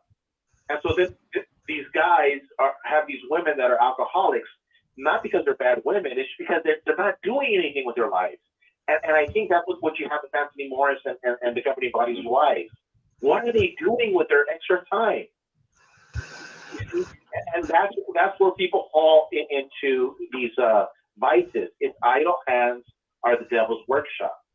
There was a sister who gave a part on the convention or something, whatever it was. This is an older one, not the newest one. And she said, what have you done in Bethel? Or she got interviewed. What have you done in Bethel for the past 40 years? And she's like, well, for the first 2 years I was in the kitchen, and the last 38 years I've been in laundry. And she had this like disheveled look on her face, like she was not satisfied. And like, oh, and why would you be? You know? Like that's not something to be proud of. And I bet she friggin' probably, you know, lifts open a beer cap once in a while or whatever his pleasure. I agree with you, Gilbert. Like you don't feel any duty in life. You don't feel satisfied. You don't feel like you've accomplished anything. And then for men too, it's a thing. Like I'm disabled right now and retired, and it's like it's hard not to drink because I don't feel like I amount to anything in life anymore from not, you know, from being hurt from working. Yeah. Another thing that supports this is I watch a lot of movies, and every gangster movie that has like Scarface, where somebody makes this big career out of selling drugs, Blow, with Johnny Depp's another one, because their wives are made women, they always become massive drug addicts in those movies, because there's nothing to do. I'm supporting what you were saying. Yeah, that's it. So that goes back to the cocktail of the Morris family. This is a powder keg that's ready to blow. Something's got to give. Yeah, and I like what you said, Gilbert, as far as, you know, when you work or you have a job or you're doing something, there's dignity involved in it. you know, and I'm hearing the pain as Eric is talking right now. And, you know, and could Anthony or his wife be going through that? And how long has his wife been going through that? What position could she have, you know, all these years? So. Yeah. Yeah. Exactly. You know, what is her history? You know, did she have an education? Did she go to college? You know, I mean, what is her background? I mean, Just to be in subjection to him, isn't it? I don't know. We don't know. But is she capable of a tell-all book? I knew a Kobe. He was my landlord at one time when I was disfellowshipped with my wife. Like we both rented from him, and he was a complete asshole. His wife was really nice, but it just goes to show that like you never know too. Like at some point, this woman, this nice woman or elder's wife, she's going to come to a crossroads where she either sees her husband going down a really dark path from being an elder all these years and either split, or just continue down the path and ruin herself. Because she was a pretty good person. She was really always really nice to me. One time I said good morning as I was passing my landlord, and he said, "Eric's not even a greeting," and he second John. And I'm like, well, I had to look it up, but I'm like, yeah, it does say that, but it doesn't say it's about. I'm like, oh my god. And you know what? Even though she was really nice, she did something extremely inappropriate. You guys can be the judge for this, but this is a Jehovah's Witness coordinator of the body elders' wives. She worked at the same hospital that I went to for my hemophilia treatments. Yeah. And he was not a nurse. He was not a doctor. And she looked up my file. She's a secretary. And she knew I had hemophilia and gave me a hug over it and felt bad. And I'm like, how did you look at my file? She's like, oh, it was just open. I'm like, yeah. Bullshit. Like, No. Isn't that a super violation of like privacy? HIPAA, yes, it is. Yeah, I was pretty ticked off at that, and I'm just like, yeah, thank you, Brad. Massively illegal, massively. Yeah, I should have sued their ass. They had a lot of money in the stock market. They lost $350 grand and named their dog NASDAQ because that's what they lost it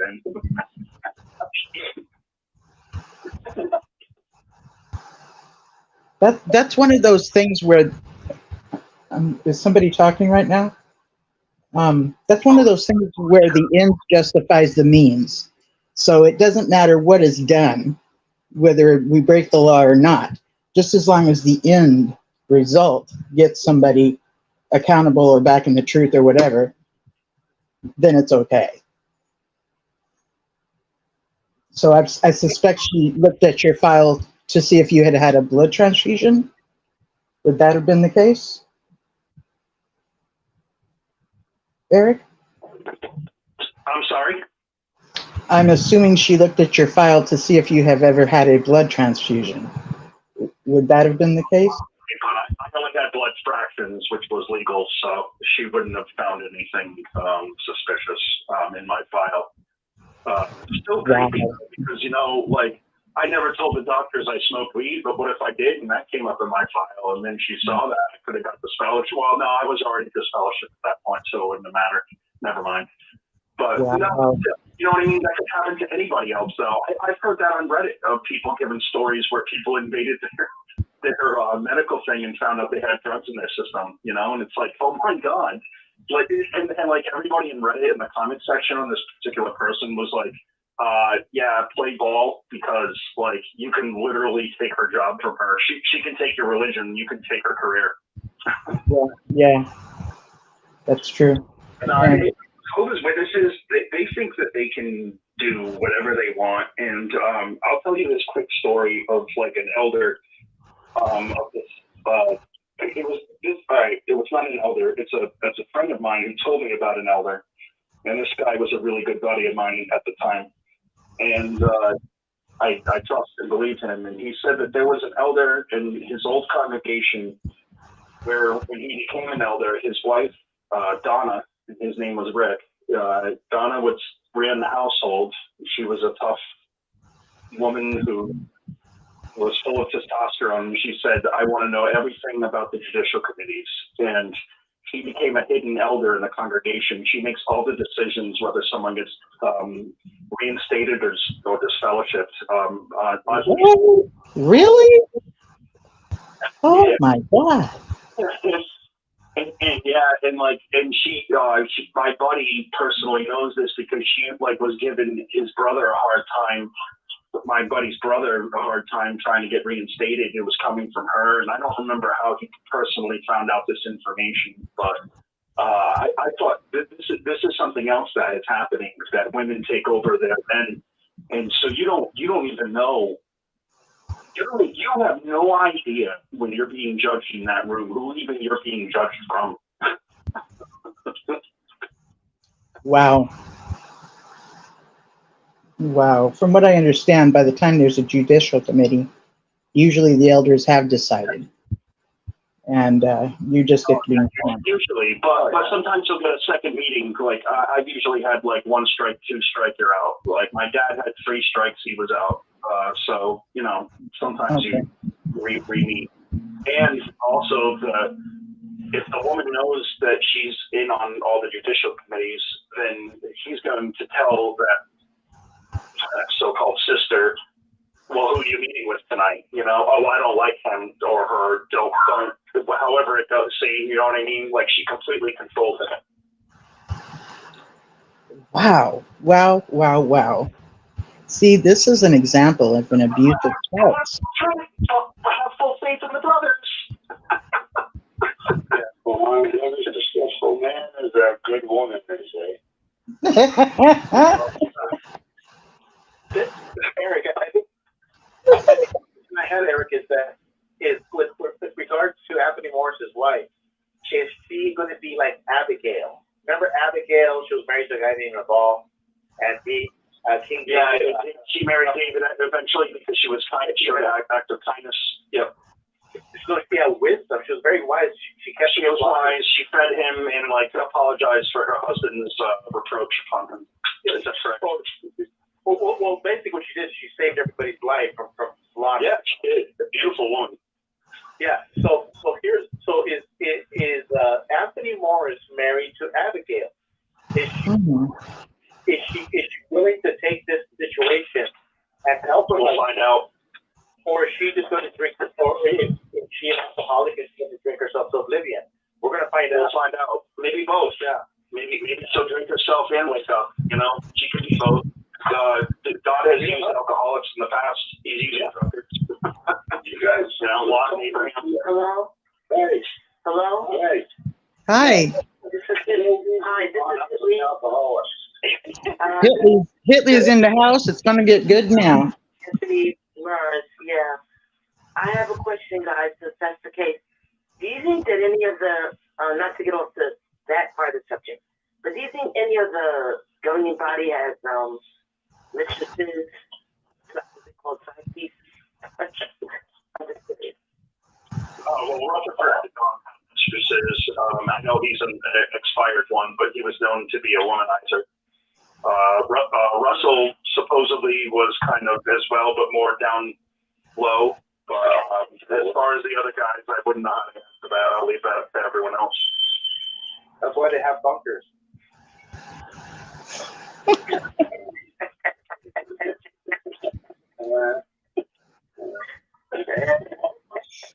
What happened to Ramapo stays in Ramapo. Yeah, the Jones with the Vegas.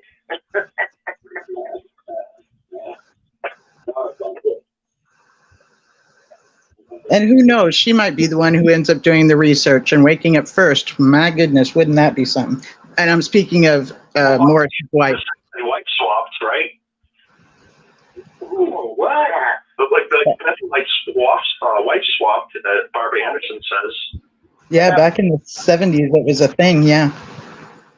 That was a thing. Who knows if that goes to the governing body as well, if it can go down, in Bethel, La, la, la, la, la, I don't want to think about it. Don't make me think about it. La, la, la, la, la.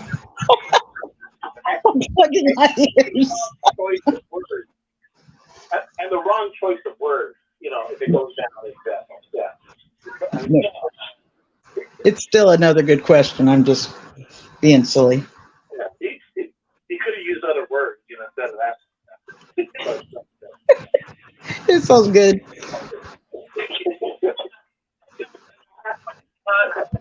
I believe it. Because I heard that there was. Yeah, that boy went at the top. I don't think Anthony Morris is a kid. I don't think Anthony Morris does not come across as a kid. Mark Sanderson, yeah. There's too many people talking at once. A 50-year-old virgin. A 50-year-old virgin.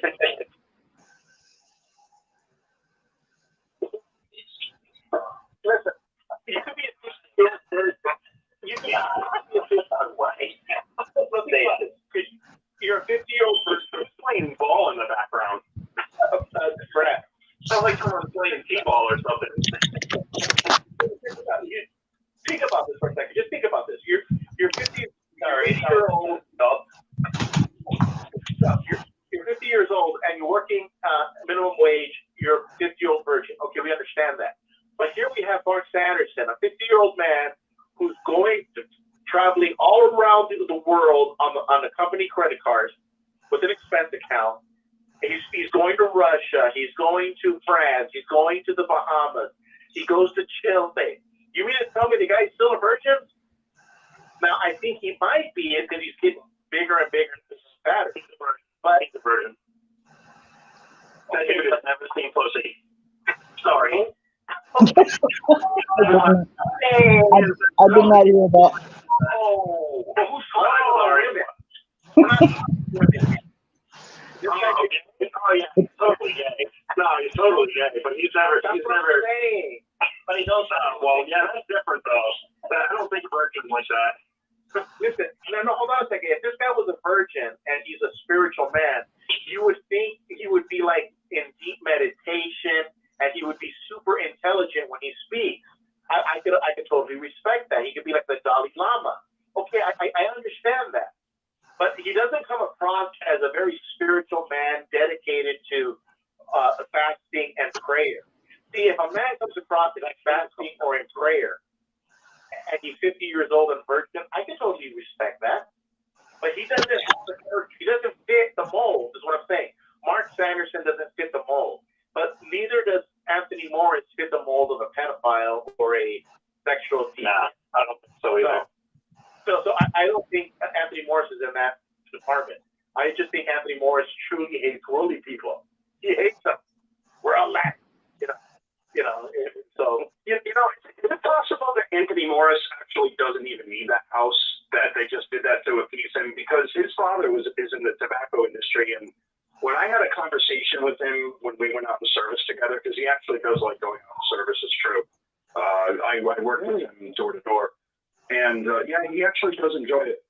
When I was out in the ministry with me, he told me that his father was rich, and he said that he would ask him. Now, this was a talk given longer, and this wasn't out in service. This was a talk that he gave that I got from some people that knew him, and we all kept in contact, and I got a recording of the talk, like a tape cassette. And he said in the tape cassette that my dad kept saying, they, what are they doing with it? Who's got all the money? What are they doing with all the money? And he goes, Dad, I'm a part of the they. It's not happening. Insinuating that he was a part of the corporation or company and that they weren't doing anything with the money illegally. I'm broke, But he also, but what he did tell me in person was that his dad was a millionaire. The company, and I guess come to find out, it ended up being a tobacco company. Was that his bio dad or his stepfather? I wonder if he's got an inheritance and he's financially set, and they just did this to appease him. And that, think about it. If you're wealthy and you just got a place to stay, incognito for whatever happens, that's a pretty good benefit and perk. And Eric, take care of the rest. You almost hit a home run. That was a triple. No, if it was a diversion on the apostate? Because they lied about everything else. You mean go get a setup for the former J Dubs? Because they lie about everything. Eric is right. Eric went all the way to third base, but what if they're always lying about everything? What if business lied too? And wow, Eric, man, that was great. Oh, thank you, man. Because I'm beginning to doubt that he even lives there. Right. It's one of his vacation outlets. I don't know. I'm just saying, anything is possible with these people. Time is the great equalizer.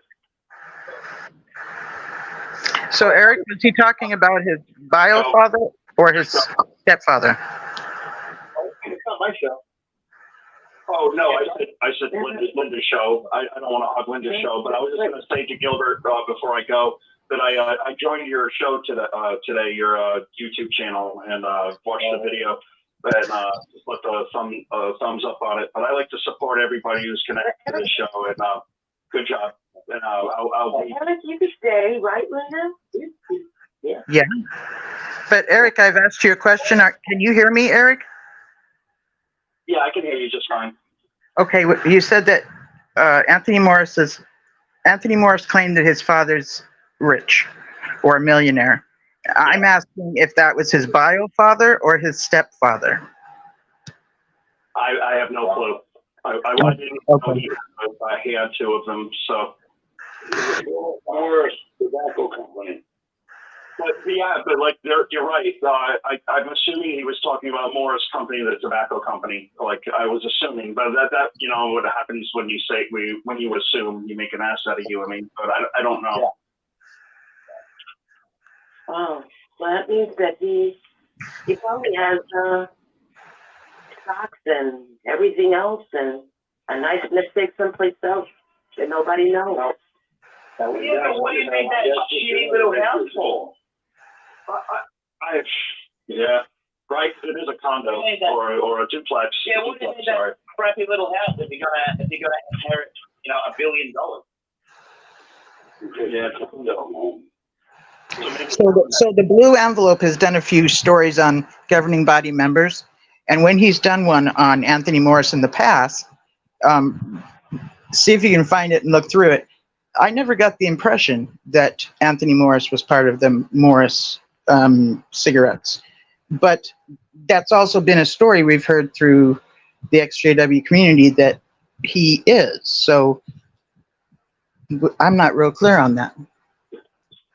Well, in this meeting, he admitted that his father was a CEO of a major company, and so he was obsessed with the money. Like he kept saying, "You guys are $1 billion corporation. Where's all the money going? What are they doing with it? What are they investing it in? Where do they put it?" And he's like, "I'm part of the they. It's not going anywhere. It just goes back to the people." But that was a line of bullshit. We all know that now. Okay. That's on record. I don't have the record anymore, but it was on record. He actually said that. It was on tape. Wow. That does actually sound familiar. Yeah. Yeah, it was a tape. It was a tape that was passed around, and I had it for a while because Anthony Morris was like a superstar even before he was governing body because he was a district overseer of my neighborhood. Okay. And it's funny because all these guys, like when they say cult leaders are charismatic, and it's like, are any of these guys charismatic? No. They're the most boring part. I fall asleep for them every time. If I ever need to fall asleep, just put them on. Yeah. Well, that's a technique too. Boring. The only one that's not boring is Stephen Lett, and he looks like an acid trip. So it's like, he's like.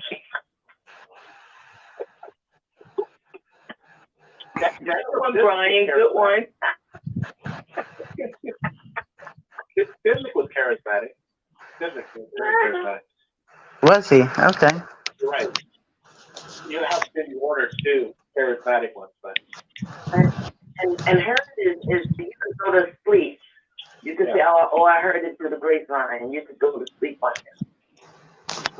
I have to think that you don't need to be charismatic to be a cult leader. You can be one of two things. You can either be super charismatic if you're the only cult leader, or you do what the governing body does and practice that.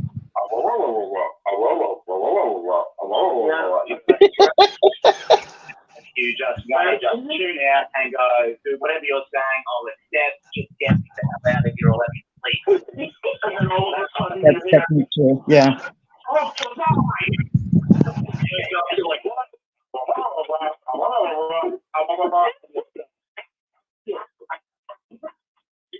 I think that first bit.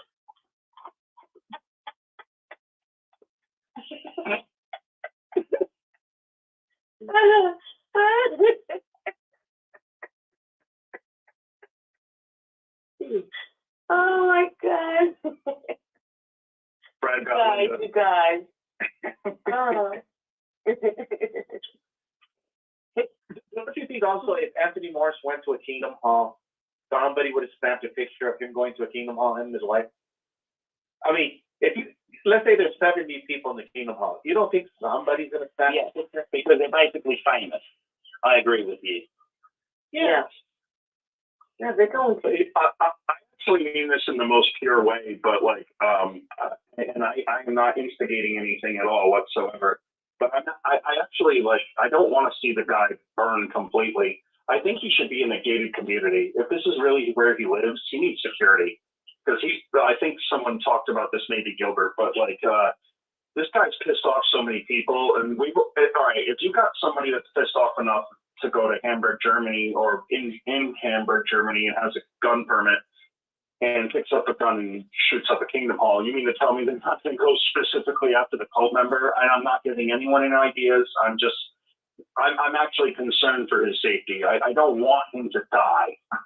You know, are the governing body even taking this seriously? You know, like if he really lives there, because like that's big. Yeah, I think this is addressed in like 2 seconds as well. Like it would not find this address. Like maybe that's the diversion.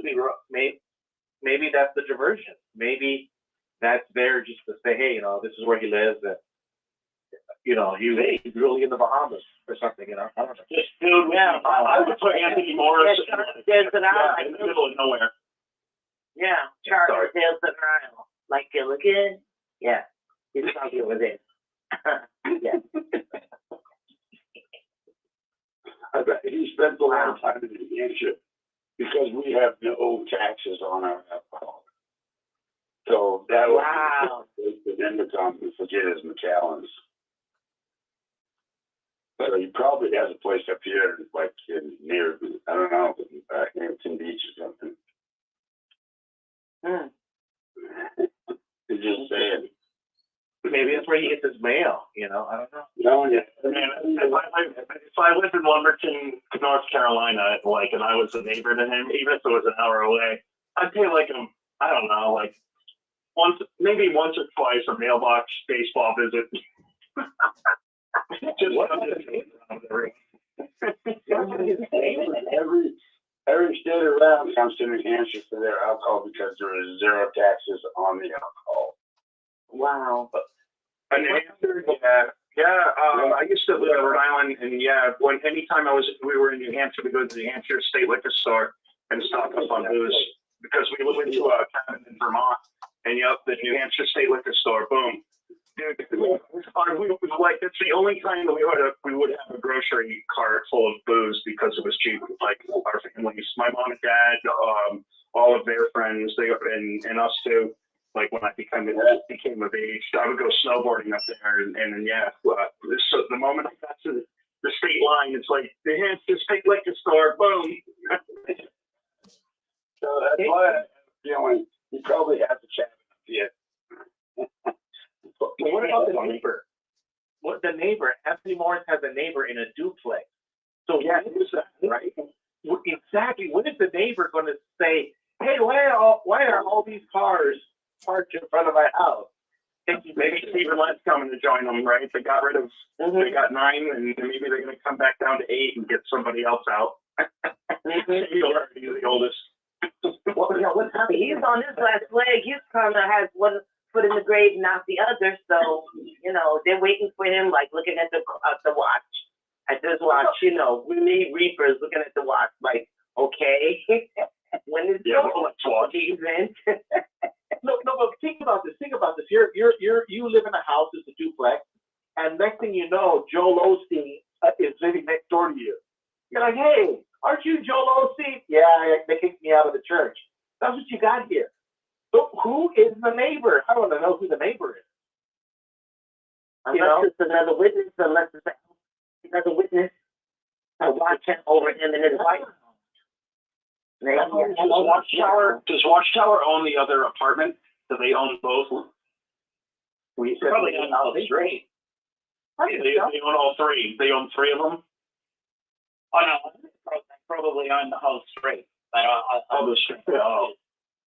I do not quote me on that at all. Yeah, they're in the real estate business now, so. We got more questions than answers, is what I'm trying to say. I think actually, Gilbert, you could be onto something with it not being true. It was so easy to find his address. It came out. Every single Jehovah's Witnesses is talking about it. People are getting 1,000 pizzas delivered to his house daily, or that's not good. Don't forget the part in Return of the Jedi when the general goes, "It's a trap." Right. Admiral Akbar. We're going to see a lot of return to senders at just unknown. Probably. Is that trap? Yeah, like there would be so much pranking going on. It doesn't make it seems like they've kind of left them out in the cold completely, if that's the case. But we're kicking him out. By the way, everybody, here's his address. Everybody that hates Anthony Morris, here's his address. It's like Carmen San Diego. It's like Carmen San Diego. Where in the world is Anthony Morris? Right there. Kind of like that. Right there. Okay, I'll do a video tomorrow. I'll do the video tomorrow with General. What is his name? General what? Yeah. No, Admiral Akbar. Admiral Akbar. Here. You keep talking about Star Wars, and I'm holding back, but I'm a Star Wars fanatic, so you better be careful. I'll correct you every step of the way. I'll turn the show. Tricky here, though. The Borg, right? Isn't that a good description of the organization, the Borg? Mm-hmm. Yeah. For anyone that likes Star Trek, I don't like Star Trek, but I used to watch it, and I like the Captain Kirk's Star Trek. But the Borg is totally what the organization is, because it's almost like they're not human. They're like part of the team, and they all think the same. They all think the same. Yep. It's futile, folks. Yeah, join us or die. Join us or die. Same thing. Join our cult or die in Armageddon. Yeah. Resistance is futile. Mm-hmm. That's exactly. And there's no Borg queen, but they do call the organization mother. Isn't that something? I read the whole dialogue on my show, Red Pills from the Watchtower, on a scene in Star Wars. I made everybody listen to it as I said the dialogue. But it's profound. It's a profound line. There's another profound line, and this is what Watchtower is going through right now. Princess Leia says to Tarkin, I can't remember his rank, but maybe Grand Moff Tarkin, she says to him, the tighter you grasp your fist, the tighter you make your fist, the more star systems slip through your fingers. And that's what we're experiencing right now through Watchtower. They are tightening their fists so hard right now, and people are feeling the pressure, and they're slipping through the fingers and the cracks and the crevices. Everything is slipping out. They're losing more people than they can keep in by tightening their grip, and they don't even know it. They don't even know that people are leaving. And they're trying to stop Zoom now. They're trying to stop Zoom. Yeah, see, exactly. Yeah, they're trying to make sure that's only elderly or infirm. And if you want to be on Zoom, you have to have a good excuse. because it's now trying to change the passwords and the ID codes, the passcodes and the ID numbers and so on. They really want in person, but there is no damn guarantee. And I said that myself as my alias on my other alias on the XJW Reddit, but there's no guarantee that by people coming in person that there's going to be any donations, because before pre-pandemic, a lot of people were not donating. I was one of them. But before, as I was waking up, I didn't donate to Watchtower. My family members, before a lot of them woke up, they're out of the organization, and they didn't donate to Watchtower. So just because we donated very little, we donated very little. Once in a blue moon. A little, right? Yeah. And that's true. Some of them did very little, but because, and excuse like I said, Rick and Susan, your ass is there, doesn't mean that you're going to give money to this organization, because they don't give anybody any money back. They don't help no damn body. No. I'm sorry, you guys. I digress. They do not. No, you're right. They do not help anybody. They help themselves. You're right, 100%. God damn it! I donated shit tons out of my pocket money.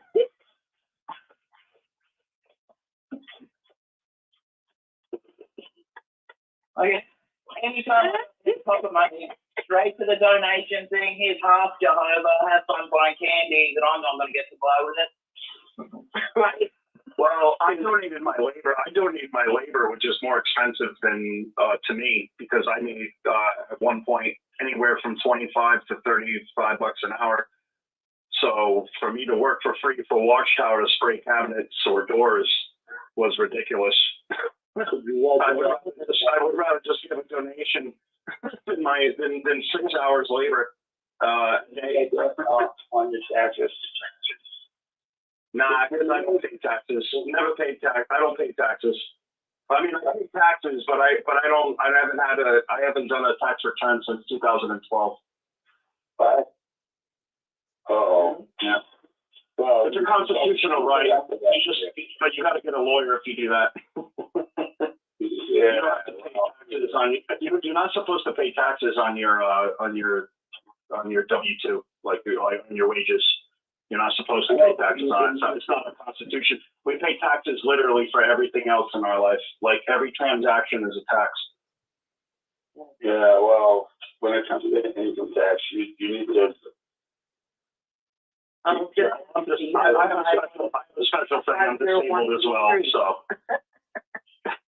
But even when I was working, I hadn't filed a tax return since 2012. I've been disabled 7 years, but yeah, the government don't bother me.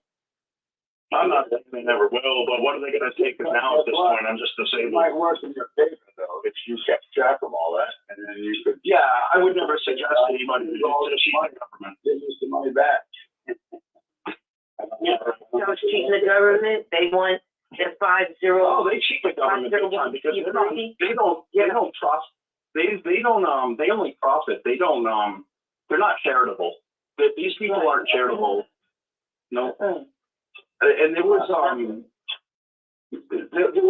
a post on Quora, and it said, and I talked about this earlier, but the person said that how do I get rid of Jehovah's Witnesses, like politely, and you guys should have seen the amount of comments. The person said that posted it. They reposted it and edited it, and they said I had no idea I was going to get this much attention. He had like 100,000 something friggin' views and thousands of comments, and everybody was giving experiences of how Jehovah's Witnesses were inappropriate coming to their door. You know, like they would close the door on them and put the foot in to stop the door from closing, and just all kinds of stuff. Everybody was giving testimonials, and I said, "You see, no, this is the information age. No, we can't fool." Alex Jones calls it the info war, and we can't. The info war is winning in a way in our favor, and you can't fool us anymore, cults. Right. I mean, they even have, speaking of cults, they have on Netflix, they have How to Become a Cult Leader on Netflix. It's a new series. It is, I mean, I was wondering if one of these days they were going to have the governing body on there because they had what's his name, Manson. They had Jim Jones. They had Marshall Applewhite, Les Twin. They had that other half blind guy, I forgot from Japan, and they had the Moonies. What's his name? Son Moon. They had about, I think it was a 5 or 6, episode, a miniseries. And it's narrated by Peter Dinklage, who played in Games of Thrones and on the Marvel movie. He did that, like he did the about becoming a tyrant, the other, Netflix show. But anyways, they're letting people know about these cults every chance they can get. Hey, you know what? About that tax thing that you're talking about, one thing that people don't know about the Jehovah's Witnesses and the taxes is, a couple decades ago, it was real popular amongst Jehovah's Witnesses not to pay Social Security tax. And what happens is, the federal government has laws for themselves and not for you. So if you work like a politician in Congress, you could say, I'm not going to pay Social Security tax. And what you do is they have their own. The politician has his own retirement account. So instead of 12% of your money, 6 yours, 6 in your employer, instead of 12% going into Social Security, you as an elected official put your money in an IRA, and that money is now yours. So you're making bank because you're making $100,000 to $300,000 a year, and 10% of that money is going into your account. So the churches go and they say, well, we want the exact same tax benefit that you as a politician have. So the church leaders can actually, if you're a church leader, you can actually qualify to not pay Social Security tax on your income, and then you have a self-directed IRA. Well, a lot of Jehovah's Witnesses back in the 60s and 70s said, well, Armageddon's going to come in 1975 and so forth, and so they started cheating the system. They said, well, I'm not going to pay Social Security because the end's going to come. But guess what they didn't do? They didn't put their money in a self-directed IRA. So my best friend, he was telling me about his brother-in-law, and he goes, hey, he's selling this car, but he's a Jehovah's Witness, so don't tell him you're a Jehovah's Witness. I ended up buying a car from him.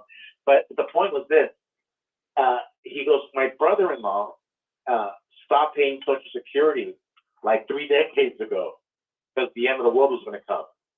But now he's in his 70s, and him and my sister, his wife, he goes, cannot receive Social Security because they forfeited Social Security 20, 30 years ago. And they said, we're clergy. We are going to have a self-directed IRA. So there's a lot of Jehovah's Witness elderly people that should be getting a Social Security check, but they're not because they were elders and they kept the money and they didn't have good financial planning. They didn't think it through. And that's like not getting a pension or anything. That's what some witnesses are not getting pensions and 401k and stuff like that. Wow. It's okay. If you know what you're doing from the get-go and you stick to the plan, the law is in your benefit because you're able to self-direct it. But when you're keeping the money and you're not putting it in your 401k, your self-directed IRA, and you're just keeping the money, guess what? Time accelerates, and now you're an old man and you don't have Social Security, and your wife doesn't have Social Security. And it goes to show the greed factor of these elders. They're so greedy, they want their money up front because Armageddon's going to come. And wow, if that's not karma, I don't know what is. Imagine having to explain that to somebody. If somebody, you got a financial planner in the 70s, and they're like, why didn't you pay Social Security? Because we thought the world was going to end in 1975. Imagine having to say that. And you were not putting $10,000 or $10,000 in a self-directed IRA every year. If you would have done that, you would be better off. Yeah, okay, makes sense. but they didn't do that. They're Jehovah's Witnesses. And that's the greedy part. They're greedy. And their greed caught up to them in their old age. That's how bad these things are in the Jehovah's Witness world. It's so, I've known a couple of old men that have done that. And, it's, you know, they're dying of their feet because they have nothing. They're making sure there's, I mean, bad enough, no college, no decent jobs or income, viable income. That's why a lot of them also get into those, what do you call, multi-level marketing businesses. You know, Avon and Amway and Tanisha Noni International and all these other things. You know, they're into Metaloosa and all that other stuff.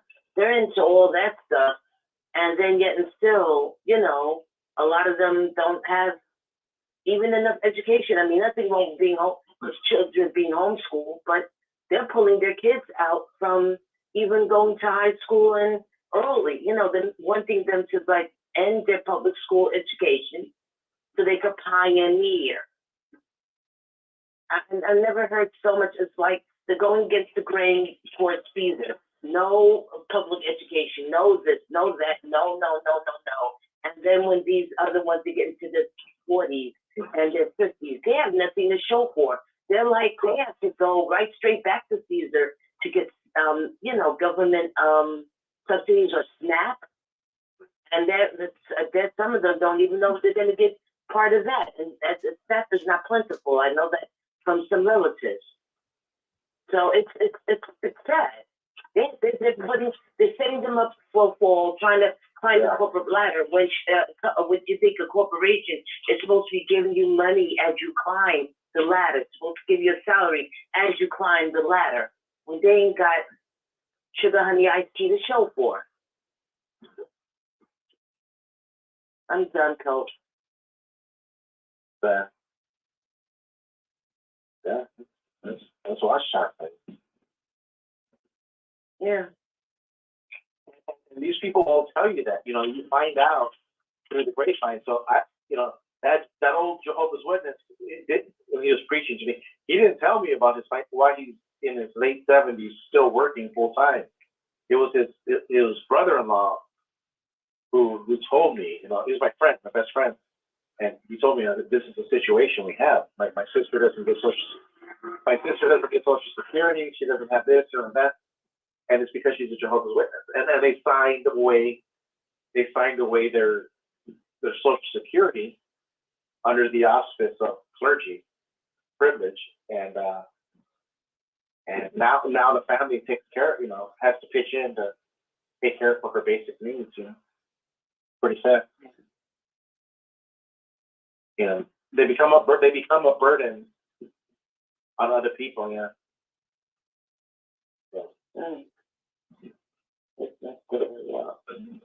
Yeah, that's messy.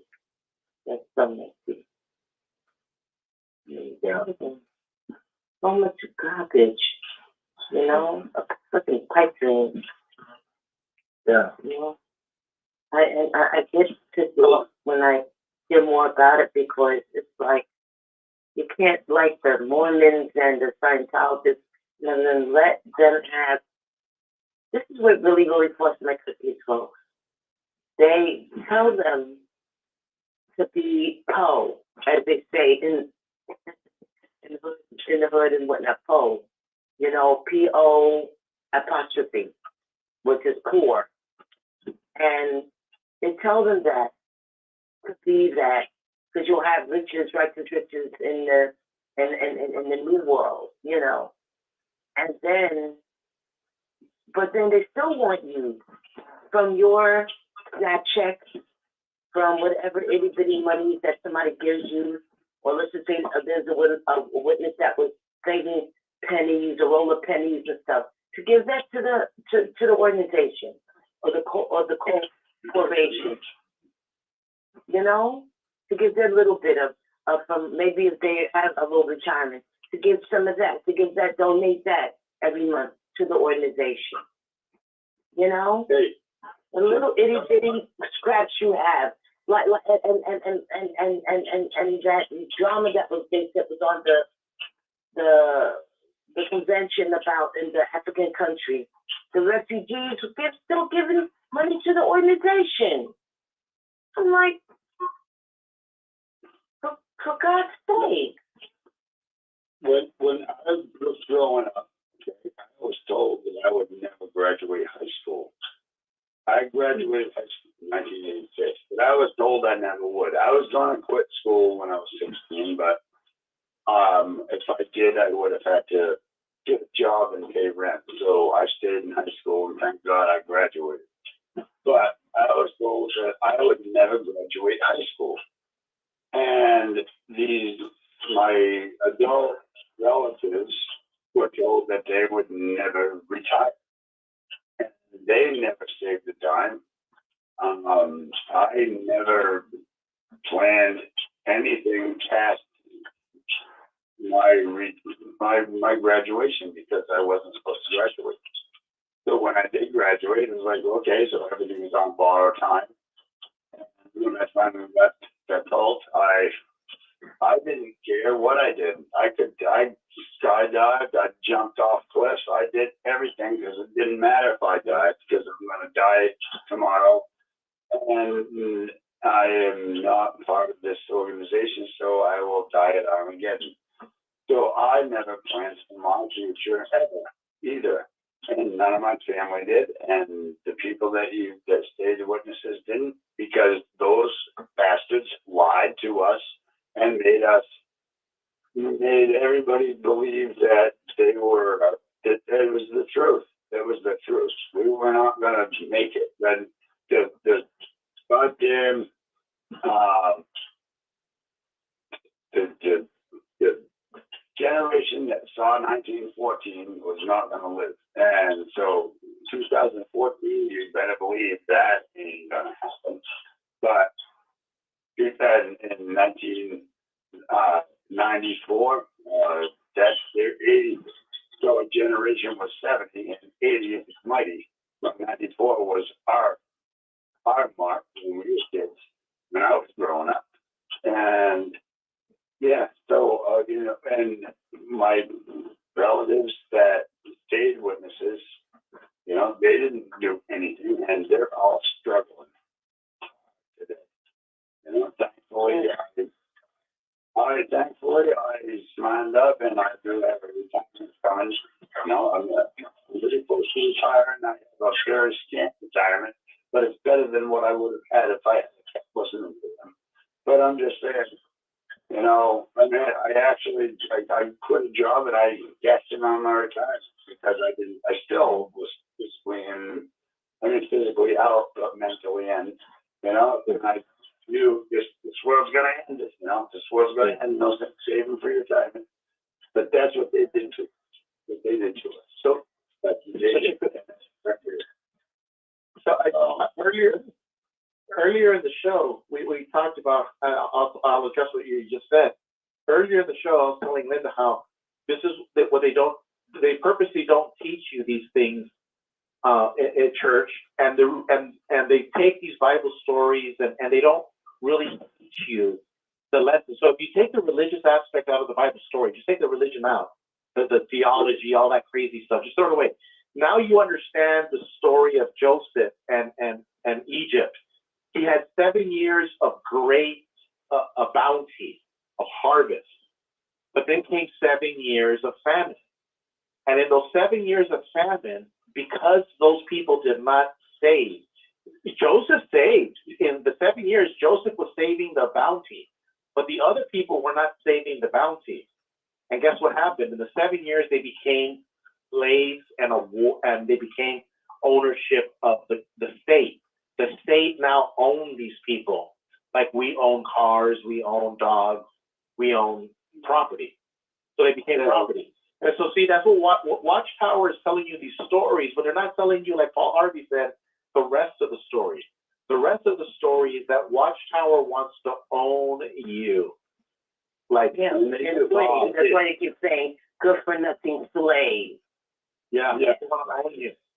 So when they're talking to you about the story of Joseph, they're trying to talk to you from some religious aspect that makes it's useless. But if you just read the Bible from a practical perspective, like, like I'm just going to read it in my bed, by myself, and I don't need your help.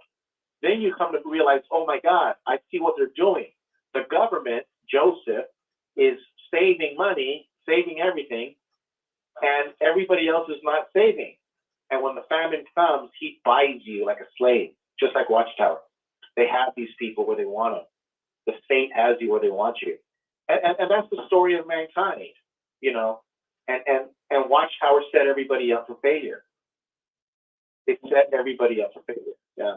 And some people come out and like you, and you're able to build back, but not everybody with that. But not wisely because I had no training in financial stuff. Yeah. So basically my company handles my 401k because I don't know how to do it. So basically I give them my money and hopefully that I will get some back. But if I knew how to control it, I could probably get more back. But I don't know. I don't know anything about it.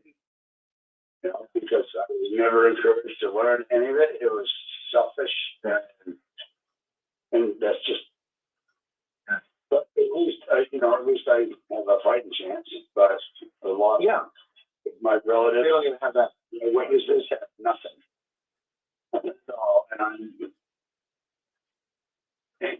No, and they don't care. They don't care because they're getting money out of the people that didn't have kids and the people that left all their stuff to them. That's like when that scripture in Psalms about begging for bread. And some of them are actually begging for bread because, not to interrupt you, but there's some witnesses that I know, even up to this day, asking for, like that song, money, money, money, song by I forgot the, but they asking for the OJs, yeah. That they are, brother, can you spare a dime? Like, I call it spare dime, spare nickel, spare quarter, spare 5 spot, 20 spot, and everything. And it's driving them out of their minds. But the driving them out of mind actually is the fact about Watchtower making sure that they don't have any money. Yeah, I mean, if there was play money, Watchtower probably asked for the play money, like for Monopoly games and Game of Life and everything. They will probably ask for that. And I will give it to them if I had it myself. I don't mean to, go into local metaphor, but I just sort of tell you, that they'll ask for every single thing, coins, pots of coins, and all kinds of things, like let's say about coconuts and stuff like that. They'll probably ask for all that, whatever has value, and change it into convert it into dollars, and they have it and we don't. Both that and not too long ago, they were free salesmen selling their publications that they printed, and they were making money off that. But now that they're not doing the staples, I don't know what their thing is now because the rank and file aren't making the money that way. They're making the money by leaving their money, and donating money. And before they were out door to door selling magazines, and now they don't do that. So they're making money in other ways. But those people, they did not set anything aside for themselves. I have many aunts and uncles and relatives that nothing saved. They expected, just like I did, that Armageddon was going to come years and years ago. And I didn't even think I'd graduate high school. And I graduated high school 30 years ago. And I thank God I'm still alive today because when I left that religion for a little while, I was very risky because I assumed that I was going to die at Armageddon anyways. It was very dangerous. They were going to make people, but that's what they did. They don't care. Yeah, look how serious this is. Look how serious this is, because it's okay if you don't have to save for retirement. Because my brother Jesse and I talk about this. And one of the things is the retirement. The word retirement never appears in the Bible. It never talks about retirement. Now, this is very interesting because retirement is a concept that's new in the 20th century, in the 21st century. Now, but here's the point. In the Bible and in other writings, what we learned is that a man and a woman, they have a family, and they have a lot of kids and grandchildren. And the reason there's no retirement is because even the elderly and grandma and grandpa take care of the children while their kids, are working. And the children benefit from the care of grandma and grandpa. And they also act as teachers. So they create their own ecosystem, right? And it's called the family ecosystem, right? So everybody knows, hey, we're going to take care of grandma and grandpa, and we all share the burden. And so there is no need for retirement. There's everyone is always working together. But now we're living in a different world, and I'm not saying it's better or it's worse. But what Watchtower, they set everybody up for failure because now they say don't have children. Well, if you don't have children and you don't have a retirement and you don't have this, then what do you got? Well, you got nothing. See, they're hurting you on all angles. They're destroying. They're destroying the whole family structure because all of a sudden, grandma and grandpa wake up and realize this has been a crock of bullshit. Now grandma and grandpa are like, guess what? I ain't following this religion because they lied all my life, and now I'm finally realizing it. But my grandkids, I'm sorry to say, I indoctrinated them and supported them, and guess what? Now they won't even talk to me. So they are not going to help me. Now tell me that Watchtower is not satanic. Tell me they're not satanic. It is. 100%. It is. Oh my God, it is. If I have seen some videos where it really, they have a very good argument for how satanic that is, but it's not widespread and it's not widely acceptable. But I wish somehow that would be a little bit more looked into, because I do believe it is satanic. But they have just so goddamn whitewashed and so many lies that you can't prove it. You can't even suggest it without being ostracized. So, but I do believe between me and you, they lack the courage to accept the truth. The courage, you have to have courage to believe that Watchtower is satanic. And a lot of people don't have that fear, courage. obligation, and guilt. Yeah. They are so goddamn wrapped up with fear, obligation, and guilt that there is no room for courage. No, there's no room for courage. Yeah. When you finally say yes, Watchtower is satanic, it all makes sense. It all makes sense. It to me and to you, but there's no way you can convince them. No. If you can suggest it, then you are the satanic one. Yeah, there's no black and white way to prove it. It's quite a whitewashed situation that it's very hard to prove. But once you really get into it, yes, I 100% agree with you that it is satanic. I really do. I totally believe that it is more satanic than any friggin' Ouija board that we've ever encountered. Oh, yeah. Yeah, I do remember going to the mall and feeling like, holy crap, I felt so, it was like, this is the evilest place I've ever been. And just because it's totally satanic. I know it is. With every fiber of my being, but I can't say that around my kids, and I can't say that around most people that I know, because they're going to think that I'm the satanic one. You know what I mean? Well, and that's just not what you say. Well, it is satanic. The quote Forrest Gump. Remember Forrest Gump? Satanic is what satanic does. Yeah. You know why it's satanic, brother?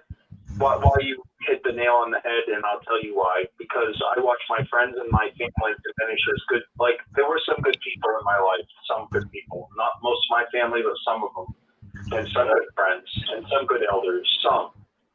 And now they're gone.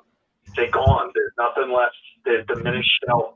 The Shepherd the Flock of God book has distorted the hearts of these men, and their wives get affected by it, and it's caused a cancer upon the earth. And once I found a good in the person, I can't find good anymore. And Desiree and I, we were in a really unique situation, a bad situation where when we got married, all my friends deserted me, and there were only two men that we were close to, and one of them was a newly converted Jehovah's Witness. He had like a grandmother in it, and the other one was a guy that was like fourth generation like me, and we were the outcasts. So we became a Fantastic Four.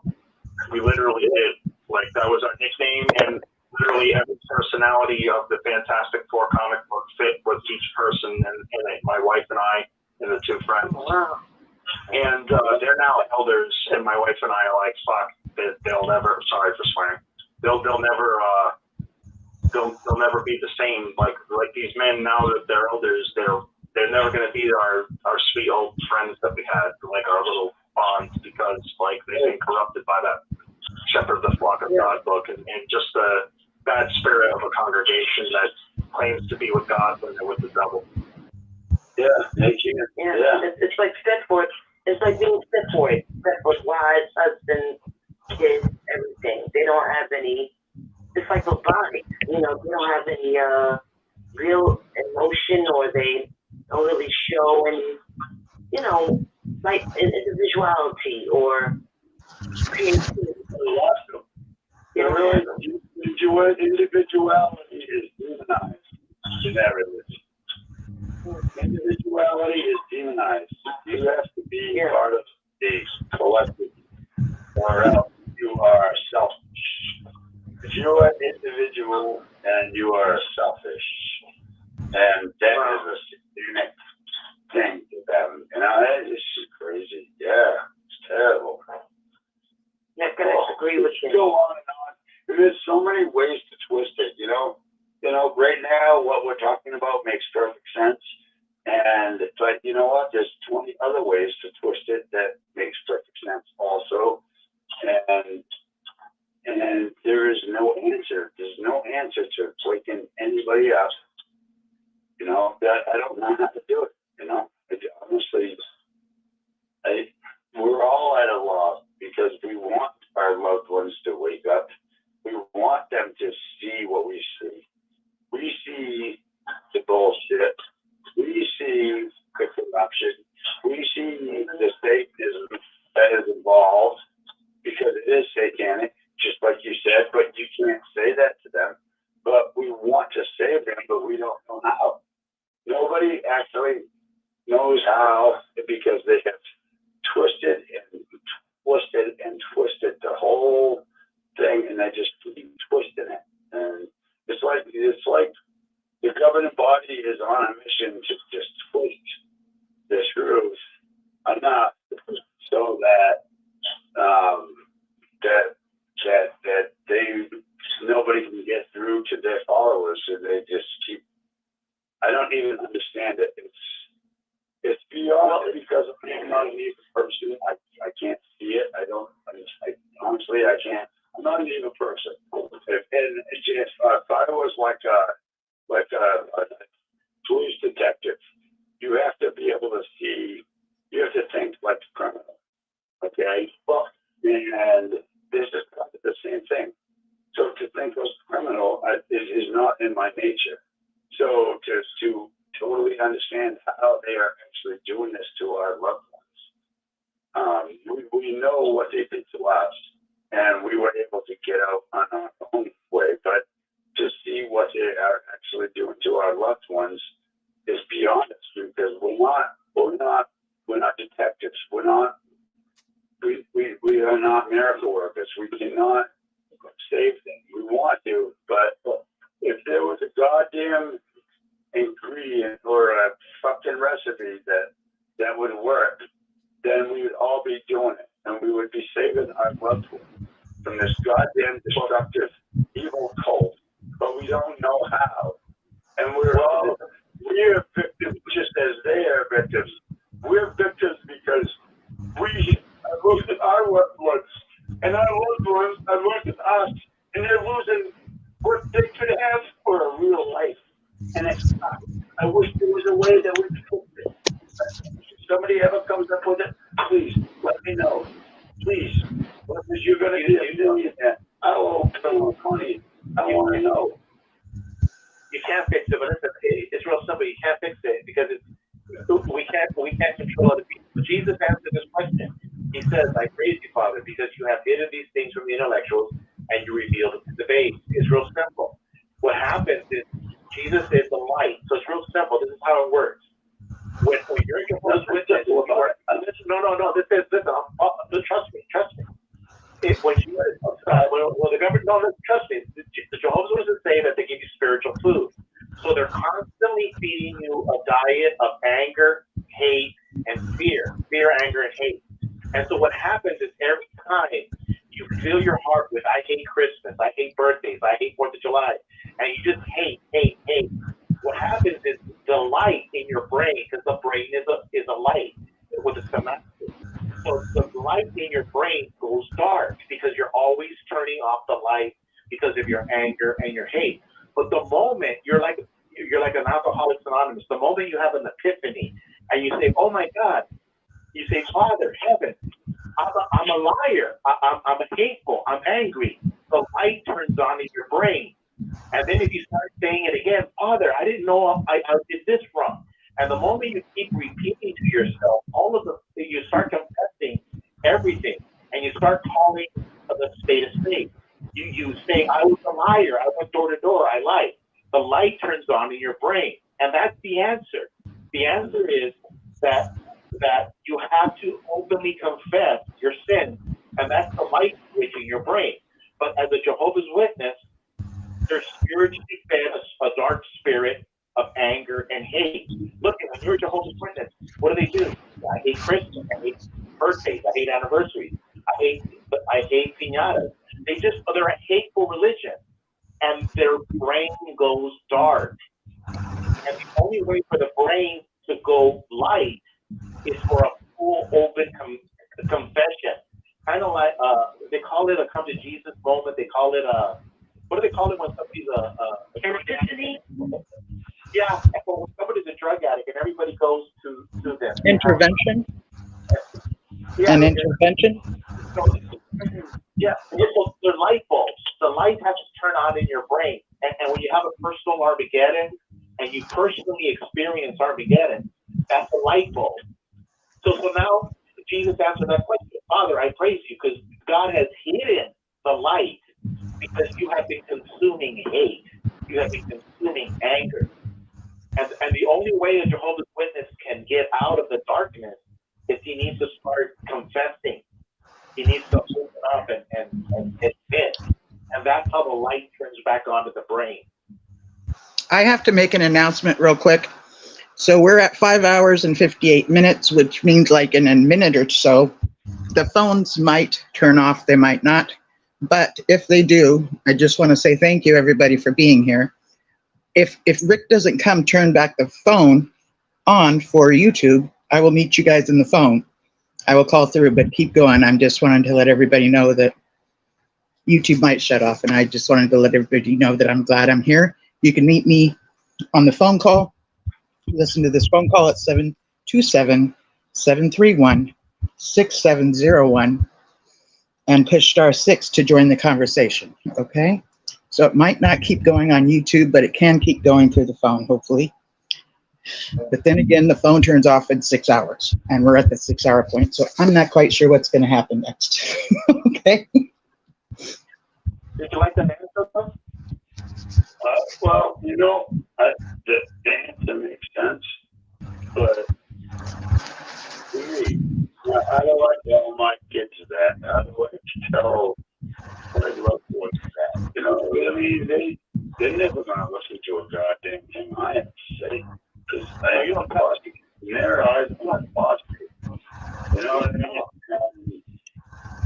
Yeah, you don't tell them anything. You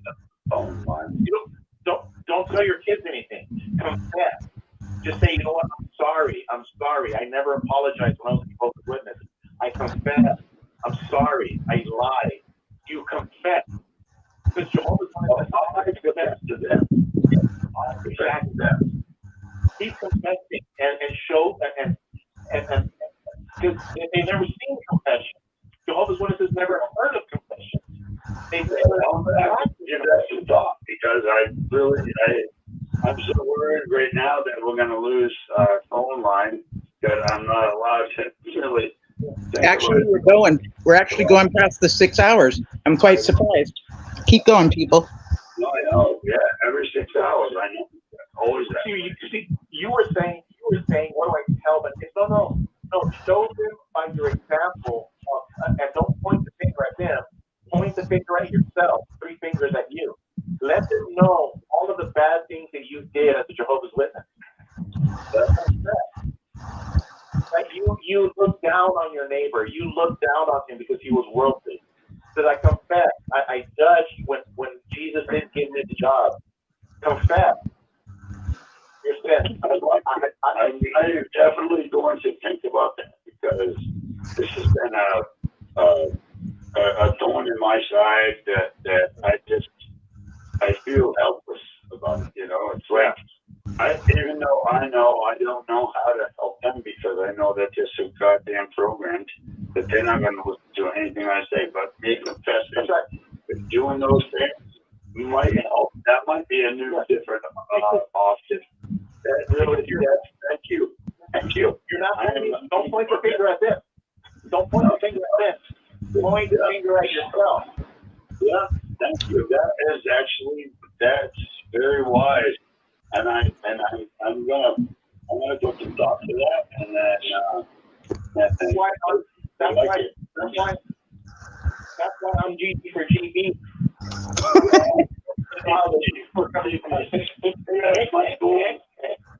Definitely. I have some advice as well. God damn it, you do. You have my goal. And that's bad. Yeah, well, I don't know how to wake people up. Not to wake my family up if I did know that. But one thing I do know is when I woke up on my own, like most people do, I needed someone on the outside. Your family may not be awake now, but if they wake up singly, like by themselves, at least they have you waiting on the outside, ready to help them and show them how to live life. But they're always being completely lost, like I was. My problem is that I tend to overdo it. They get to they don't want to scare me anymore because I don't get ready next time. I go overboard and they're not prepared to hear, even though they agree that they are so goddamn programmed that anything that I say negative, then here I am. Yeah, well, when you're on the inside and you meet someone with your passion, you don't see passion, you see apostate. As soon as you start waking up, you realize that apostates are just very passionate ex-witnesses. The person that you thought was overwhelming you with this whole anti-Jehovah's Witness stuff is actually helping you realize, wake you up faster, help you deal with problems that being raised in a culture has done to you, and all of that sort of stuff. You know what I mean? I'm trying to make sure I'm in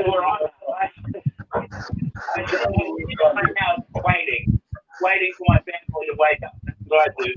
And I say, oh man, what do you know about 607? I can go, oh, I know this.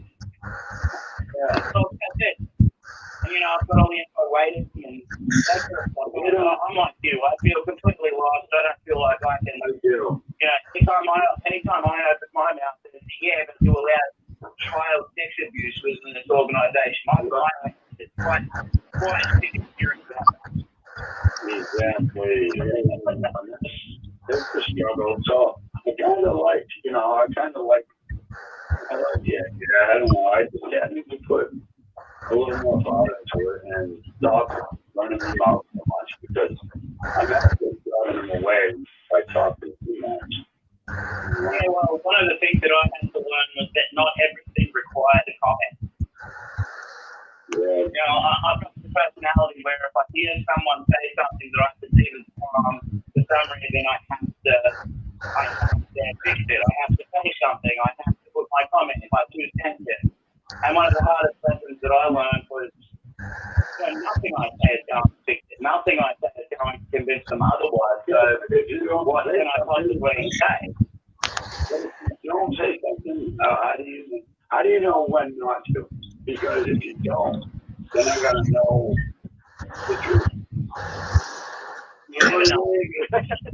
Yeah, through trial and it's like yeah. Well, there's more than one person, don't say anything. I will try to learn from your mistakes and try not to make the same mistakes. And I made many mistakes, and I just don't want to keep making them because I want this to be done. I really do.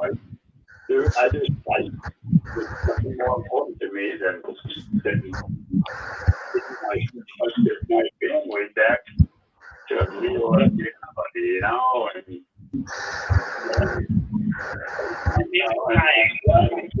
I am very thankful for this community and this I don't know what you call it, but this format, being able to yes, it's a family and a community, and to be able to shoot ideas at each other and to say, hey, fuck shit, you're doing it wrong.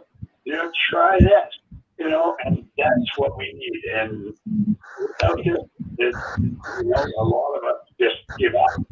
And I'm not giving up, and I am looking forward, and I'm counting on this community to somehow I am going to find the right way to do it in the right way. And then when I figure that out, then I'm going to share what I learned with other people so that they can avoid the mistakes that I made and they can do it the right way, because we have a lot of people to save from this destructive. We know our loved ones that we know, or you would not still be in your situation putting up with the bullshit. You know you're right, and you know they're wrong, but you just don't know how to convince them. Now I know I'm right, and I know they're wrong, and I don't know how to convince them. But together with all of us, somehow we're going to come up with one way that will work. That's what I'm hoping. Well, I'm looking forward to that. Me too. Guess what? That will be our paradise, because I will get to come over to Australia and see the most beautiful country in the world, as far as I know, as far as everything I've heard, and I can eat my brother bread. Yeah, damn right. It's really awesome, This is great, and thank God for people like Rick Farron that just keep that shit going, and Foster Bay. And Linda James, burning the midnight oil. Oh, wonderful freaking people, and Jesus, he can get on your nerves a little bit, but if you're a normal person, you can understand where he's coming from, and you listen to his lyrics, and that man is full of wisdom.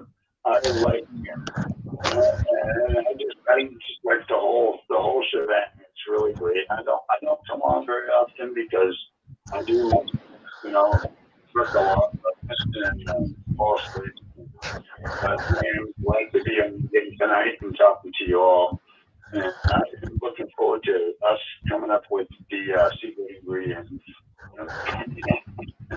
Maybe we can add that.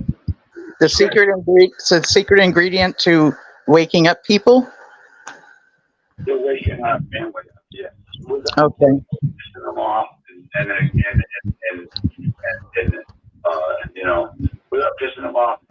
dominating them or anything like that. Waking them up in a good way, a good, healthy way. Exactly. But without pissing them off or pushing them away. And that's what I've so far have accomplished. I piss them off and push them away. I've done the same thing. And with different people, different things work. And, you know, like when you get to hear testimonies and stuff, you'll hear that it wasn't it wasn't this or it wasn't that. This was my thing. So you'll hear different things and different circumstances that help people wake up. It's very unique. But there's something that Stephen Hassan suggests, and that is to talk to somebody in a manner of, like, if they were recruited, talk to them in a manner of the things they like to do before they joined the cult. Or, he also talks about believing that someone's real identity is dying to get out underneath that cult identity.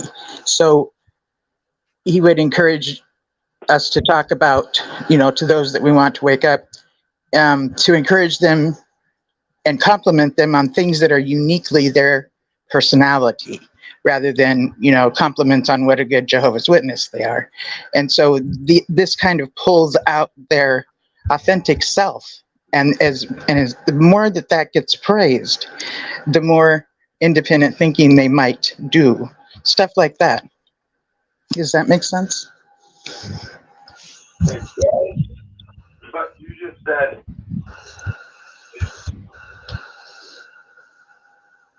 impossible for my situation is talk about things that they were interested before they got into the cult. Right. Now, my kids, I brought them up into this boat. They were born and raised in. They knew nothing else. Mm-hmm. I can't talk about anything that they were interested in before. And as far as they're concerned, the fact that I no longer believe, even though I was on the fence back then, that, nothing I say has any merit. But that's the only thing. I agree with as far as somebody that knew was brought in after they already had a real life. Yeah. It definitely helped with the situation. Yeah, that does make sense. And also, too, love is always louder. So having that, just the way that you are loving, which is totally different from, demonized, demonized and all these words that get associated with apostate. I believe that love is louder and that it will speak louder than all these names that have been put on us, mentally diseased and all this stuff. I think it's good to confuse them with that kind of stuff, because that's one of the things that's really amazing when people wake up. They're like, people out here aren't that bad,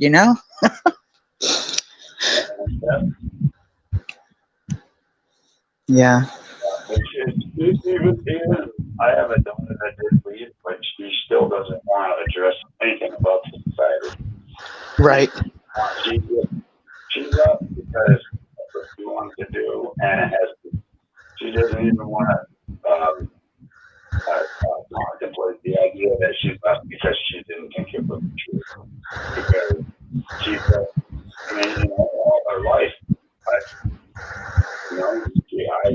she was told by her parents and everybody she knew all her life since the day she was born that this is the truth. The fact that she had nothing at all as far as she knows. And I'm sure it has a lot to do with doubts that she had, or she wouldn't have done it. But she doesn't know how to acknowledge any of that, And right now, she doesn't. Anytime they ever bring up anything about the witnesses that even off, that she feels like she still feels, she is dissociated. She feels like I am cutting on her face, and she doesn't hear it. It's really weird. It's weird for me to wrap my head around that. It's like, oh my God.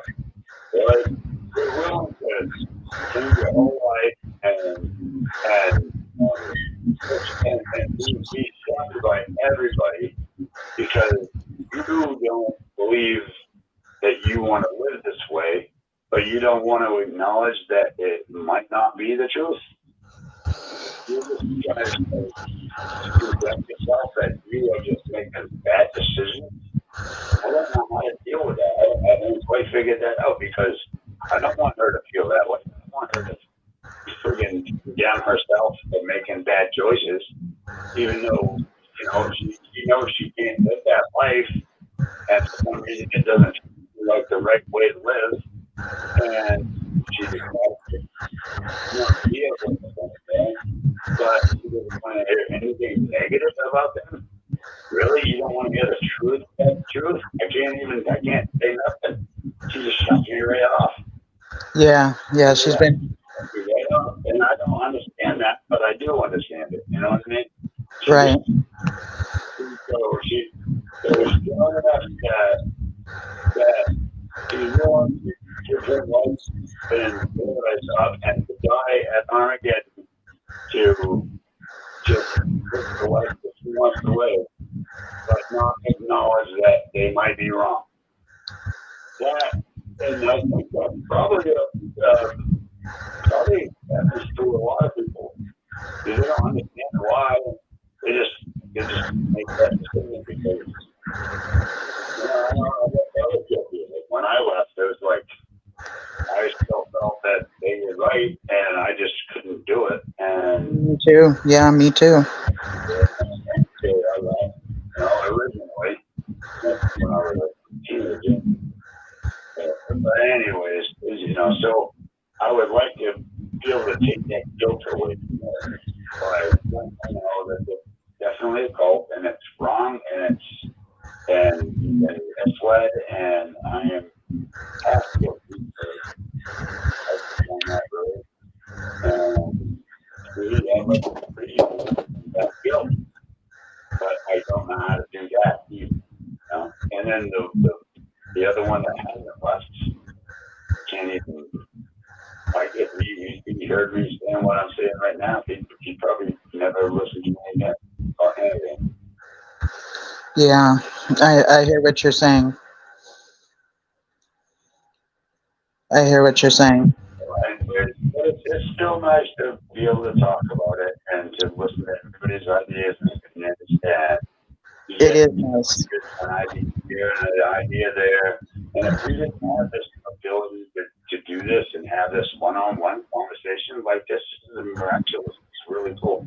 I think it's really helpful in our healing. I mean, just being able to say, me too, like I get it, is so comforting and so reassuring that you're not the only one going through it and that you have support and you have empathy, Yeah. I had some correspondence with somebody on some letter and waited another 2 weeks to hear something back. Can we get back? You know what can help?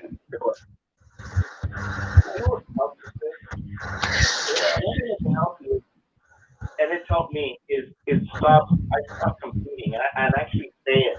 I had a family member who's Jehovah's Witness, very close family member, and I told her, I go, am I the same person now that I was before? And she goes, no, you're a different person.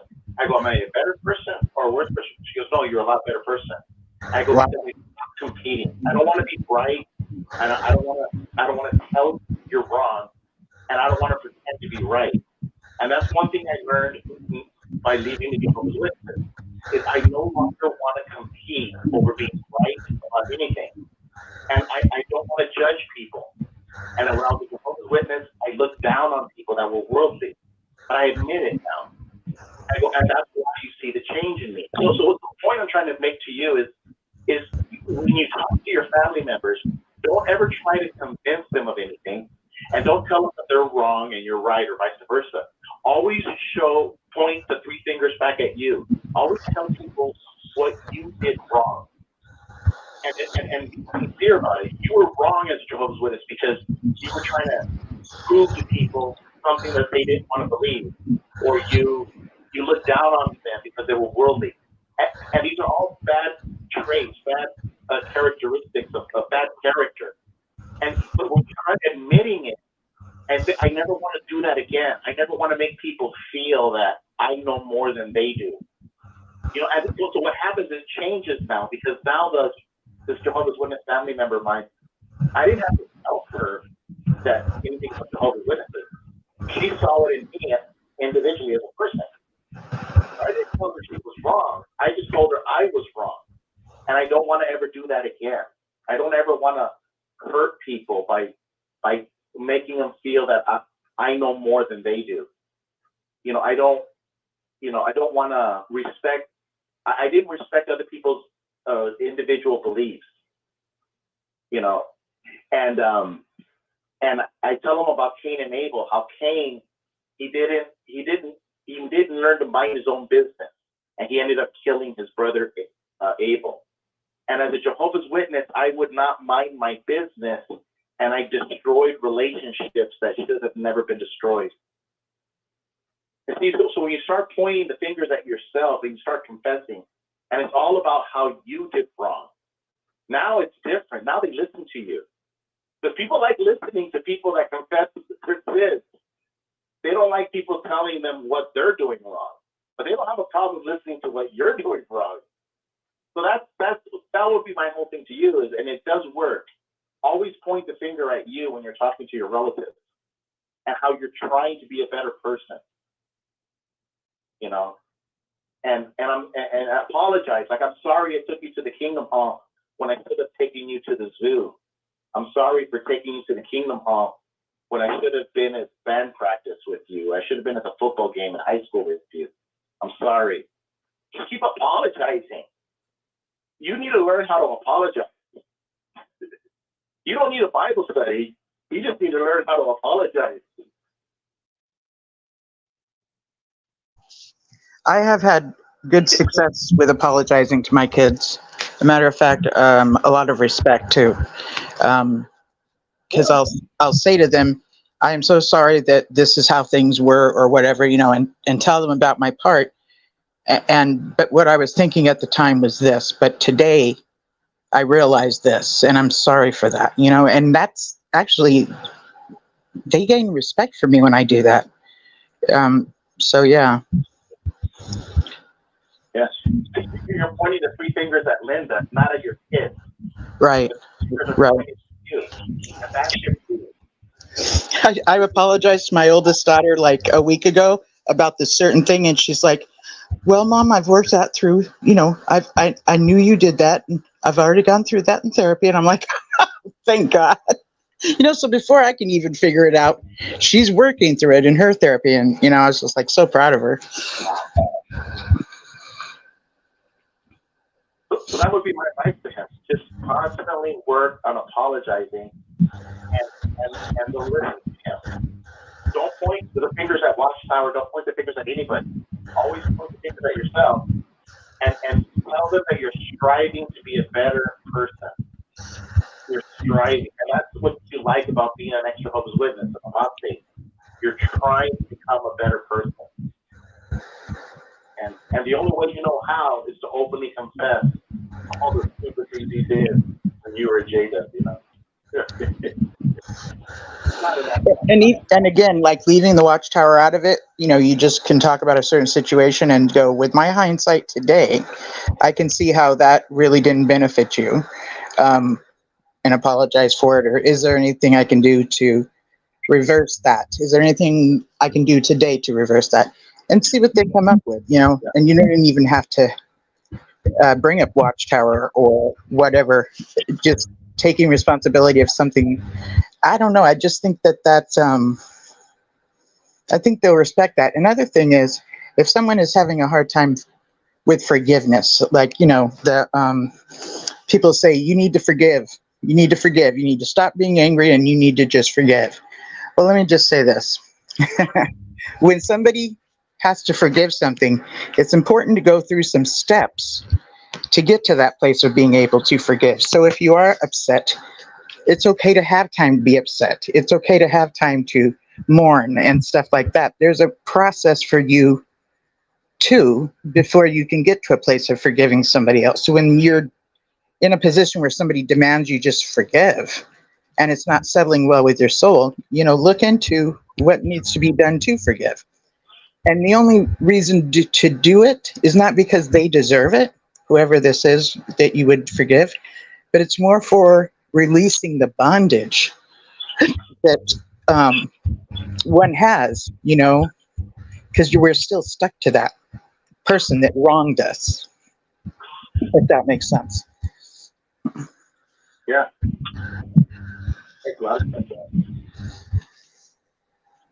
So, I'm very thankful when you show up, Tom. yeah, Tom. Tom was looking for an answer, and there really is, like you said, no real answer. But the closest thing we can get to it is looking at letting other people know that you're looking internally. The three things that you and they'll listen to you. They're not going to listen to you when you're pointing the finger at them, and none of us do. And I think that's part of the human nature. We don't listen when they're pointing the finger at us, unless it's a gun, right?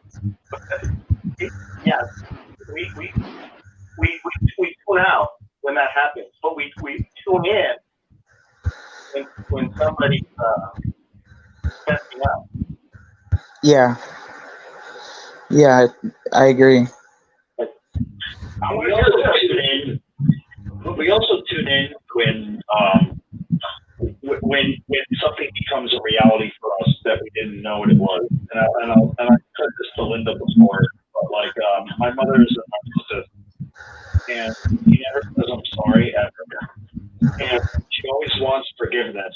So I taught my mother with a metaphor, a physical metaphor, and I kept poking my mother with my finger on her arm, and I said, "You gotta forgive me, because we're Jehovah's Witnesses. Forgive me." And I kept poking her. I said, "Forgive me," and I kept poking her more intensely and getting a little more physical, not abusing her, but just I just kept poking at her, and I said, "Forgive me," and I kept at it, and she goes, "Okay, I get it. I pray." Wow. Mother basically had like a child moment with me where I had to teach her that forgiveness doesn't matter unless you're really sorry.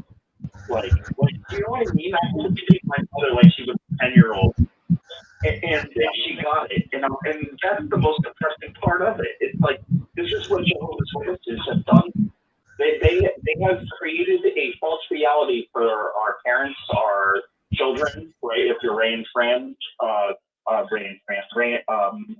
Fran and Joe, they have kids that are shunning them. On all spectrums of the family arrangement, we have people shunning each other. And when you really look at what just that simple analogy that I did to my mother, it even if she's stupid enough to not really get it, the meaning of what I got, she did get it in the moment.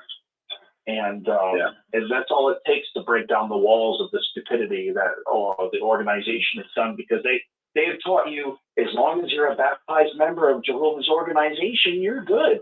It doesn't matter you beat the shit out of your kids and hurt them to get them into a place where they need to smoke weed or they're alcoholics or that they just doubt this organization so much on the abuse that they get this fellowship. It doesn't even have to be a sin. It can just be disagreeing with them. But I thought I would just throw that into the mix, you guys. I told that to Barbara Anderson. I think it was last week, and her eyeballs opened up because I told her, she was talking about her son, and I says, well, you need to remind your son that you're the one that wiped his butt when it was filled with, doo-doo when he was a baby. You're the one that fed him when he was crying. You're the one that took him to the doctor. And all that time, the governing body was nowhere to be found. He's going to listen to the governing body, and he's not going to listen to the woman that wiped his ass when he was a baby. And we have a problem here. We have a disconnect here. And remember, Linda, we talked earlier about spiritual adultery. That's the spiritual adultery that you'll listen to strange men, but you won't listen to the woman that wiped your ass when you were a baby. You won't listen to the woman that breastfed you and kept you alive. And it's sad that we have to talk this way. But, that's reality, though. That's reality. They need to hear it. Yeah, they need to hear it. Yeah. Stephen Lett didn't breastfeed you, buddy. your mom did. Listen to your mom. Yeah. And it goes back to that, brother. Yeah, it goes back to them being satanic. They're breaking the bonds of family. At the end of the day, and you just got to drop those seeds. But yeah, when they hear that, you see, you got to simplify it in a form that when they're in bed, they're going to be thinking about that. If Barbara Anderson ever told that to her son, he's going to be in bed in his pillow, and he's going to be thinking, "Yeah, my mom did wipe my ass." He can't forget that. It's simplified. You have to simplify the message. And Jesus was the master of that. He always simplified everything. It's the most basic form. Like, look at this, but he simplified it. And that's where the answer is. It's always in the simplicity. Like Eric did about the poking his mom. It was very simple. He kept it in a simple. He could have talked for hours, but he simplified it.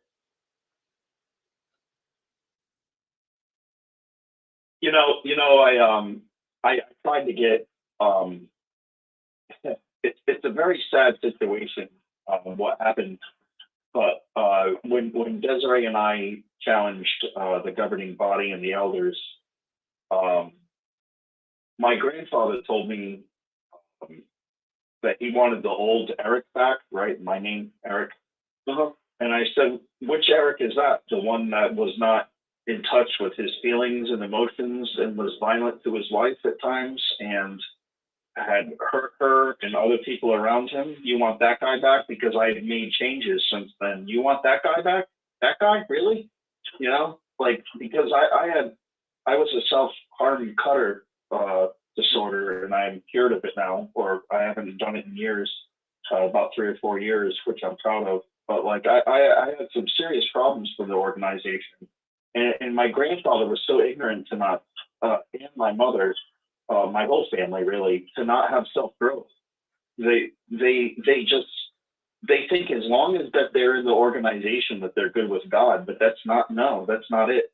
My grandfather lost his father at a very young age and had to work hard for the family, went to the military.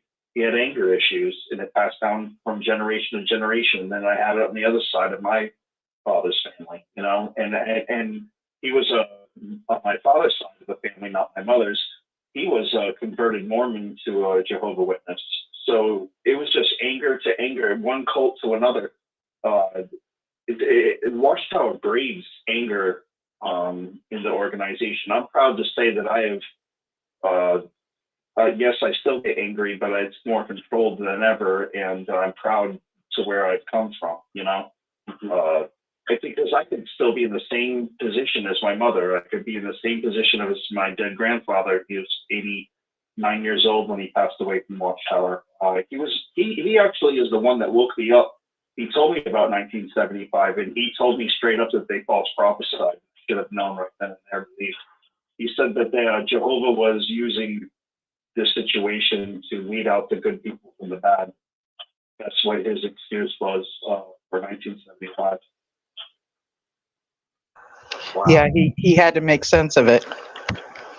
That would be a good explanation, And then after 75 came 1980, which was the time of the purge. Oh, I don't know about 1980. I have to research that. Yeah. So there was a purge about 1980, and that was around the time that Raymond Franz stepped down. Okay. Yeah, okay. So that's what he was talking about when he was talking about that with me. Because he said there was a massive, he said a lot of people left, and he said that was the test between, was Jehovah's Real Witnesses and who wasn't. And that's a great explanation for those that saw that the prophecy failed and said, I'm out of here. And then the leadership can be like, well, they never truly believed in the first place. So, and makes the ones that are still there feel good about themselves for staying there and, still being faithful. I've heard the terminology that our faithfulness shouldn't be based on a date. Well, since 1967, that's what you've been talking about. 1975, October or September. And then they give us that story about, well, you shouldn't be, relying on the date. Come on. They did that to us. Was it Fred Friends. I think he said, In the year 1975, Jesus Christ, and 1,000 years from there, in 2075, we will be in the new order. Oh my God, is that an imitation of your grandfather? no, that's the imitation of Friends. That was almost spot on. You're talking Freddie Franz. That was amazing, dude. Oh my God. Oh my God. That dude was a trip. Yeah. I've listened to these guys too long, and I can imitate some of them. That is too cool. That's what I actually thought when you were first saying that, and I'm like, I better ask if he's talking about his grandpa first. That's exactly what I was thinking. Freddie Franz. I was thinking James Cagney for a while. The Wizard of Oz. Yeah. I think Fred Franz might have been a bit autistic. Because people will talk about him like he was quite unique, you know? And then sometimes you listen to his talks and I don't know, you know, it's just a thought. My imitation of Fred Franz is like this kind of like 1940s, 50s gangster talk where you're like, yeah, Shane.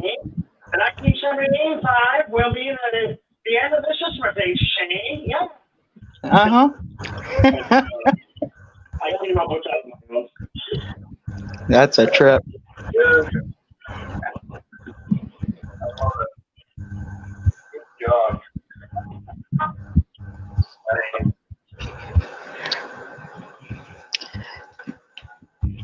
My latest thing to look into is Nathan Noor.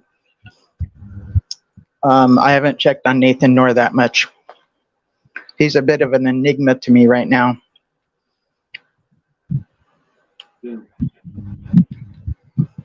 Hey, Raymond Franz was what Ronald Reagan, he said one time, the problem with our liberal friends is everything that they know just isn't so. I think that's what he said. What happens is you're dealing with a character defect in certain human beings where everything that they know just isn't the truth. They know a lot. It's just everything that they know is not true. So that's Freddie Franz. He knew a lot, but just everything he knew was not true. And he was stuck in a religion that would not say I'm wrong. Kind of like, remember the Happy Days where the Fonz could not say he's wrong? That was Happy Days came on Thursday nights. I never got to watch it. And I never got to watch Welcome Back Carter either. I was so bummed. And it goes back to what we talked about earlier about Elvis Presley and Michael Jackson. They were surrounded by yes men. So this is Frederick Franz. He's surrounded by people that won't tell him that he's stupid. It's like, dude, you know, everything that you know is just not true. But they're like, there was a skit in Saturday Night Live when he was playing Frank Sinatra and Edie Gourmet and Steve Lawrence right next to him. They go, "You tell him, Frank. You just can't be Frank Sinatra's butt. You tell him, Frank. Yeah, Frank." And that's all he did. They were just ass kissers, and that's what. This is what happens when you got governing body members. That everyone is just kissing their ass. I'm sorry. And yeah, it's true. And Raymond Franz says, "Yabba dabba do," and the crowd starts to clap. Oh my God, he said yabba dabba do, you know.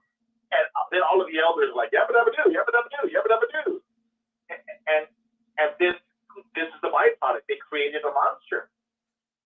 You created a monster. It's no different, Linda, because you're a mom. If you never tell your kid no, he becomes a monster.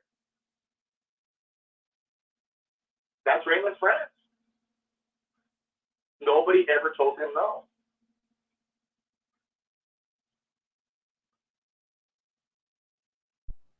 Yeah, I agree with you.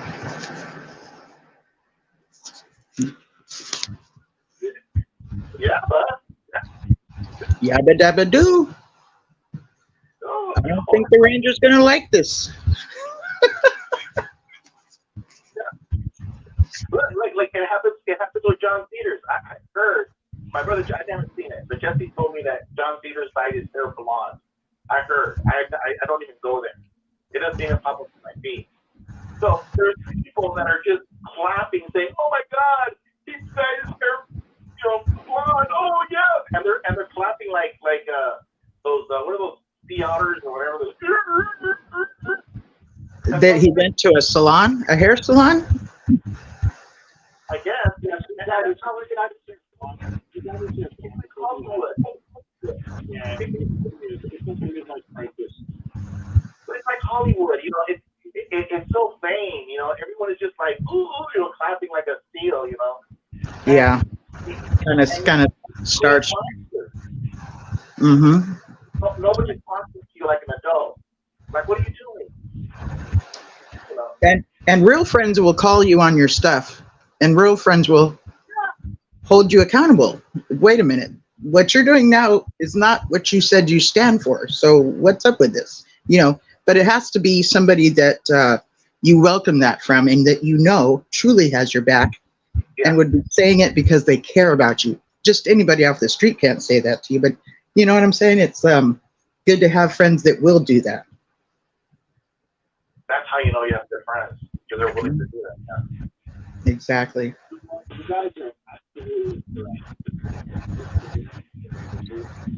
You sound muffled, Tom. Can you get a little closer to your phone? Yep. Is that better? Yes. Is that better? Oh my God, it was Eric. I called you Tom. Okay. See how I couldn't hear you? Thank you. Please go ahead. I forgot what we were talking about. Sorry. Shoot. We were talking about having yes men to these certain people, and that when you have a real friend, they'll hold you accountable to what you say you're about. Oh yeah, a true friend will call you out and tell you you're acting out of line at the moment, or you need help on this situation. A true friend will tell you what you don't want to hear, and I've learned that from witness friends, and the difference between witness friends and, say, quotation finger worldly friends. Big difference. I've had a friend tell me that was so-called in the world that I was his best friend, because we could both be so honest with each other, and I was there for him when he was in a bad place and his friends weren't around, but I was, and we both had that together. I think it was a beautiful thing to just love each other no matter what each other is going through in the moment, and I think that's what it means to be a good friend. I agree. Well, people, I am starting to fade. So I think within the next 10 minutes, I'll probably be closing things up. But if you all want to stay on the phone, that's okay with me.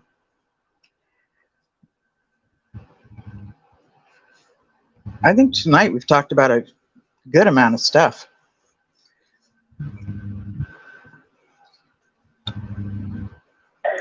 And sorry for taking up a lot of the show. And I just wanted to get my regular pioneering hours this day, the last, days of the life.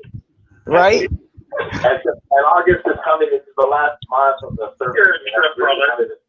I really want to get all my hours in. Yeah. He's being a good example, because he is going to be the next governing body member. GG for GB. Yeah. I love it when you show up, my friend. I love it when you show up. Isn't that the beautiful thing, Gilbert? We don't want any money for the most part. Oh yeah. Yeah. We do this to help people. I'll take some. Yeah. I would think the bad. We don't have the money to brag, Yeah. Yeah, if you're offering, I'll take it. No big deal. I'll be there.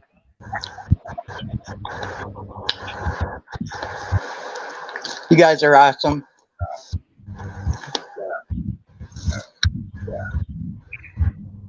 Yeah. And the other thing too is you have good friends, so they can make fun of you and laugh at you, you can laugh it back, you know. Right? Yep. And that's like it's sad about like sometimes theaters, you know, he could be a really outstanding guy, but like he doesn't know how like when people laugh at him or make fun of him, he takes everything so personal and he starts mocking people and everything. And that's one thing you learn, you know, it's like, hey, you know, when you start laughing at yourself, you let your friends laugh at you like the hurt them, then you know you're in a good place. If your friends laugh at you and still, you know, yeah, I agree with you. I'm concerned about him, and yet I don't care to get like all into everything about him. But still, I there's a part of me that's like concerned. But and then there's this other side of me that's like, dude, you're digging your own grave. What are you doing? You know, what are you doing? But still, he's putting out some decent content or whatever. So there's that. Yeah, I wish him well, but I appreciate it, man. Yeah. I got like a verdict.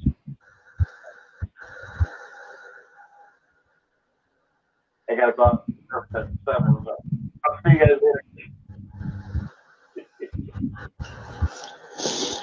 Well, guys, I'm gonna say my goodbyes and close this down and say goodnight because I'm starting to fade. But I really, really, really appreciate all of you that showed up tonight and anyone that was listening in, that showed up in the chat or called in or who might listen to this later on and you know, at another time besides tonight. And this truly is a highlight of my week. I appreciate how the conversations flow from one thing to another, and the casualness of this show. I really like the casualness of this show and the different perspectives that show up in this show. You know, that always it widens the way I think of things, and I thank you for that. So I just wanted to say good night, and this is the Babe Linda James, your favorite apostate, and I will catch you next week. Okay? So good night, everyone.